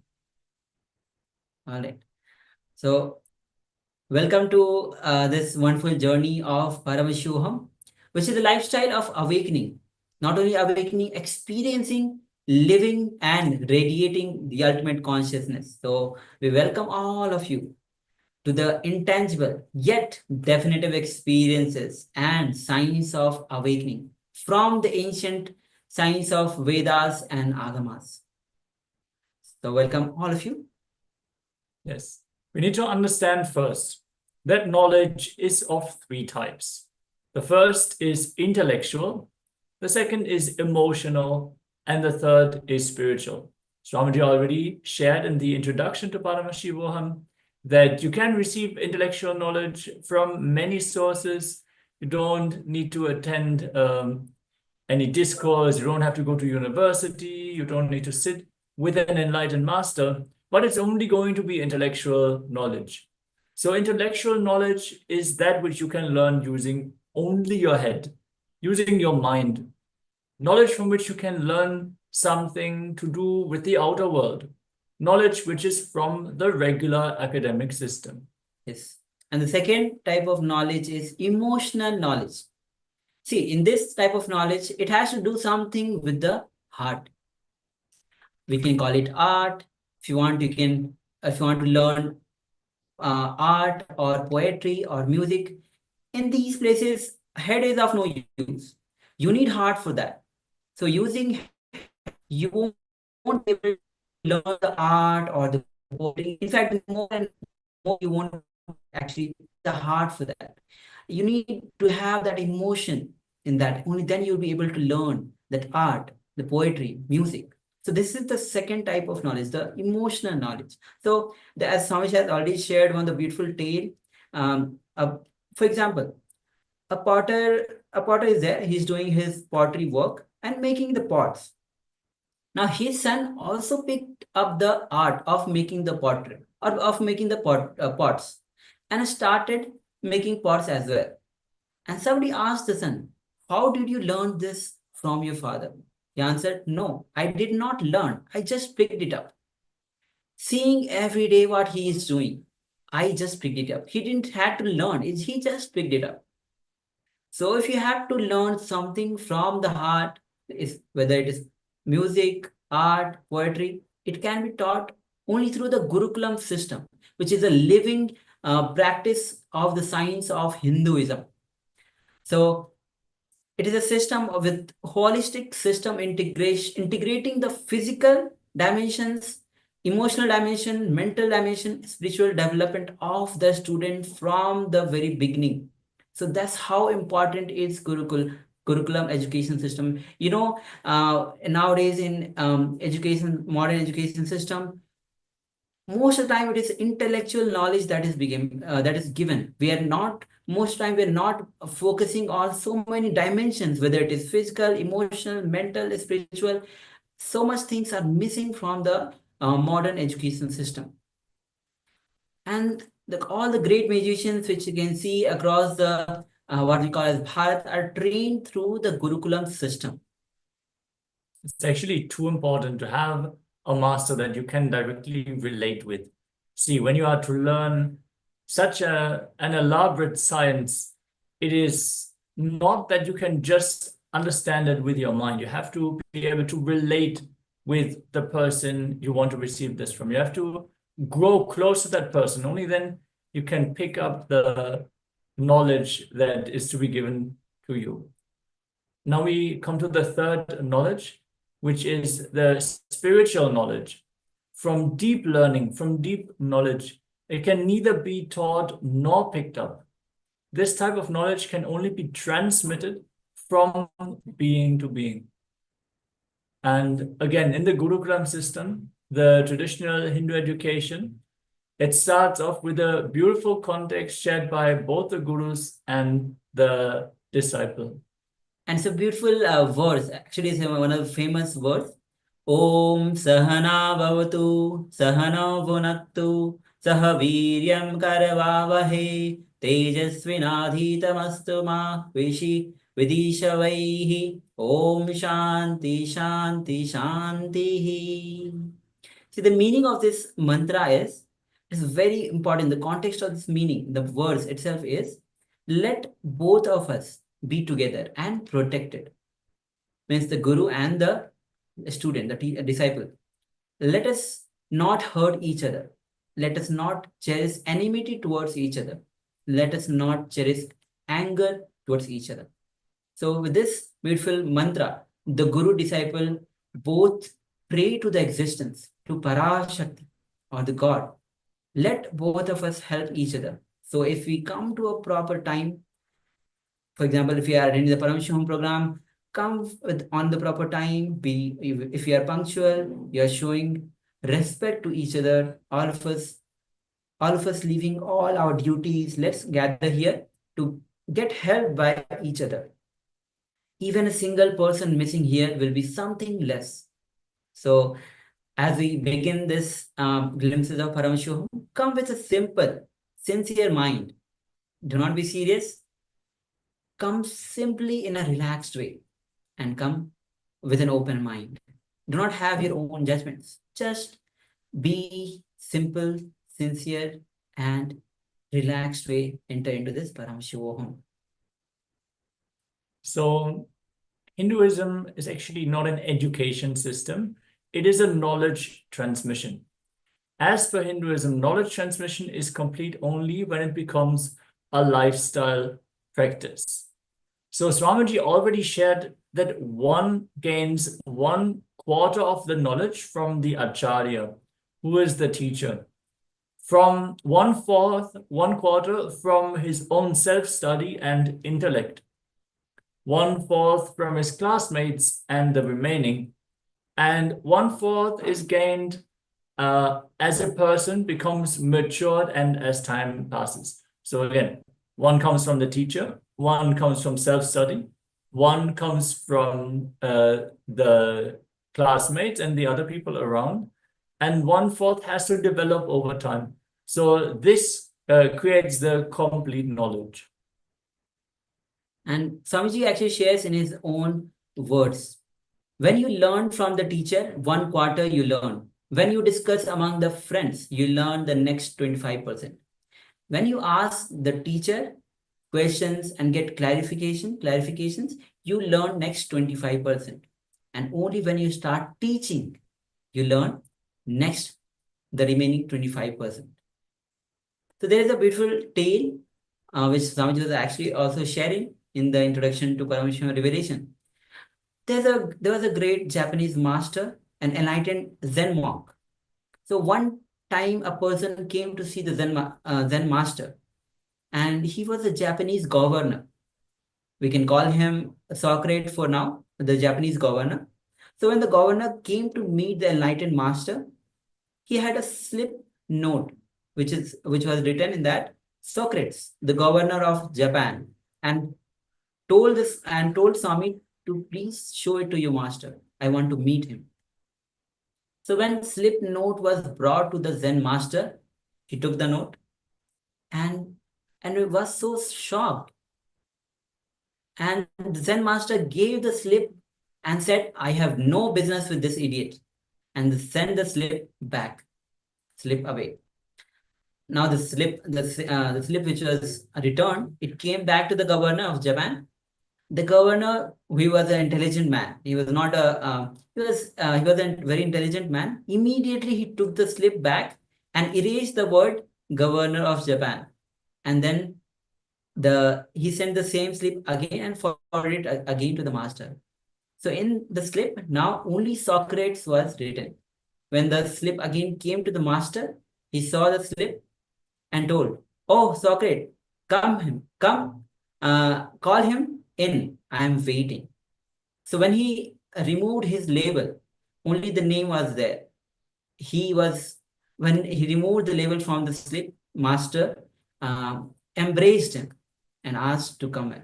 So these posts, these powers, these outer wealth designations, whether we hold behind or in front our names, they are just labels. So whatever may be your post, your powers, positions, or whatever is your status, just keep all those things outside and come inside with simple mind, with an innocent mind. Because only when you are innocent, you will be able to pick up so many things. Understand? Remember, when you are a child, innocent, how beautiful you were wondering about everything and able to pick up so many things, eager to learn. In the same way, when you are coming in this Paramashivoham, the glimpses of Paramashivoham, and the next Paramashivoham is starting, come with a simple, innocent mind. Then you'll see that you'll be able to pick up so many things. So neither listen with doubt nor listen with faith. Listen with trust. It means if you listen with doubt, you will forget. The words will not be able to go inside. You will just be here and waste your time. So if you hold the doubt, the words will not even be able to penetrate into your inner space. If you listen with belief, you will listen. There is nothing wrong, but you will not practice. The so-called believers are the people who will be afraid of the whole world but not doing anything about it. Trust means the energy, the ability to translate teachings into practical life. When you listen, just keep it as a hypothesis and see whether it works out for you or not in your life. And if it works, practice it widely. So what can you expect from KAILASA's Paramashivoham program, which we call as PSM in short? Introduction to over 11 specialized subjects from cosmology, Ayurveda, astrology, cosmic mathematics, cosmic physics, cosmic biology, and chemistry. Acquaintance to over 11 Hindu scriptures like Upanishads, Bhagavad Gita, Rig Veda, Patanjali Yoga Sutra, Ashtavakra Gita, Kamika Agama, Sarvanyotara Agama, Mrigendra Agama, and Sri Guru Gita. Don't worry, you don't need to know all these names now. We're going to introduce the various different sciences that are presented in all of these scriptures. Exposure and manifestation of over 11 extraordinary powers of the third eye, which we are also all going to get initiated into. And over 150 meditation techniques, kriyas, activities, and internalization exercises. So this KAILASA's Paramashivoham is based on the science from the Vedas and the Agamas. So if you're new, the Vedas and Agamas are the source scriptures of Hinduism, which reveals the science of awakening, the untapped resource, untapped potential for humanity to experience higher states of consciousness. There's a beautiful verse from Bhagavad Gita, which means therefore let the scripture be the authority in determining what ought to be done and what ought not to be done, having known what is said in the ordinance of the scriptures. Thou should act here in this world. So let us now enter into the first internalization exercise of this program. Internalization means to dig deep, contemplate and meditate, and then write down in detail. So we're going to have internalization exercises on all kinds of subjects, and we are going to dive deep into our own inner space. So first, listening to yourself. What is the purpose of your life? What do you aspire to be? What motivates you to wake up every day? What do you value most in your life? Let us take a few moments and enter into this deep internalization, this deep contemplation. Some questions, they do not have an answer. Some questions, you need to contemplate on the question itself. Only then it'll open up as an experience to you. It can be a guiding light for you. It can give you the right context for how to do things, even if you will not be able to find a straight answer. Nevertheless, try to find an answer for all of these questions. We're going to project the questions on screen as well. Take a book and pen and write down whatever comes to you during this internalization exercise. Let's begin.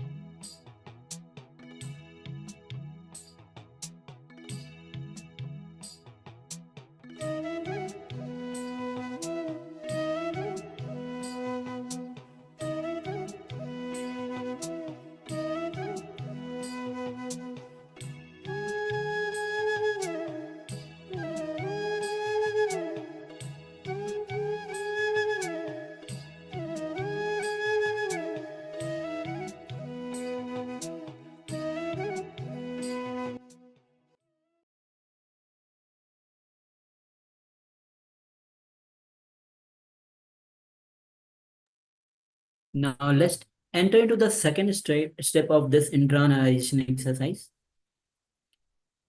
Ask this question for yourself. What are you seeking from life? How do you plan to achieve what you aspire to? Are all your actions in life aligned to this? Take a few minutes for this, and then we'll be entering into the third step. So please continue.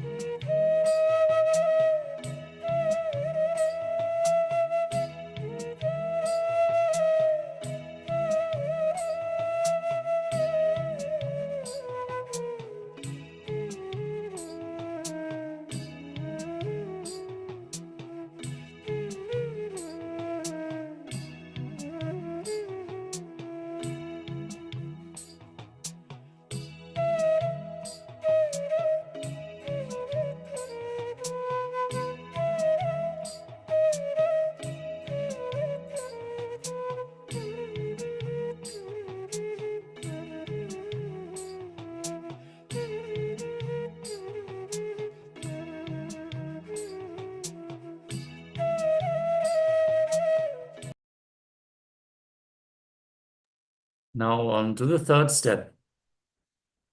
What are you seeking from the Paramashivoham program?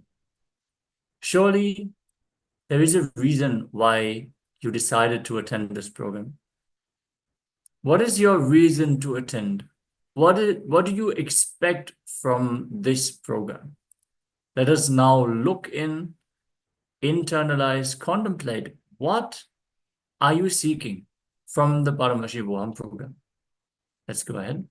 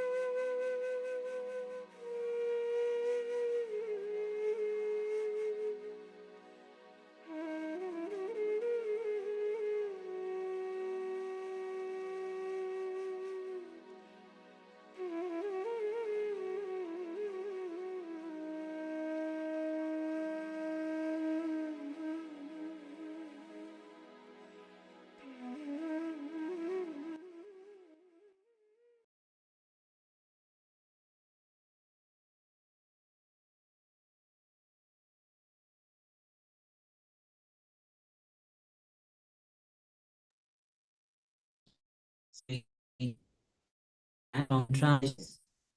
Hope you have all right. So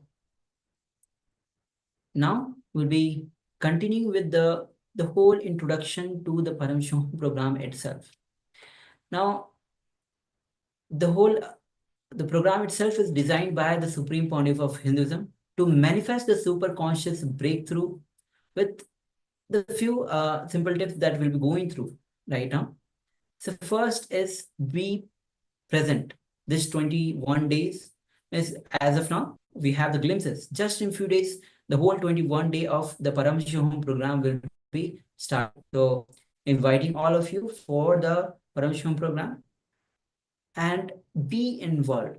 See, when you participate when you sit in the breathing space of Avatar, who is established in the self-realization, highest realization, who is the Supreme Pontiff of Hinduism, Bhagavan Sri Nithyananda Paramahansa, then you draw his knowledge and wisdom beyond the dimensions of words, the non-verbal understanding, as well as the verbal instructions is transmitted. Yes, not just the verbal instruction, understanding is also transmitted. So the act of sitting is named as a physical happening, but what takes place spiritually is beyond words. So do not miss this experience. We are blessed with this opportunity, as every moment Swamiji's presence is for the 20 days of Paramashivoham program. So do not miss. Do every exercise, whether it is internalization exercise or any technique. Understand, you will not be ranked here, and they are designed by the Supreme Pontiff of Hinduism to guide you to give that super conscious breakthrough. So be fully involved. Drop the idea that from the outside world that we have gathered, that you'll be ranked, you have to compete. Just be in the presence of the Supreme Pontiff of Hinduism. Yes. So be present, be involved. In the sacred Sri Guru Gita, Paramashiva reveals Guru Vaktre Stitam Brahma Prapyate Tata Guru Dhyanam Sada Kuryat Kulastri Swapatim Yata. Knowledge is situated in the Guru's mouth or organ of speech, Guru Vaktra, and this knowledge is attainable by devotion unto the Guru, Guru Bhakti. In the three worlds, this fact is clearly enunciated by the divine sages, the Devarishis, the ancestors, Pitrus, and learned men. So no need to take notes unless specifically requested for sessions. Everything being covered is being provided to you as glimpses of the session, as gifts to carry home so you can remember the truths. And also the recordings are available on YouTube. So if there is something you really want to revisit, you can always go to YouTube and rewatch it once more. Yes. And next, invoking the divine in your room through Nithyananda Sabha. So understand, Nithyananda Sabha is the name of the hall where the Supreme Pontiff of Hinduism physically conducts the program for his disciples, his devotees. So it is a place and a space where the energy, the presence of the SPH is felt very strongly. So understand again, Nithyananda Sabha is a hall, name of the Pontiff of Hinduism, physically conduct the program for his disciples and devotees. So this is a place, a space where energy and the presence is of the SPH is felt very strongly and powerfully.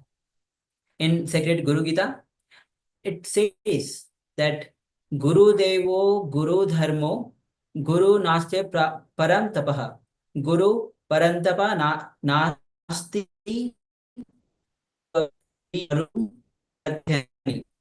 Guru is Dharma. The greatest penance or the tapas is Nishtha. Unshakable, one-pointed integrity to the Guru.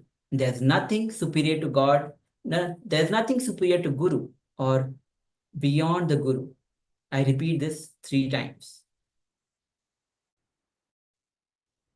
So understand, Swami says in his own words about the Nithyananda Sabha.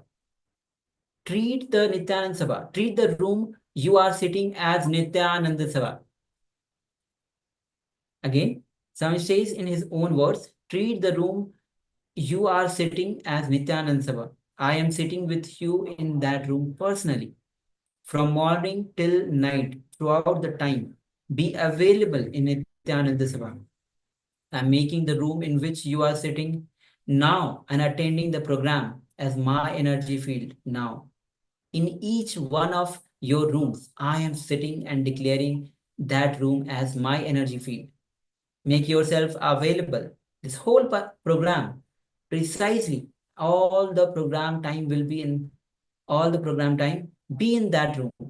Be available and go through the instructions with intensity and tyaga. All the great things happens with tyaga. All the ultimate things manifest with tyaga. Yes, understand tyaga is being the willingness to sacrifice. Sacrifice being just deciding, okay, come what may, I will be here, I will not miss this. Anything can be missed now. Let me not miss this ultimate revelation, this experience that I can receive by being here in this room. Some people might feel, oh, this is so limiting to be in the room. No, it is an energy field where you are being raised. Is like saying a child which is spending 9 months in the womb, or it's wasting so many months in the womb. No, it needs to spend the 9 months and then it comes out as a baby. So this is only the same. In the Nithyananda Sabha, you spend the time to be raised, and this is Swamiji's energy field. So how to set up the level? So Nithyananda Sabha is the sacred space where you will receive initiations and sacred truths from the avatar. In the Hindu tradition, the space is equivalent to a sacred sthala. Since it is a rare happening of the avatar landing and gracing the disciple with darshan. Decorate a chair or a stand, a simhasana, with a beautiful cloth, flowers and fragrance. Prepare it for Swamiji. Place the Atma Murti on the chair.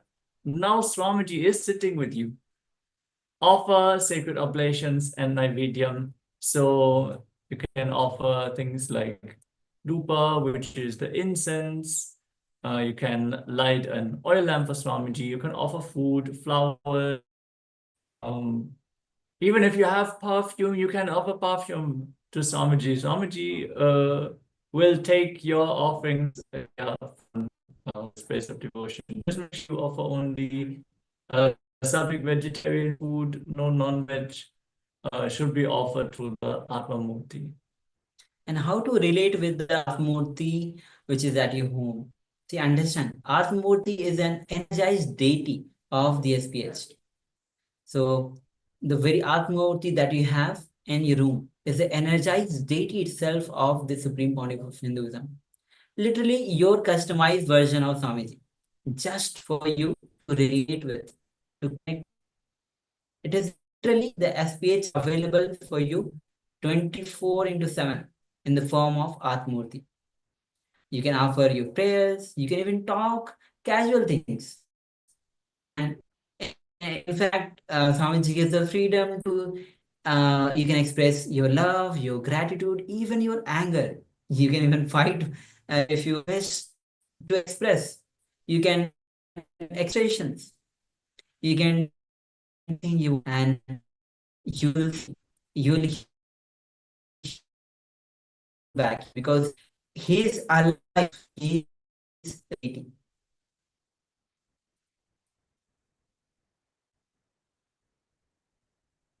So this is how it's not just Atma carrying your home. It is a very Swamiji himself. You are carrying of Atmurti. His presence is very much alive in that Atmurti. So tip number 3, how to sit for the Paramashivoham program. Just relax your identity. This is a great opportunity to sit, to experience Upanishad from the very source of the Vedic tradition, from the very root. This science is over 12,000 years old.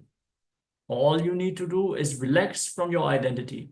There is no judge, no ranking, no grading, no competition.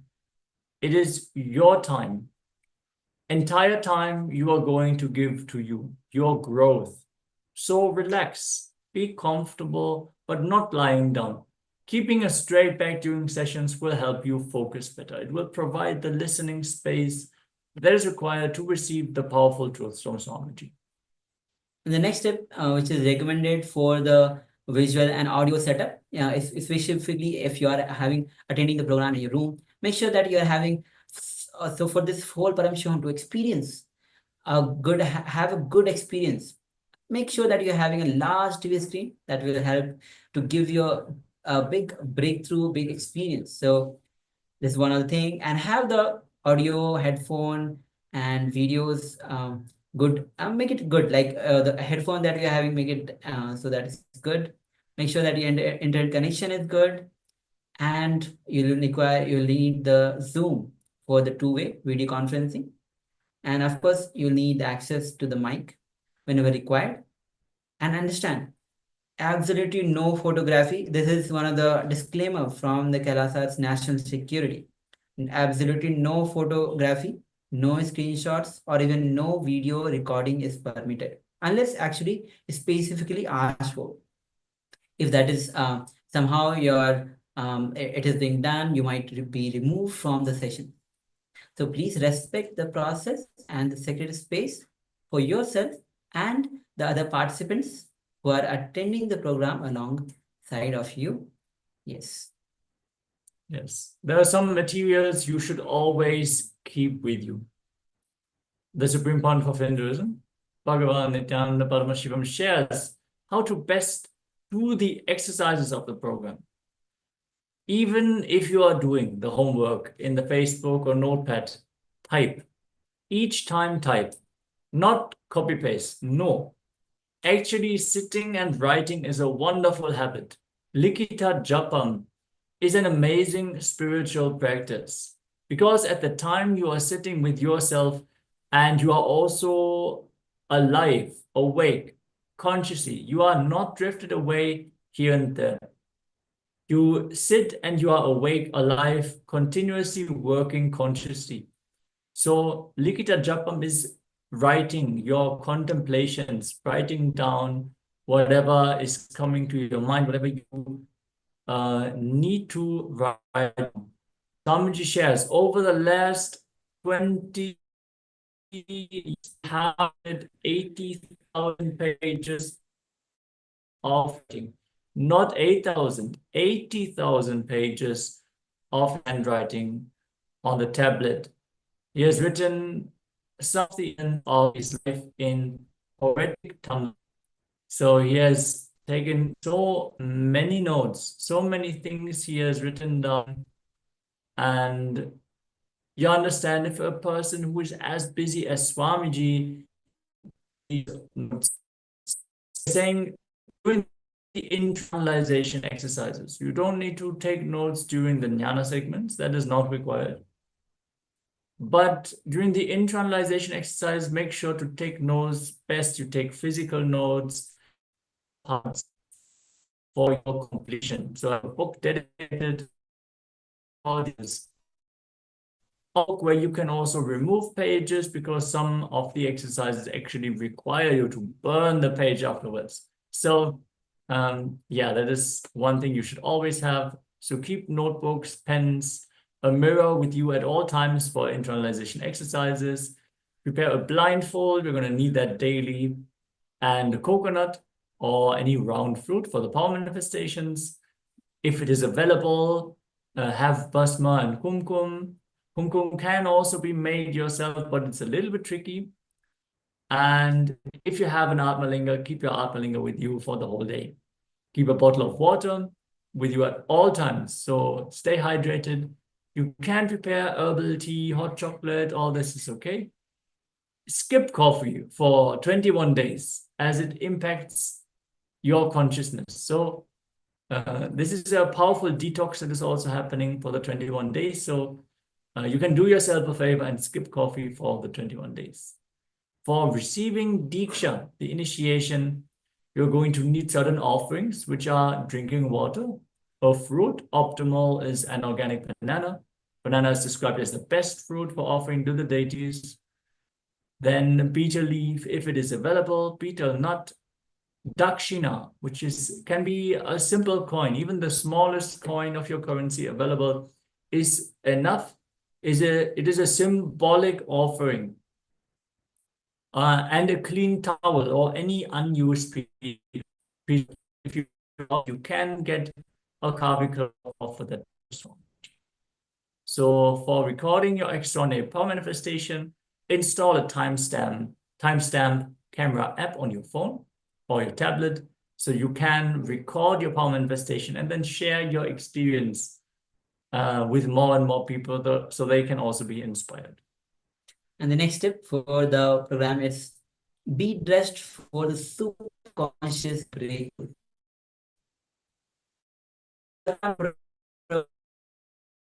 As per the Hindu tradition, look the traditional Hindu clothing.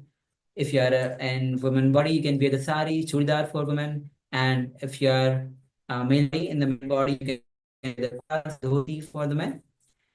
Vibhuti and you can apply on your forehead.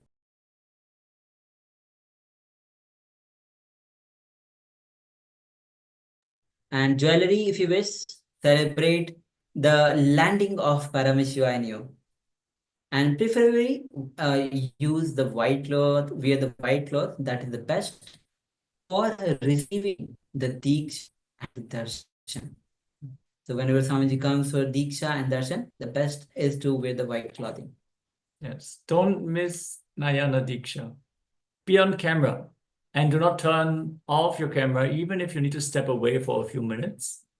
Please remember you are sitting with the divine himself. Paramashiva's living manifestation happened for giving super conscious breakthrough. So be in absolute awareness, no restlessness, movement, and it's best if you can skip walking around during darshans. During the darshan time especially, please avoid eating during these hours. It is what you have waited for multiple lifetimes. Swamiji has shared, we have taken so many bodies, had so many parents, we had so many times the same habits, the same desires. We have fulfilled these desires so many times, missed the Guru so many times. Now we are here, we have that awareness. We know about spirituality, which is not something that everyone has. It is extraordinary, finish the body, and to have this wisdom, have this maturity to seek spirituality. So take this time seriously, honor it by giving your full awareness. And throughout, as you go throughout the Paramashivoham program, you'll be going through various detox processes. So understand detox is a must, along with yoga and Jal Ausada. Understand everything. Doing yoga, puja, as you go through the program, you'll be having and many other things. But detox, you cannot ignore the detox, which will be, as we go through, we'll be having various detox things, processes. Understand, detox is very important aspect to cleanse your body from the toxins that we have gathered from so many years, not only physically, at the muscle memory, at the bio memory as well. And so many, even it's good for the wrong mental cognitions that we have gathered. So understand, during the program, you'll experience the Nithyananda yoga. Now we are going through slowly every year, we're going through Pratham Vinyasa Krama, Dvitiya Vinyasa Krama, Tritiya Vinyasa Krama as the day passes by. So make sure that you're tuning in to experience the highest, the most authentic yoga from the source, from the Hinduism, which is Nithyananda yoga. So you'll be prepared, you'll be having the yoga session for the 2 hours. So prepare yourself for the yoga and make sure that before doing the yoga, you are having your body with a detox process ready, especially with the cleansing your bowel, doing neti. These are very important aspects before doing the yoga. Make sure that you're not eating before doing the yoga, and request you to be dressed in black during the yoga. And with yoga, your psychology will be prepared for Paramashiva to land on you. And if you have long hairs, you can tie a bun on the top and keep the bottle of water with you all the time. And please, to these 21 days, please follow the sattvic, pure vegetarian diet as well. It's a very important. Swami says very beautifully that only through the pure vegetarian diet, the subtle grooves in the brain awakens to receive that subtle truth. So do not consume any animal products for the duration of this Paramashivoham. At least you can continue, of course, after the program as well. And if possibly skip even the dairies, unless it is from the non-violent sources. You will just see the way your ability to understand, your sensitivity to the world just shoots up. So these are powerful cognitions and truths that you should apply during the Paramashivoham program as we go through.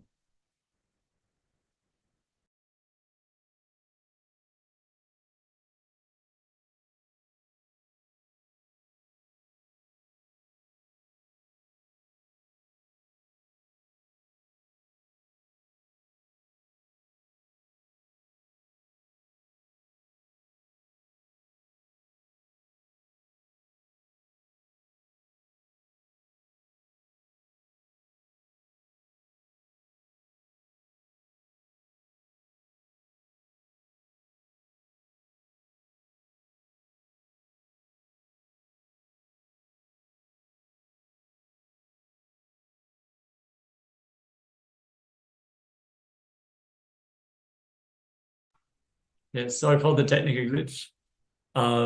Closing this segment, the 8 tips. Also, as we have covered detoxification, don't intoxicate yourself through smoking or drinking alcohol during the program. You will see within 21 days, you will not need these additives to feel joyful anymore. Have a teaspoon of haritaki, which is a powerful detoxification agent from the Vedic tradition. It's an herbal remedy. Just 1 teaspoon every night with water. Last thing before going to sleep for detox. And each morning, do the Jala Aushadha. Store 1.5 liters of water overnight in a copper vessel. And in the morning, energize the water by holding the water container in your hands and chanting the Mahavakya, Om Nithyananda Paramashivoham. And then drink the water fully before even brushing your teeth. First thing after you wake up, drink 1.5 liters of this energized copper water, and it will do amazing detox to your system. So with this 8 tips now, we welcome all of you again to the Glimpses of Paramashivoham program, and stay tuned to join for the next season of the Paramashivoham program. So will be continuously, the acharyas will be available for you to support you. Any questions you have, doubts you have, you can always put your questions in the Zoom chat, on the YouTube chat, and will be attending, the acharyas will be attending to all of your questions. And Swamiji himself will be making his digital presence available exclusively for the participants. You can connect via YouTube, via Zoom, as few of us are joining here. So be in the space or to ask your boon. Get involved in the class exercise. So with this, we welcome all of you. Enjoy, relax, and participate in the whole Paramashivoham program. We'll be having a little short break, and then we'll be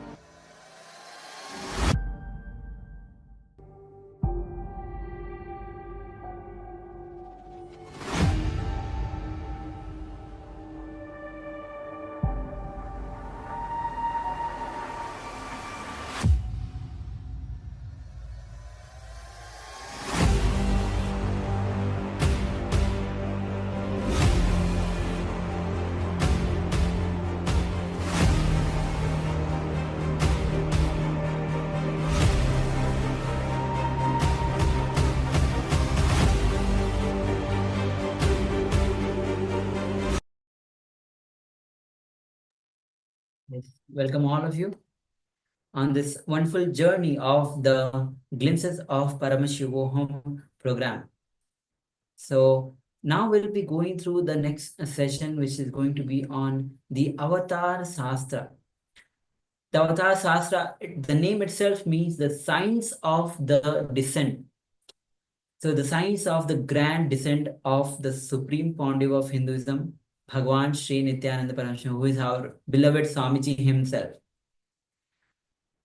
So to answer the great why of you coming to this planet Earth, understand, all of us have come to this planet Earth. Many of us have just forgotten this question, this basic question. We got involved so much in life. This question is just forgotten. The answer to the great why of you coming to this planet Earth.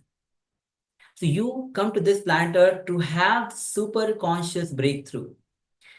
Actually, there's a beautiful verse which says, Avigyata Pashushohi Srishti Dharma Shama Shamashitaha Vigyata Shashvat Shuddha Sha Shivo Natra Sanshayaha.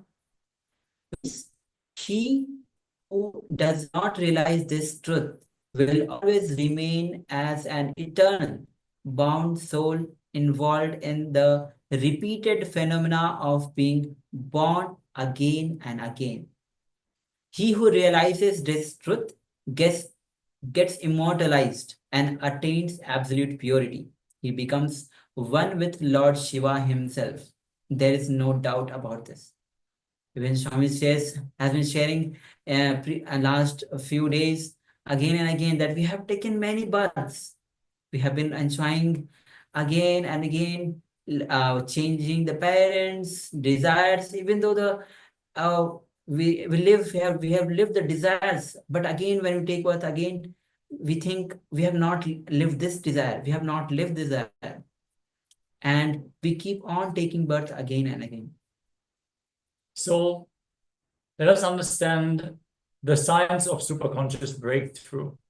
Somebody has been sharing about the superconscious breakthrough that he is giving to humanity. So when is there a need for superconscious breakthrough?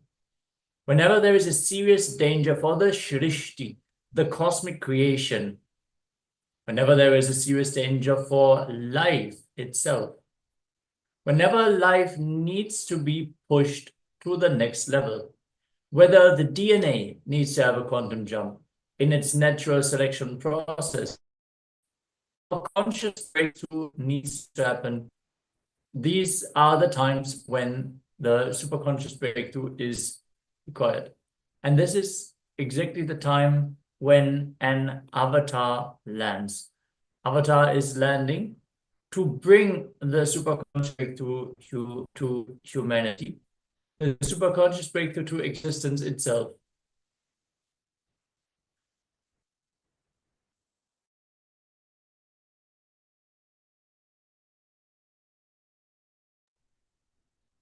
Yes. So we are going to learn more about what is the superconscious breakthrough, why an embodied avatar. We're going to learn about the foretelling of the happening of the ultimate manifestation of Paramashiva, the Supreme Pontiff of Hinduism, Bhagavan Sri Nithyananda Paramashivoham. We're going to learn about the signs of reincarnation, attributes of the ultimate manifestation of Paramashiva, the scientific studies done on the Supreme Pontiff of Hinduism, and his initiated followers. Yes. Actually, the Supreme Pontiff of Hinduism explains the descent of Avatar with an analogy. He says, there is a software of the universe where the secrets of reaching your spiritual goal, all the methodologies, technologies, knowledge, processes available. Within this software, there is the automatic system which gets triggered and sends automatic customer call whenever there is a problem in the form of virus, or when almost all the systems are losing the software or it is getting deleted. The customer care call An updated software is downloaded and the person responsible comes down. He himself does the establishing and making it work again. This whole thing is Sanatana Hindu Dharma. So, to the Srimad Karana Agama extols this great science of descent of the avatar and how Paramashiva in his Vyakta form is the formless form, manifest into in his Avyakta form. Avyakta, the word itself means formless form, and manifest into the Vyakta form, which means takes the form, that unmanifest, the formless, takes the form from Avyakta to Vyakta, from formless to form as an avatar. So when that formless form takes the form and embodies, that is an avatar. So there is a which means in this way, Paramashiva, who is Niskala, without any body and parts, who is the ultimate supreme being, who is established in the creation, who is the cause of the creation of the universe, assumes a body out of his free will for the protection of the universe and for the welfare of spiritual seekers and devotees.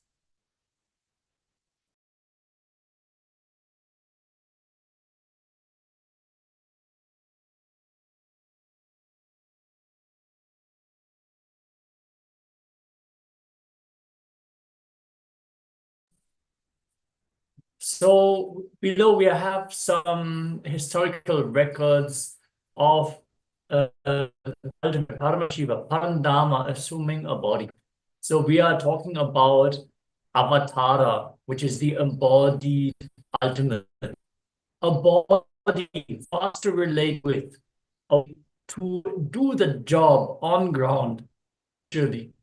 So there's various different records of avatars. So of Bhagavan Vishnu, for example, he incarnated in the form of the fish, Matsya Avatar, to bring the Vedas and Agamas back from the dark energy. During the manifestation of the universe, he landed these scriptures on planet Earth to give them to Lord Brahma.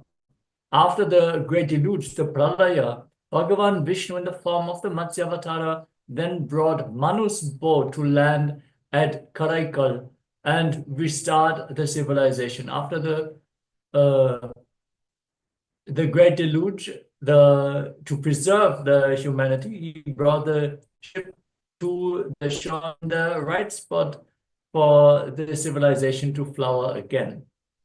And the next avatar is Bhagavan Sri Ramachandrapur, and he's quite famous, so most of us will know. The Lord Rama incarnated to save 54 deshas. 54 deshas means the Hindu nations, and 7 crore, which is equivalent to 70 million people from the evil regions of King Ravana. King Ravana, who is detailed. So this is the detail in the epic Ramayana. Ramayana is one of the great epics in Hinduism. Yes, the next incarnation is Bhagavan Sri Krishna, incarnated at the end of, to end the apocalypse when King Duryodhana almost led the whole world to a nuclear collapse. And he strategized and was present in the Kurukshetra war, which is detailed in the epic Mahabharata. Yes, and actually, he made sure that anybody who had the nuclear weapon all the nuclear weapons were destroyed. He actually gathered all people who had the nuclear weapon. He gathered in that Kurukshetra Vara and made sure that every nuclear weapon that was available with anybody at that moment of time was destroyed. And next is Bhagwan Paramashiva himself protected the city of Varanasi.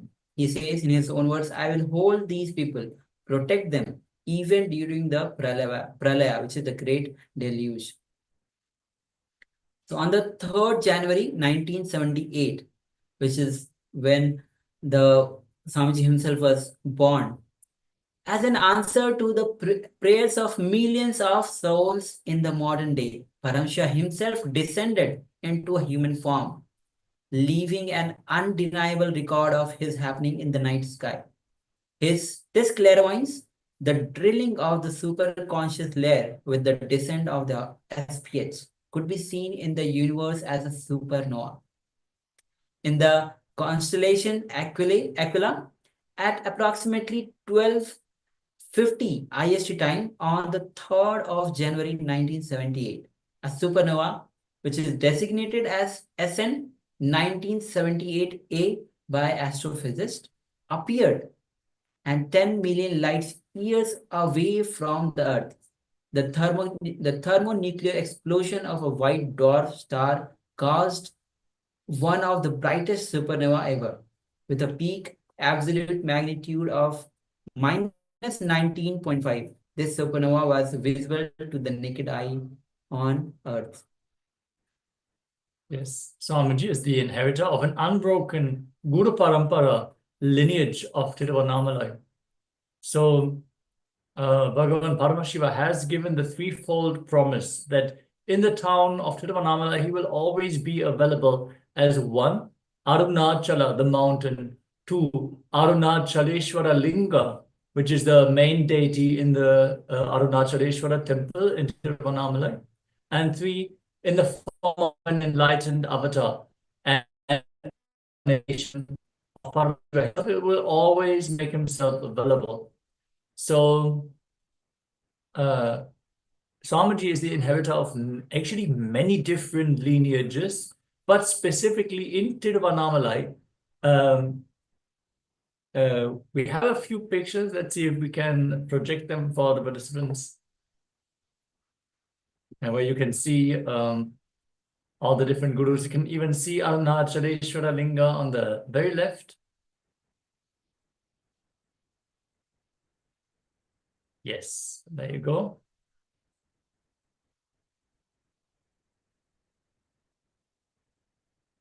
So from left to right, you see Arunachaleshwara Linga. Let's receive the darshan of Sri Arunachaleshwara. Then Devi Apita Kuchambal, which is the house deity, is the family deity of Devi. Then Bhagavan Arunagiri Yogeshwara, who is also honored and worshipped in the Arunachaleshwara temple in Tiruvannamalai, and whose Swamiji is direct guru. Paramashiva himself descended in form for him to experience the ultimate. We are going to cover this story in detail, so don't worry. Whoever tuned in yesterday, maybe you would have seen the story as well.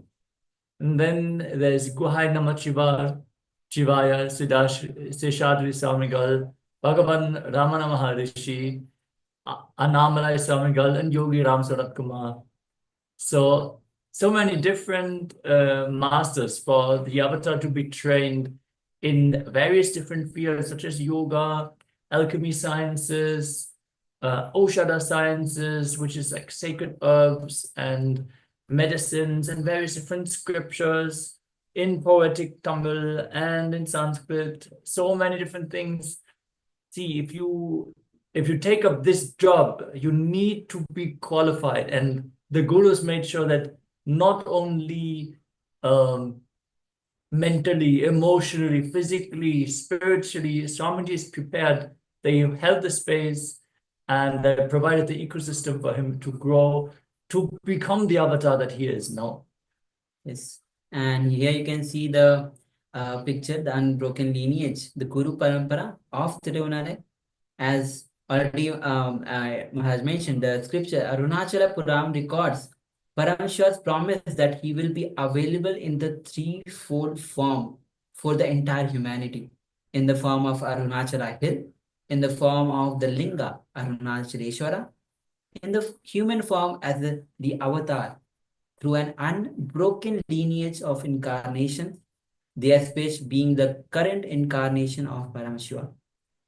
Swami says Nithyananda is nothing but a small but continuous, unbroken lineage of stream of enlightened masters, the Guru Shishya Parampara gone right. Yes, as he can see, this is the picture of some of the gurus of this lineage. The successor, Swamiji is a successor of over 12,000 years of lineage of Guru Parampara. You can see in the photos, left, you can see the Yogananda Puru, who is the yoga guru of Swamiji. You can see the Isaki Samigal just after Yogananda Puri. Then we have Mata Vibhutananda Puri and the Swamiji himself, that is at the age of 16. In 1994, the gurus of the Supreme Pontiff of Hinduism coronated him as successor of Arunachala Sarvangya Peetham through the traditional Yoga Patta ceremony, thus officially recognizing him as the next avatar in this sacred unbroken lineage.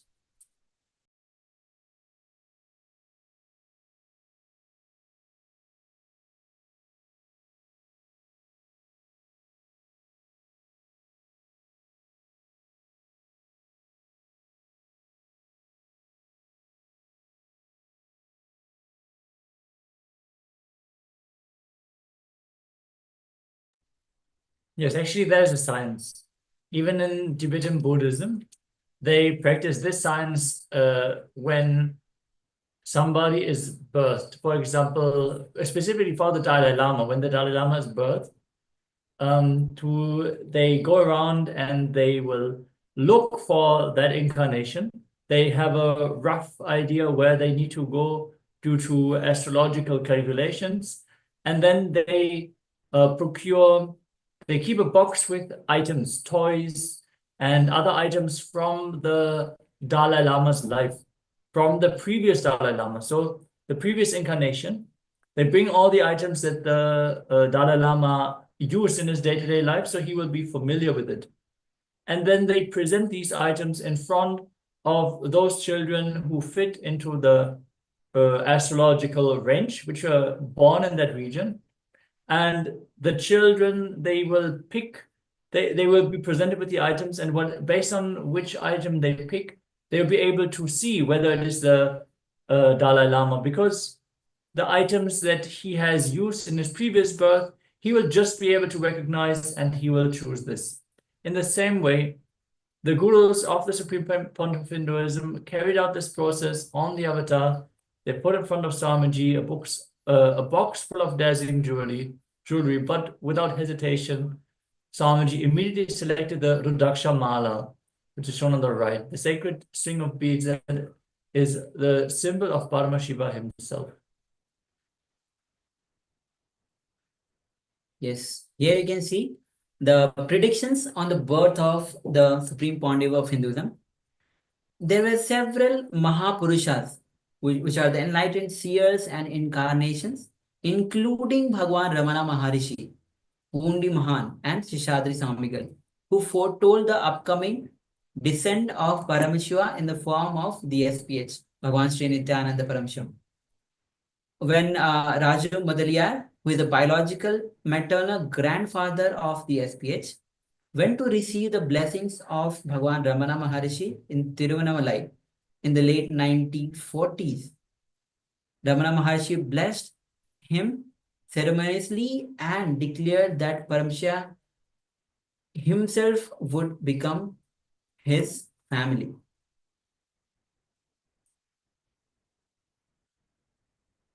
Yes, on the right you see Undi Mahan, a revered enlightened being who blessed the mother of the Supreme Pontiff of Hinduism, Ma Lokanayaki, who you can see on the bottom left with young Swamiji and Arunachala Hill. That Paramashiva himself will be born to her. So you can see the photo on the left, the Arunachala Hill, embodiment of Paramashiva, and inset on the top right, the Supreme Pontiff of Hinduism, at around 2 years of age with his biological mother, Ma Lokanayaki. Yes. So these are the great gurus, the enlightened masters, seers in the life of the Supreme Pontiff of Hinduism, who recognized his incarnationhood as Paramashiva himself would be born. Actually, we'll be one more a slide for you, which is sings the glory of the happening of the avatar, which is the Jivanari of every person. Actually, even if you go, you'll be given the Jivanari for you. So in that same way, when Swamiji's parents went to receive this Jivanari, the reading of this Jivanari, you can see it's written, the Sanari readings are precise predictions of the future, as written thousands of years ago by sage Agastya. Agastya is one of the Saptarishis. The renowned Saptarishis are the most prolific sages of the history who listened to the sacred secrets of enlightenment from Paramashiva himself as he revealed to his beloved consort and disciple Devi Parashakti. So you can see in the book itself, the Jivanari itself, it's written Nithyananda Sangha. Please carefully listen completely to the words Shiva has come in the form of Nithyananda to protect this world. As a result of the penance of many crores of Siddhas, Paramashivan has incarnated as Paramahamsa.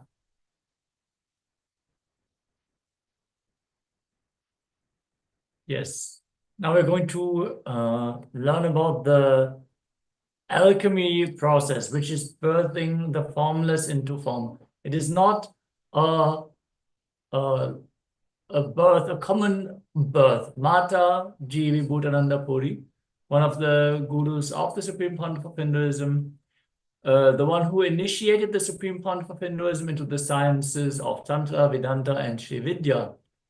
She brought an explosion onto the Arunachaleshwara Linga through the Mahakala Bhairava deity in the Arunachaleshwara temple in Tiruvannamalai and kept it in the Brahma Tirtham, the water body of the temple, to cool it off.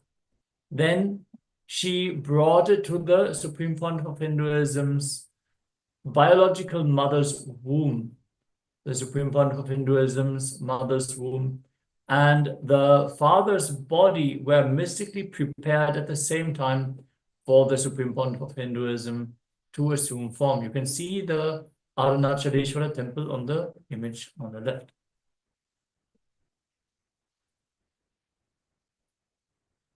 Yes, and now the SPH is the Swarupa, which is the embodied form of Paramashiva. Actually, in 16th of October 2016, Sri Shantivir Mahaswami Ji, who is the head of Kolada Math, the oldest recorded math in Karnataka. Yes, this is the oldest recorded math in Karnataka, dating back more than 6,005 years, declared with his authority the following on the 16th October 2016 during the Ujjain Kumbh Mela festival. He says in his own words, whenever humanity falls into suffering and pain, Ishvara, the divine himself, does austerities, tapas, for their upliftment. Ishvara is the embodiment of the divine light. Nithyananda Ji Maharaj is seated as the embodied divine light, spreading world peace and serving the whole of humanity from Bharat, India. Nithyananda Ji is a treasure house of Jnana, the sacred knowledge. Yes. So you can see so many great rishis, the seers, the sages have declared and recognized the happening of the Paramashiva as Nithyananda, as Swamiji, the Supreme Pontiff of Hinduism. So let us have a glimpse into the avataric mission, which is reviving the science of superconscious breakthrough. The Supreme Pontiff of Hinduism, Bhagavan Shri Nithyananda Paramashivoham, is reviving this science through three methodologies. in order to revive the conscious possibility for the world, for all beings, not just human beings as such.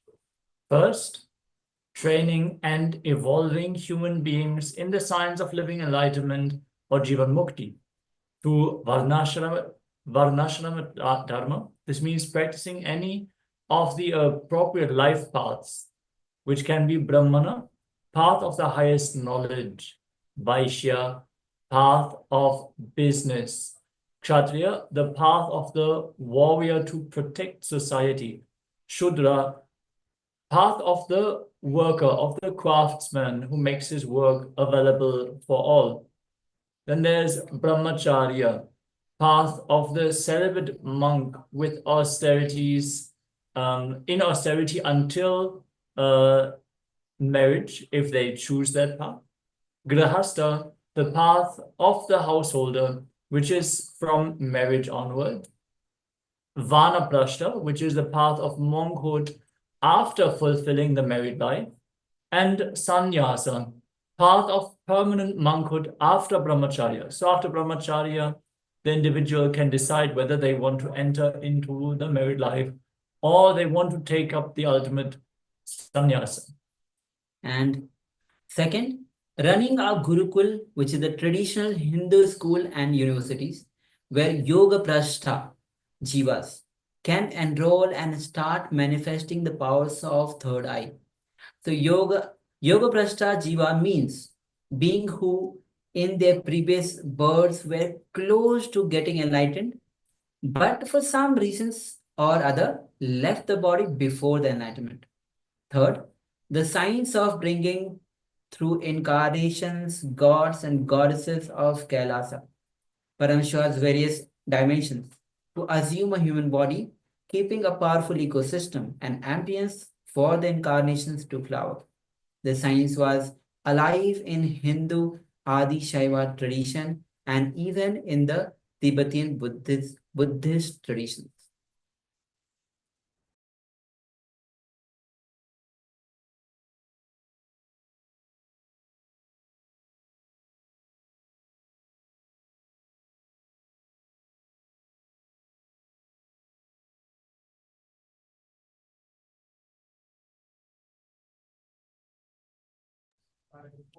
Yes.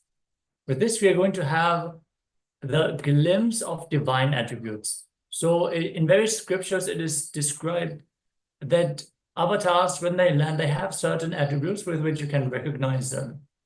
So the first divine attribute to be recognized is spiritual healing. Spiritual healing is realigning the human physiology at the gross molecular and genetic levels, which correspond to the physiology, muscle memory, and biomemory. Non-alignment at any of these levels leads to ill health or disease, which can be reprogrammed by a transfer of bioenergy from the master to the person requiring the healing, affecting changes not only at the physical, but also at the molecular and genetic levels. Design your body consciously and heal yourself and others just by words in Paramashivoham. And the next, the attribute, the divine attribute of the SPH is Akashic records, Akashic readings. So Akashic records are the energy records of all the events, yes, all the events that has ever happened, are happening and will happen in the cosmos.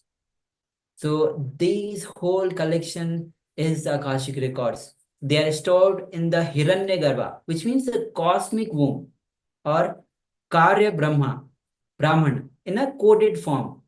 So whenever an avatar requires these codified details of past and future event, it is through the Hiranyagarbha that the speech accesses the Akashic records and reveals it to the people as the ultimate guidance for their life. The next attribute is Vijnana Akarshana, which means true knowledge, intuition, and right cognition. These are the specific attributes needed for a being to become enlightened. The Supreme Pontiff of Hinduism affects this in his disciples through special processes involving initiation, teaching, and transforming the disciple to live in a state of completion, which decreases the number of normal thoughts and increases clarity and energy. Yes. And the next attribute, the divine attribute, is Paramashiva Akarshana. So in Shaiva Agama, the authoritative scripture revealed directly by Lord Paramashiva declares that we are all nothing but Paramashiva himself. Hence the mantra, Shivoham, Paramashiva I am, or Nithyanandoham, eternal bliss I am, are used interchangeably, as the avatar is nothing but Paramashiva himself, as are all of us. Thus, which explains, if you declare you are Paramashiva, not only I don't feel competition, I feel very happy with you. Hey, now I have one more person through which Paramashiva will manifest. I celebrate your existence. When you declare you are Paramashiva or Parashakti, if I am Paramashiva, you are also Paramashiva. That is what is Nyaya. That is what is Nyaya, the logic of enlightenment. If you are God, then how can I be God? That is binary logic. Good news is, life does not go by binary logic. Life goes by multi-dimensional logic, Nyaya. The binary logic is useful in some fields, but only multi-dimensional logic can make you wake up to the real life and can solve many questions about life, can lead you to the next level and the life in reality. The next attribute is Shakti Akarshana, the potential energy of the cosmos, which is in a constant state of emergence, spanda, virtual particles, is called Paramashiva. The instantaneous manifestation, which is in the form of pure energy itself or in the form of matter, is Shakti. The Supreme Pontiff of Hinduism, his physical body is fueled directly by the Kundalini Shakti, which is the expression of the macrocosmic energy in the individual microcosm. He has the capacity to transfer his energy to the disciple until the disciple reaches a state of being able to access his own Kundalini Shakti through quantum entanglement with the avatar. And the next divine attribute is of Ardhanarishwara. Understand, an avatar is a physical manifestation of the metaphysical union of Paramashiva and Paramashiva Shakti. He exists in the state of pure consciousness, Paramashiva, even as he manifests as embodied form, Shakti.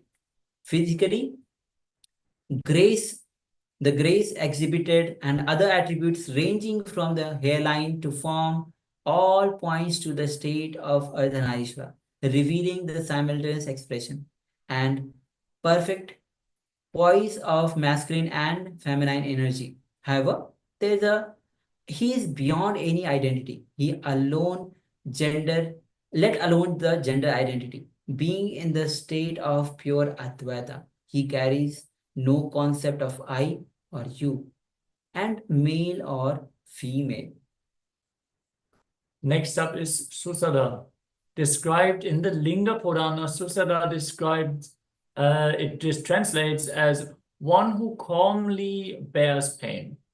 This attribute applies not only to the avatar, but also to his disciples, who would have a similar capacity to calmly bear pain. A striking example of the Supreme Pontiff of Hinduism being beyond pain was revealed on the 14th of June 2011, when the Supreme Pontiff of Hinduism sustained a type 1 open fracture, a compound fracture of both bones of his right forearm, radius and ulna, with a smile on his face, and even requested doctors to perform the surgery without administering anesthesia. Yes.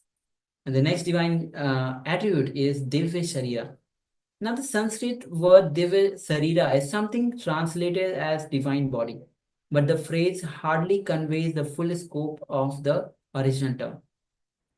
The seemingly physical form assumed by the avatar when he descends to the human frequency is called a Divya Sharira.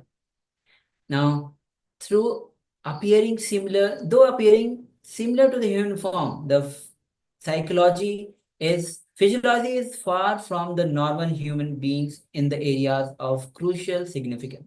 Moreover, there is an intense sensitivity to smell, sound, and touch. Physicians who examined the SPH has repeatedly noticed the increased sensitivity to touch, which in normal human beings also mean a high level of sensitivity to pain, as both are similar neutral phenomena. But in the case of the SPH, the heightened touch sensitivity is simultaneously associated with the absence of the cognition of pain. Yeah, and then we have Surabhi. Surabhi is a simple and divine attribute of the avatar's Divya Sharira, the maintenance of the human form in a pure state, allowing a fragrant smell to emanate from the body. Yes, to understand the significance of the avatar in your life, the experience which you carry about that I exist should function through all the body parts and connect with reality. Understand, what you think as you, the individual self, should function through all trillions of cells and relate with the reality. That is the exact definition of awakening. So only a person whose trillions of cells are awakened can be established in Satya, the truth. So without a master, you can go on creating, you can go on achieving, but awakening all the trillions of cells is easiest only with the master. Yes, and there have been various different studies, brain studies, and other kinds of studies performed on the Supreme Pontiff of Hinduism and his disciples, starting with imaging brain activity. In the summer of 2004, a team of scientists led by Dr. Murali Krishna, who is an MD, president of the Integris Institute,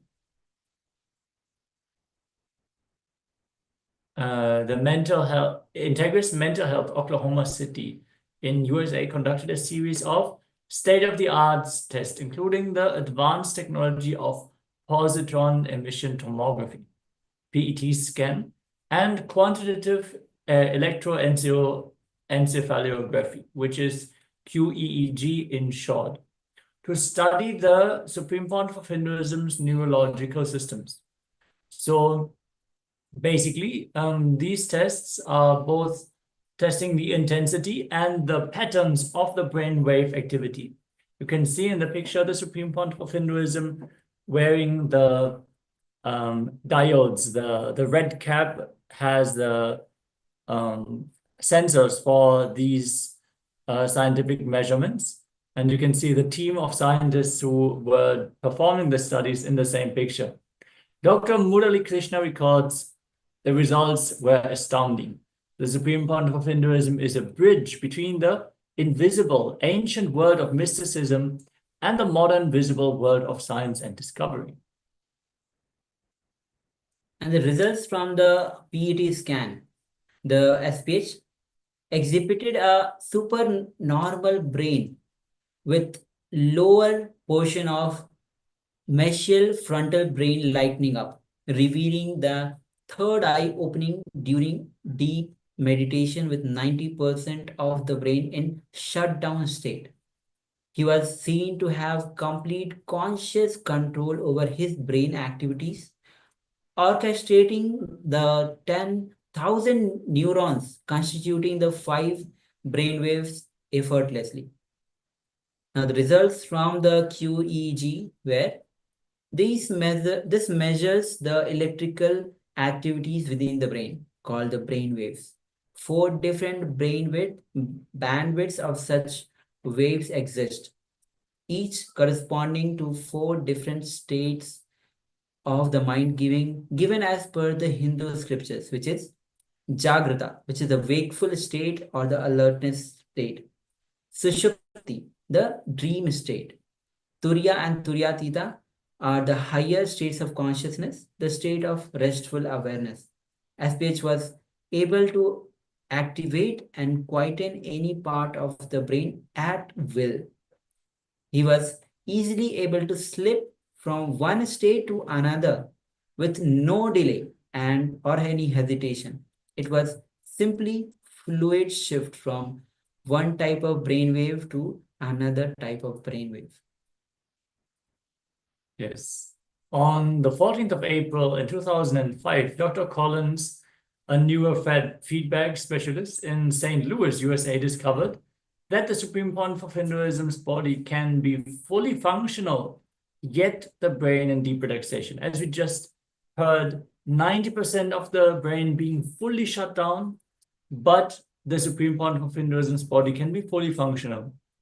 So the results showed that the brain activity was at 20% of that of normal people at that time.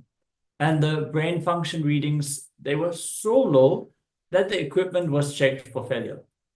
And Dr. Collins said, the world will not believe this. During healing, the patient's brain was changing thousands of neurons each second. So the way the very connections in the brain are stored, they are being changed during the healing process. And the heart rate variability between the SPH and a volunteer subject were simultaneously recorded while the subject received healing from the SPH. This was on 29th of April 2005. It was concluded that the subject's heart rhythms entrained to those of the SPH during the healing session. According to the SPH, healing up happens through the very process of quantum energy entanglement. Yes, so understand, these are the results of the brainwave scanning when it was done on the SPH. So these revelations, yes. Yes, with this, we have covered the science of descent of the avatar, and we're going to get ready to move to the next segment, which is going to be on the introduction to Kalpataru. Yes, Kalpataru. Kalpataru itself means Kalpa. Taru means the tree. Kalpa is the wish, means the wish fulfilling tree. So it means that you are a wish fulfilling tree, and Swamiji himself is a wish fulfilling tree. Kalpataru, he is a living manifestation of the Kalpataru. Not only he is a Kalpataru, he actually blesses, gives the boon for others to make their reality in their life in successfully. And he has been giving the blessings for so many people to become a Kalpataru, to manifest. So with this initiation, you will not only be empowered to manifest your reality, you will be a catalyst for others to also manifest their reality. So this is the powerful science, and we request everyone to take this time today and sincerely decide what you want to manifest, as Swamiji is going to guide us through the science. So let us explore it, let us experiment with it, and let us experience it ourselves. Let us manifest something that we want to manifest. Let us pick something which is meaningful, something which we sincerely feel we want to manifest. Now that we have this opportunity, don't just jump and say, okay, $10 million, give me $10 million. No, let us look in and see, what do we really want from life? If we focus on this, then $10 million also will not be a problem to manifest at all. Just let us be sincere and listen to this science. Let us be in the space of trust with Swamiji. Let's enter into this segment.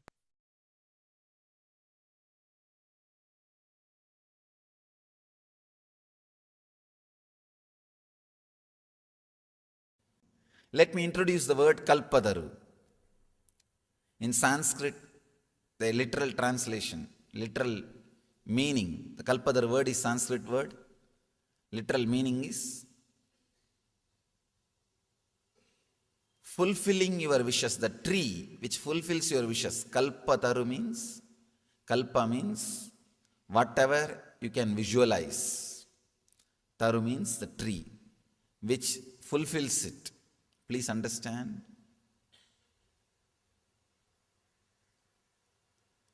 Fulfilling does not mean giving. There is a subtle difference. Many times, giving does not gives you fulfillment. If your desire is given, what you asked is given, the fulfillment doesn't happen. What for you asked, if that is provided, only then fulfillment happens. There is a subtle difference between what you ask and what for you ask. Many times, we achieve what we ask, but what for we ask is never achieved. I have seen people going through the depression of success. They achieve what they want: house, car, bank balance, relationship. They achieve all that. But what for they want to achieve, that they are not able to achieve. Whenever you wish for something, you always have a feeling, if I achieve this, I'll be settled. If I achieve this, I'll be settled. But after achieving that object, suddenly you realize you are not settled. You are not fulfilled. That's what I call depression of success. I've seen so many people, before achieving something, they think if I achieve that, I'll be completely fulfilled and settled. But after achieving, they are in opposite mood. Kalpadaru means which can fulfill your visualizations. Sometimes it may give what you want. Sometimes it may take you beyond what you want. Fulfillment. In each one of us, that energy, the fulfillment is there. These are all, please understand, I am not repeating the same old things which you heard or read in books. When I am saying, I am responsible for it. But now, when I say, this fulfillment is inside you, I am responsible for my words. You can ask me. I am responsible for what I am talking. So please understand, I am not repeating from any book. I am not repeating from any theory. Whatever you listen from me, I am responsible for it.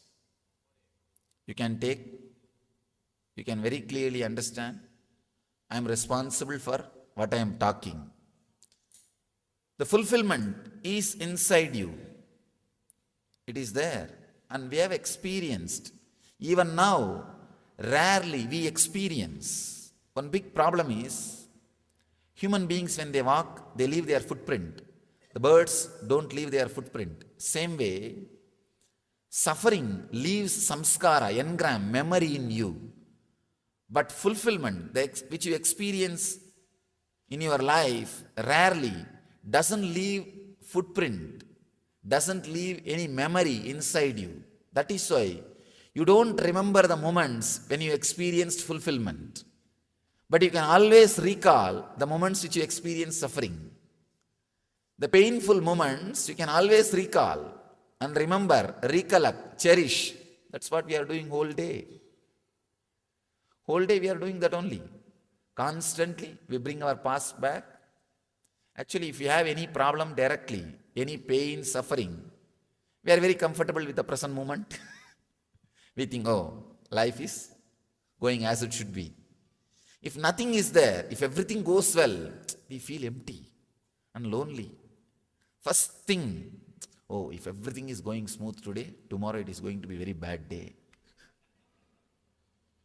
That's our mind. Then, even if that is not satisfying, we bring all the old memories. See what happened to me a few days before. That shouldn't have happened. This shouldn't have happened. We cherish. In a way, we are habituated to cherish suffering. We are habituated to cherish pains. We are trained, we are enjoying. If they are not there, we are missing something. We feel lonely. They become our company. Fulfillment does not leave imprint, does not leave engram in us. It is a gap. First truth, whatever you may seek, you are behind fulfillment, directly or indirectly. Second thing, this is an important truth. Through objects, the fulfillment is never achieved. This is the second truth. All of you know. I don't need to give any explanation or any examples. All your lives are living examples for this truth. Just through objects, fulfillment is never achieved. If just through objects fulfillment is achieved, then in the whole world at least few should have achieved. There are so many people who achieved the status through money. Whatever can be bought, they have. They can have. Either they have or they can have. Through money, whatever can be achieved, either they have or they can have. At least that kind of people should have achieved fulfillment. It's not there. Means just through objects, fulfillment is not achieved. That is, you are a living example for that truth. Almost everyone is living example for that truth. I want to share my experience, the third truth. When you travel towards fulfillment directly, when you seek fulfillment directly, please understand, it may look little illogical, but I am sharing the straight truth, my experience with you. When you seek the fulfillment directly, suddenly the energy which is overflowing in you, all the objects which you are seeking starts traveling towards you. That is what I say. That's why I say bliss attracts fortune. The tremendous energy overflowing in you, suddenly all the objects towards which you are traveling starts traveling towards you. You start attracting different energy towards your life. See, usually if you are depressed, if you are filled with sympathy, self-pity, suddenly you will see you will be attracting the people who are abusing you, who are disturbing you, disrespecting you.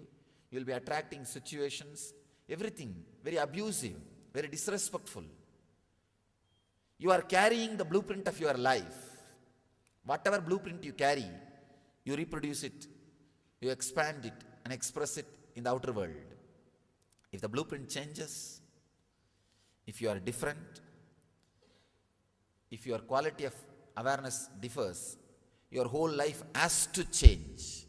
Anyhow, today we'll internalize these truths experientially by meditating. Seeking completely changes your consciousness. When you start seeking, yoga and kshema happens to you. In Gita, Krishna says, yoga kshemam vahamyaham. That is what he means. When the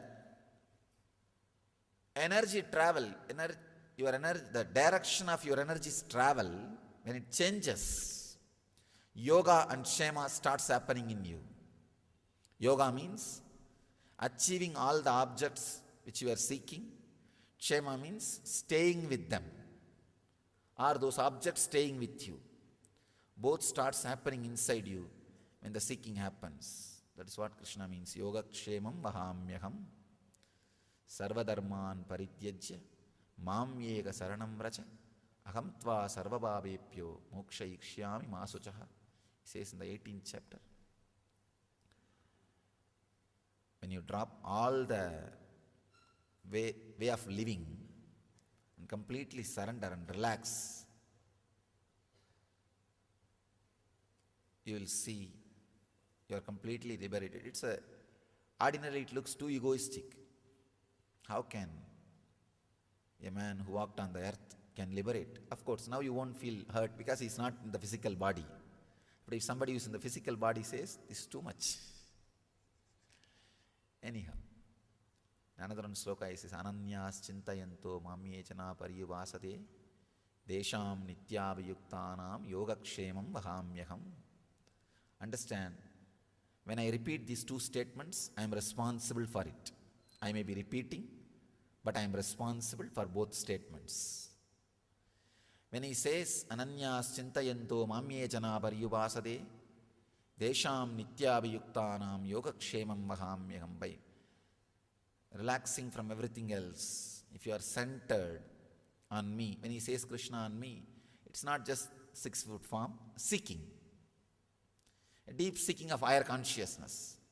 When you turn towards higher consciousness, the seeking, Yogakshemam Vahamyaham, he says, your needs, fulfillment is taken care by me. Please understand, it's truth. I have seen this truth not only in my life, thousands and thousands of my devotees and disciples' life who are seekers. When they turn towards seeking, the whole energy of the life becomes different. So these are the few truths I wanted you to remember. First thing, whatever you are seeking in your life, if you think wealth or love or relationship or anything you may seek, you are seeking fulfillment. Maybe indirectly, but you are seeking fulfillment. Second thing, through objects, fulfillment is not achieved. Third thing, when you seek the fulfillment directly, objects run behind you. World and the objects are just like the shadow. If you are running behind, you will never be able to catch it. If you are taking care of your responsibility, it will be there running behind you. So change the direction, you will see world is behind you. Just understand and internalize these few truths. You don't have to wait. Usually, people don't start connecting. They wait to be intellectually tortured. Now that is what is the right word. Going on, giving arguments, logic. This is nothing but intellectual torture. I request you, please don't wait to be intellectually tortured. I am straight away sharing the experiences and techniques and experience it. Experience doesn't need intellectually, to experience the truth, you don't need to be intellectually tortured. But we are not convinced, we don't want to settle down, we don't want to relax, we don't want to connect. Then nothing else can be done. I have to go on using all. Constantly we bring our past back. Actually, if you have any problem directly, any pain, suffering, we are very comfortable with the present moment. We think, oh, life is going as it should be. If nothing is there, if everything goes well, we feel empty and lonely. First thing, oh, if everything is going smooth today, tomorrow it is going to be a very bad day. That's our mind. Then, even if that is not satisfying, we bring all the old memories. See what happened to me a few days before. That shouldn't have happened. This shouldn't have happened. We cherish. In a way, we are habituated to cherish suffering. We are habituated to cherish pains. We are trained. We are enjoying. If they are not there, we are missing something. We feel lonely. They become our company. Fulfillment does not leave imprint, does not leave engram in us. It is a gap. First truth, whatever you may seek, you are behind fulfillment, directly or indirectly. Second thing, this is an important truth. Through objects, the fulfillment is never achieved. This is the second truth. All of you know. I don't need to give any explanation or any examples. All your lives are living examples for this truth. just through objects, fulfillment is never achieved. If just through objects fulfillment is achieved, then in the whole world at least few should have achieved. There are so many people who achieved the status through money, whatever can be bought, they have. They can have. Either they have or they can have. Through money, whatever can be achieved, either they have or they can have. At least that kind of people should have achieved fulfillment. It's not there. Means, just through objects, fulfillment is not achieved. That is, you are a living example for that truth. Almost everyone is living example for that truth. I want to share my experience, the third truth. When you travel towards fulfillment directly, when you seek fulfillment directly, please understand, it may look little illogical, but I am sharing the straight truth, my experience with you.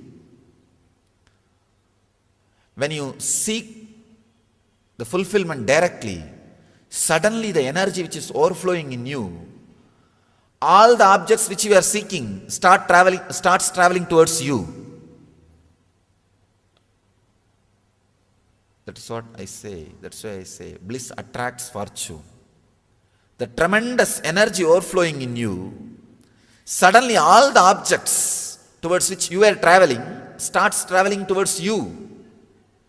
You start attracting different energy towards your life. See, usually if you are depressed, if you are filled with sympathy, self-pity, suddenly you will see you will be attracting the people who are abusing you, who are disturbing you, disrespecting you. You will be attracting situations, everything very abusive, very disrespectful. You are carrying the blueprint of your life. Whatever blueprint you carry, you reproduce it, you expand it and express it in the outer world. If the blueprint changes, if you are different, if your quality of awareness differs, your whole life has to change. Anyhow, today we'll internalize these truths experientially by meditating. Seeking completely changes your consciousness. When you start seeking, yoga and kshema happens to you. In Gita, Krishna says, yoga kshemam vahamyaham. That is what he means. When the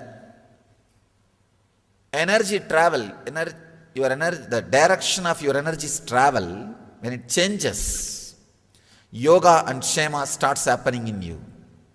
Yoga means achieving all the objects which you are seeking. Kshema means staying with them, or those objects staying with you. Both starts happening inside you when the seeking happens. That is what Krishna means. Yoga kshemam vahamyaham sarvadharman parityajya mam yega saranam vraja aham tva sarvabhavepyo moksha ikshyami masuchaha. He says in the 18th chapter. When you drop all the way of living and completely surrender and relax, you will see you are completely liberated. Ordinarily it looks too egoistic. How can a man who walked on the earth can liberate? Of course, now you won't feel hurt because he's not in the physical body. But if somebody who's in the physical body says, this is too much. Anyhow, another one sloka is Ananyas chintayanto mamyechana pariyuvasate desham nityavayuktanam yogakshemam vahamyaham. Understand, when I repeat these two statements, I am responsible for it. I may be repeating, but I am responsible for both statements. When he says Ananyas chintayanto mamyechana pariyuvasate desham nityavayuktanam yogakshemam vahamyaham, by relaxing from everything else, if you are centered on me, when he says Krishna on me, it's not just 6-foot form, seeking. A deep seeking of higher consciousness. When you turn towards higher consciousness, the seeking, Yogakshemam vahamyaham. He says, your needs, fulfillment is taken care by me. Please understand, it's truth. I have seen this truth not only in my life, thousands and thousands of my devotees and disciples' life who are seekers. When they turn towards seeking, the whole energy of the life becomes different. So these are the few truths I wanted you to remember. First thing, whatever you are seeking in your life, if you think wealth or love or relationship or anything you may seek, you are seeking fulfillment. Maybe indirectly, but you are seeking fulfillment. Second thing, through objects, fulfillment is not achieved. Third thing, when you seek the fulfillment directly, objects run behind you. World and the objects are just like the shadow. If you are running behind, you will never be able to catch it. If you are taking care of your responsibility, it will be there running behind you. So change the direction, you will see world is behind you. Just understand and internalize these few truths. You don't have to wait. Usually, people don't start connecting. They wait to be intellectually tortured. Now that is what is the right word. Going on, giving arguments, logic. This is nothing but intellectual torture. I request you, please don't wait to be intellectually tortured. I am straight away sharing the experiences and techniques and experience it. Experience doesn't need intellectually to experience the truth. You don't need to be intellectually tortured. But we are not convinced. We don't want to settle down. We don't want to relax. We don't want to connect. Then nothing else can be done. I have to go on using all kinds of words. This one day, we don't have time to use too many words. I'll straight away present simple truths. Internalize it and start meditating. Start experiencing. Let me introduce the word Kalpadaru. In Sanskrit, the literal translation, literal meaning, the Kalpadaru word is Sanskrit word. Literal meaning is fulfilling your wishes, the tree which fulfills your wishes. Kalpataru means, kalpa means whatever you can visualize. Taru means the tree which fulfills it. Please understand. Fulfilling does not mean giving. There is a subtle difference. Many times, giving does not gives you fulfillment. If your desire is given, what you asked is given, the fulfillment doesn't happen. What for you asked, if that is provided, only then fulfillment happens. There is a subtle difference between what you ask and what for you ask. Many times we achieve what we ask, but what for we ask is never achieved.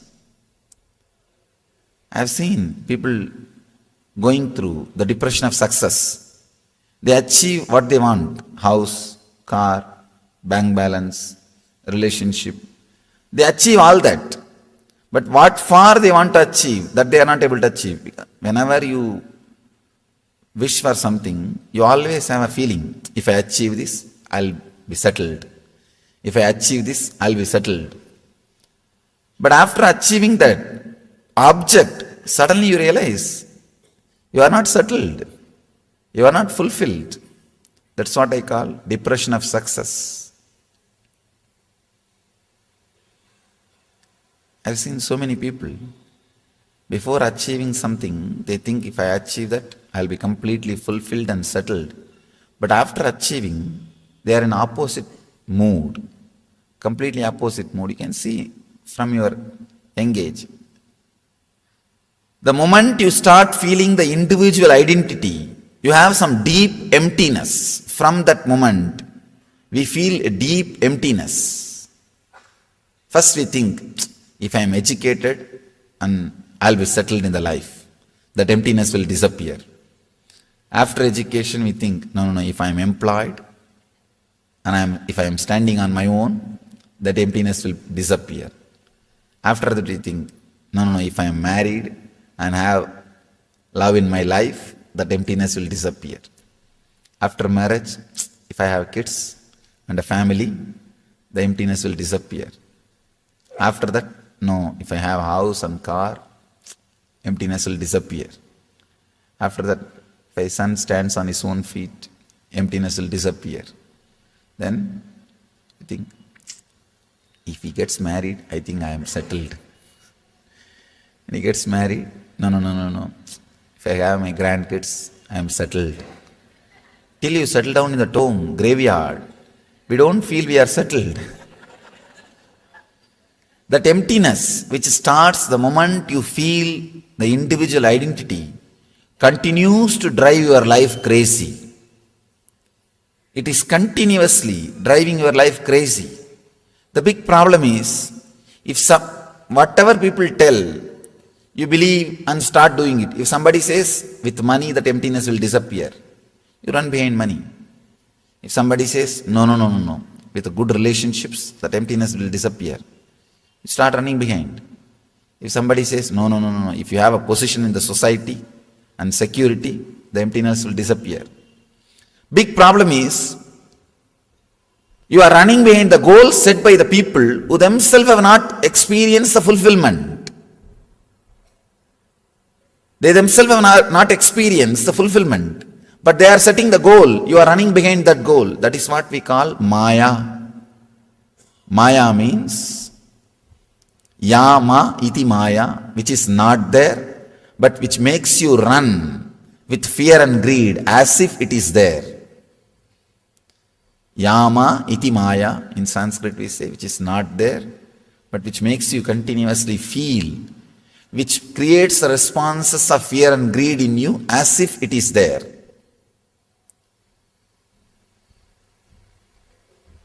We are running behind the goals set by the people who have not experienced fulfillment by themselves. Kalpadaru means which can fulfill your visualizations. Sometimes it may give what you want, sometimes it may take you beyond what you want.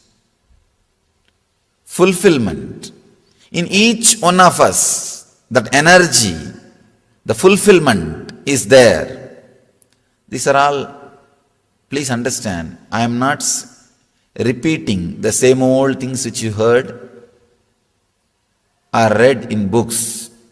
When I am saying, I am responsible for it. Just few days before, in one meeting, somebody asked me about, in Chennai there was a program in MMA, Madras Management Association. They asked me something about Krishna. I said, they asked me that the whole Krishna's life seems to be filled with cunningness and strategy and politics. You want us to imitate that. I told him, first, your understanding about Krishna is wrong. Second thing, even if it is right, I am not responsible for his behavior. And I am not responsible for his words. But now, when I say, this fulfillment is inside you, I am responsible for my words. You can ask me. I am responsible for what I am talking. So please understand, I am not repeating from any book. I am not repeating from any theory. Whatever you listen from me, I am responsible for it. You can very clearly understand, I am responsible for what I am talking. The fulfillment is inside you. It is there. And we have experienced. Even now, rarely we experience. One big problem is, human beings when they walk, they leave their footprint. The birds don't leave their footprint. Same way, suffering leaves samskara, engram, memory in you. But fulfillment, which you experience in your life, rarely doesn't leave footprint, doesn't leave any memory inside you. That is why you don't remember the moments when you experienced fulfillment. But you can always recall the moments which you experienced suffering. The painful moments you can always recall and remember, recollect, cherish. That's what we are doing whole day. Whole day we are doing that only. Constantly we bring our past back. Actually, if you have any problem directly, any pain, suffering, we are very comfortable with the present moment. We think, oh, life is going as it should be. If nothing is there, if everything goes well, we feel empty and lonely. First thing, oh, if everything is going smooth today, tomorrow it is going to be a very bad day. That's our mind. Then, even if that is not satisfying, we bring all the old memories. See what happened to me a few days before. That shouldn't have happened. This shouldn't have happened. We cherish. In a way, we are habituated to cherish suffering. We are habituated to cherish pains. We are trained. We are enjoying. If they are not there, we are missing something. We feel lonely. They become our company. Fulfillment does not leave imprint, does not leave engram in us. It is a gap. See, if your mind is a shaft, it's a continuous chain. Fulfillment is the moment where there is a gap. So that you can't recall the gaps. You can't remember gaps. You can't cherish the gaps. That is why we remember only the pains, sufferings. We are not able to recall, relish, enjoy, cherish the blissful moments, fulfilled moments. But please understand, if there is no fulfillment, fulfilled moments in your life, by now you would have committed suicide. There are moments where you are fulfilled, you are relaxed, you are settled. Only thing, your mind doesn't allow you to remember it, recall it. And another one big problem is, the fulfillment happens in you as an accident. You do not know the science of recreating it. You do not know the science of reproducing it. It happens as an accident. Sometime you are working for this, suddenly something else happens and you feel fulfilled. You don't know why it happened. You don't know the chemistry of fulfillment. All I am trying to share with you in this one day is chemistry of fulfillment. The science of fulfillment, where you can bring this moment of fulfillment again and again at your wish. Whenever you want, bringing that fulfilled feeling to your consciousness and cherishing, relaxing into it. I can say this is the ultimate spiritual truth or spiritual science. Bringing that fulfilled feeling again and again to your inner space and relaxing into it. I want you to know few truths. First thing, whatever you are seeking in your life, whether it is money, name and fame, or position, or power, or love, whatever it may be, you are traveling towards fulfillment. It's a fulfillment you are seeking. Beautifully Chandogya Upanishad says, wife is not loved just because she's a wife. Husband is not respected just because he's husband.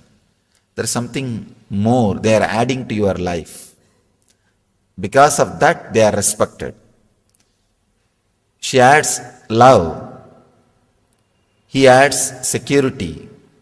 That's the reason they are respected and loved. If that love and respect, love and secure feeling, if that is not added, naturally you don't respect, you don't love that person, the relationship breaks. Money also. Money gives you more freedom, more choices. You can choose between sufferings. With poverty, you don't have choice. Your suffering is restricted. With money, you have more choice of sufferings.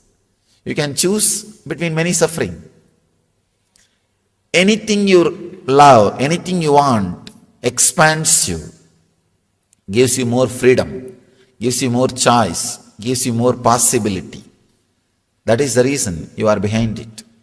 So anything you ask, anything you want, directly, indirectly, it leads you to fulfillment. It leads you to fulfillment. That is the reason you are seeking it. You are working for it. First truth, whatever you may seek, you are behind fulfillment, directly or indirectly. Second thing, this is the important truth. Through objects, the fulfillment is never achieved. This is the second truth. All of you know. I don't need to give any explanation or any examples. All your lives are living examples for this truth. Just through objects, fulfillment is never achieved. If just through objects fulfillment is achieved, then in the whole world at least few should have achieved. There are so many people who achieved the status through money. Whatever can be bought, they have. They can have. Either they have or they can have. Through money, whatever can be achieved, either they have or they can have. At least that kind of people should have achieved fulfillment. It's not there. Means, just through objects, fulfillment is not achieved. That is, you are a living example for that truth.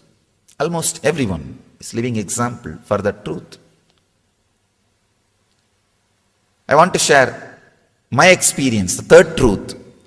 When you travel towards fulfillment directly, when you seek fulfillment directly, please understand, it may look little illogical, but I am sharing the straight truth, my experience with you.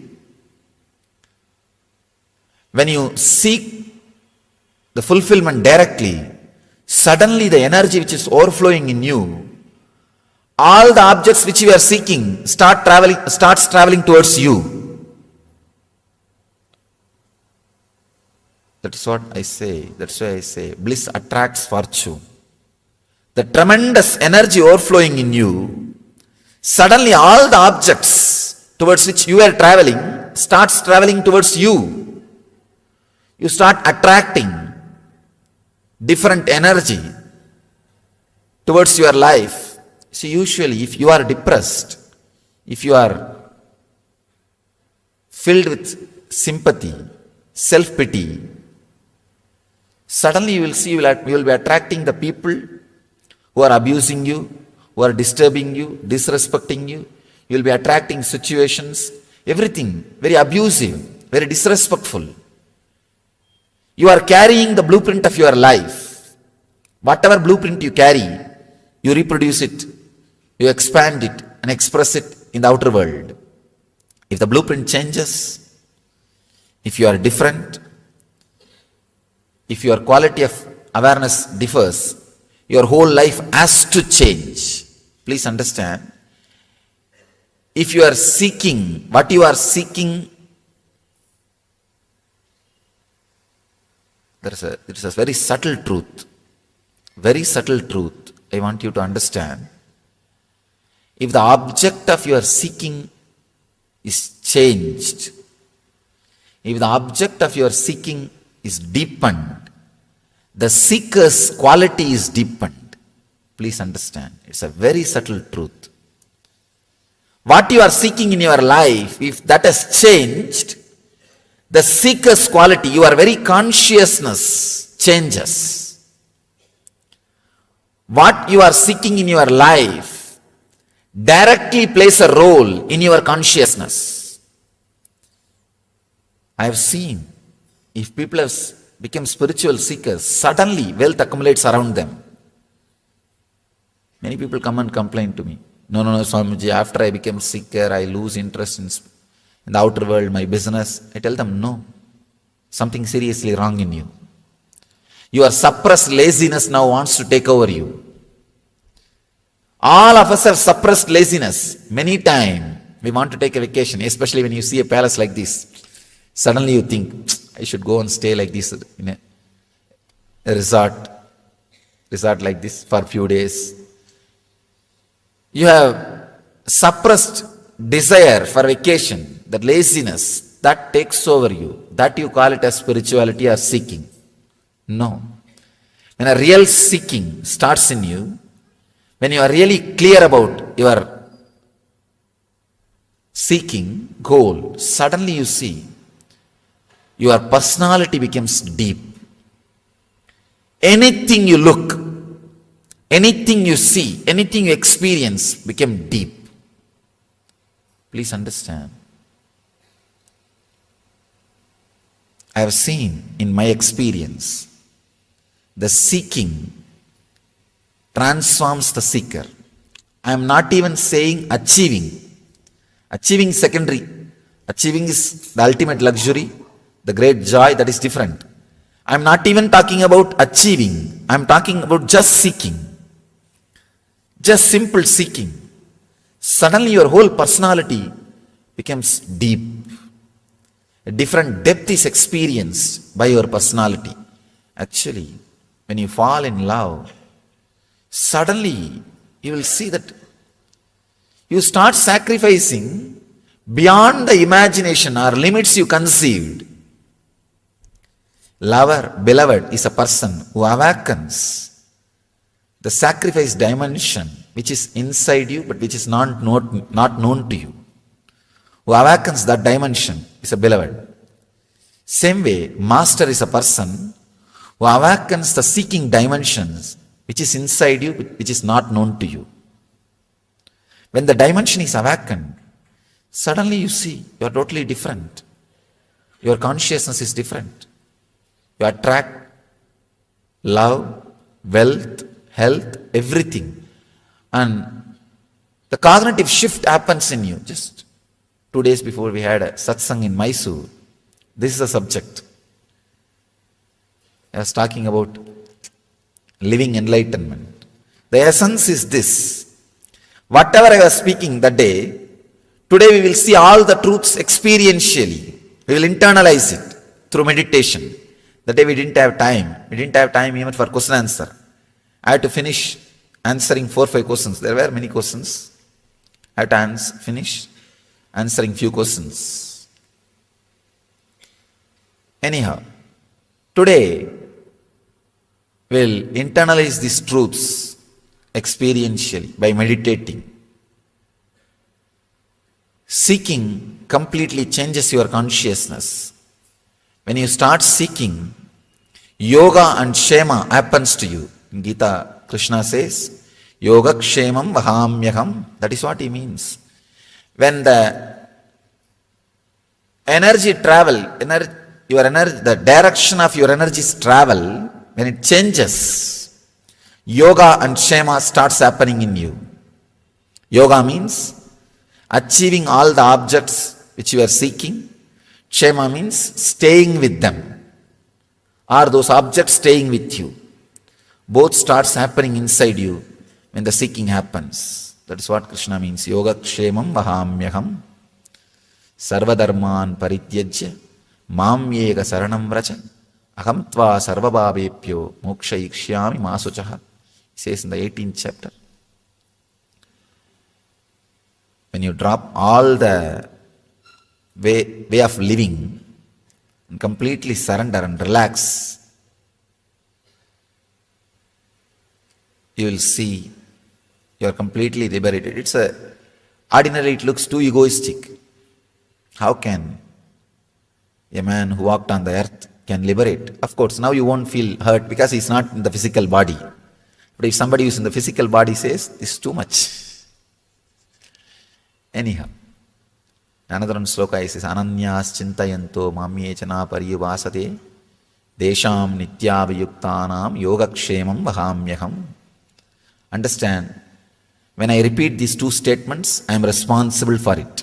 I may be repeating, but I am responsible for both statements.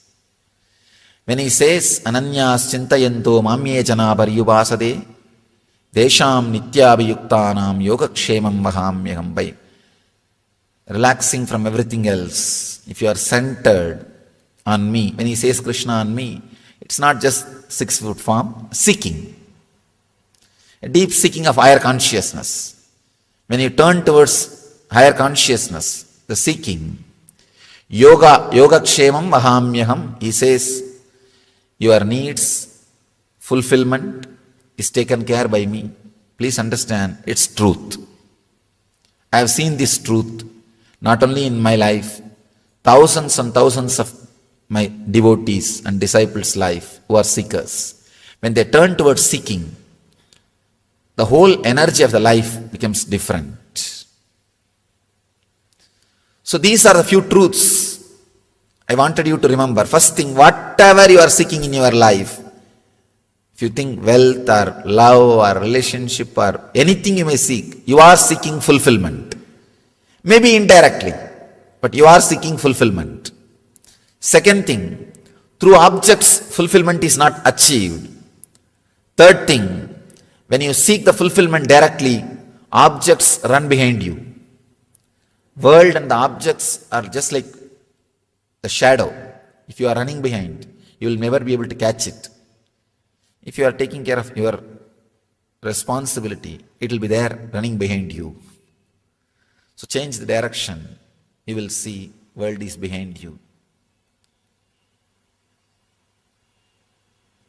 Just understand and internalize these few truths. We'll enter into the meditation technique to internalize these concepts, to awaken the seeking. Please understand, anything you seek, maybe I can give this simple technique, you will really experience and find out what you are seeking for. For example, if you are working now to achieve some desire, why are you working? To achieve something, not just to get your food and stay. Most of you don't have to work just for food and stay. You are working active, still alive for something else. See, when that happens to you, when you achieve that, how your mind is behaving, how your mind is suddenly shifting. Just experience 2-3 times what you want. When you experience what happens inside you, suddenly you will see you are not seeking what you are seeking. You are not seeking what you think you are seeking. If you think you are seeking just relationships or money or some comfort or anything, when you achieve that, just see how you feel. Suddenly you will see. Just 2-3 times, be aware when you experience what you wanted. You will understand what you are really seeking for. All of us, whether you want or not, whether you understand or not, directly or indirectly, seeking a feeling of fulfillment, which you lost when you started feeling individual identity. By the age of 10 or 11, usually the person starts feeling an individual identity. From that time only, you start feeling that unfulfillment. From that moment, we are seeking only that back.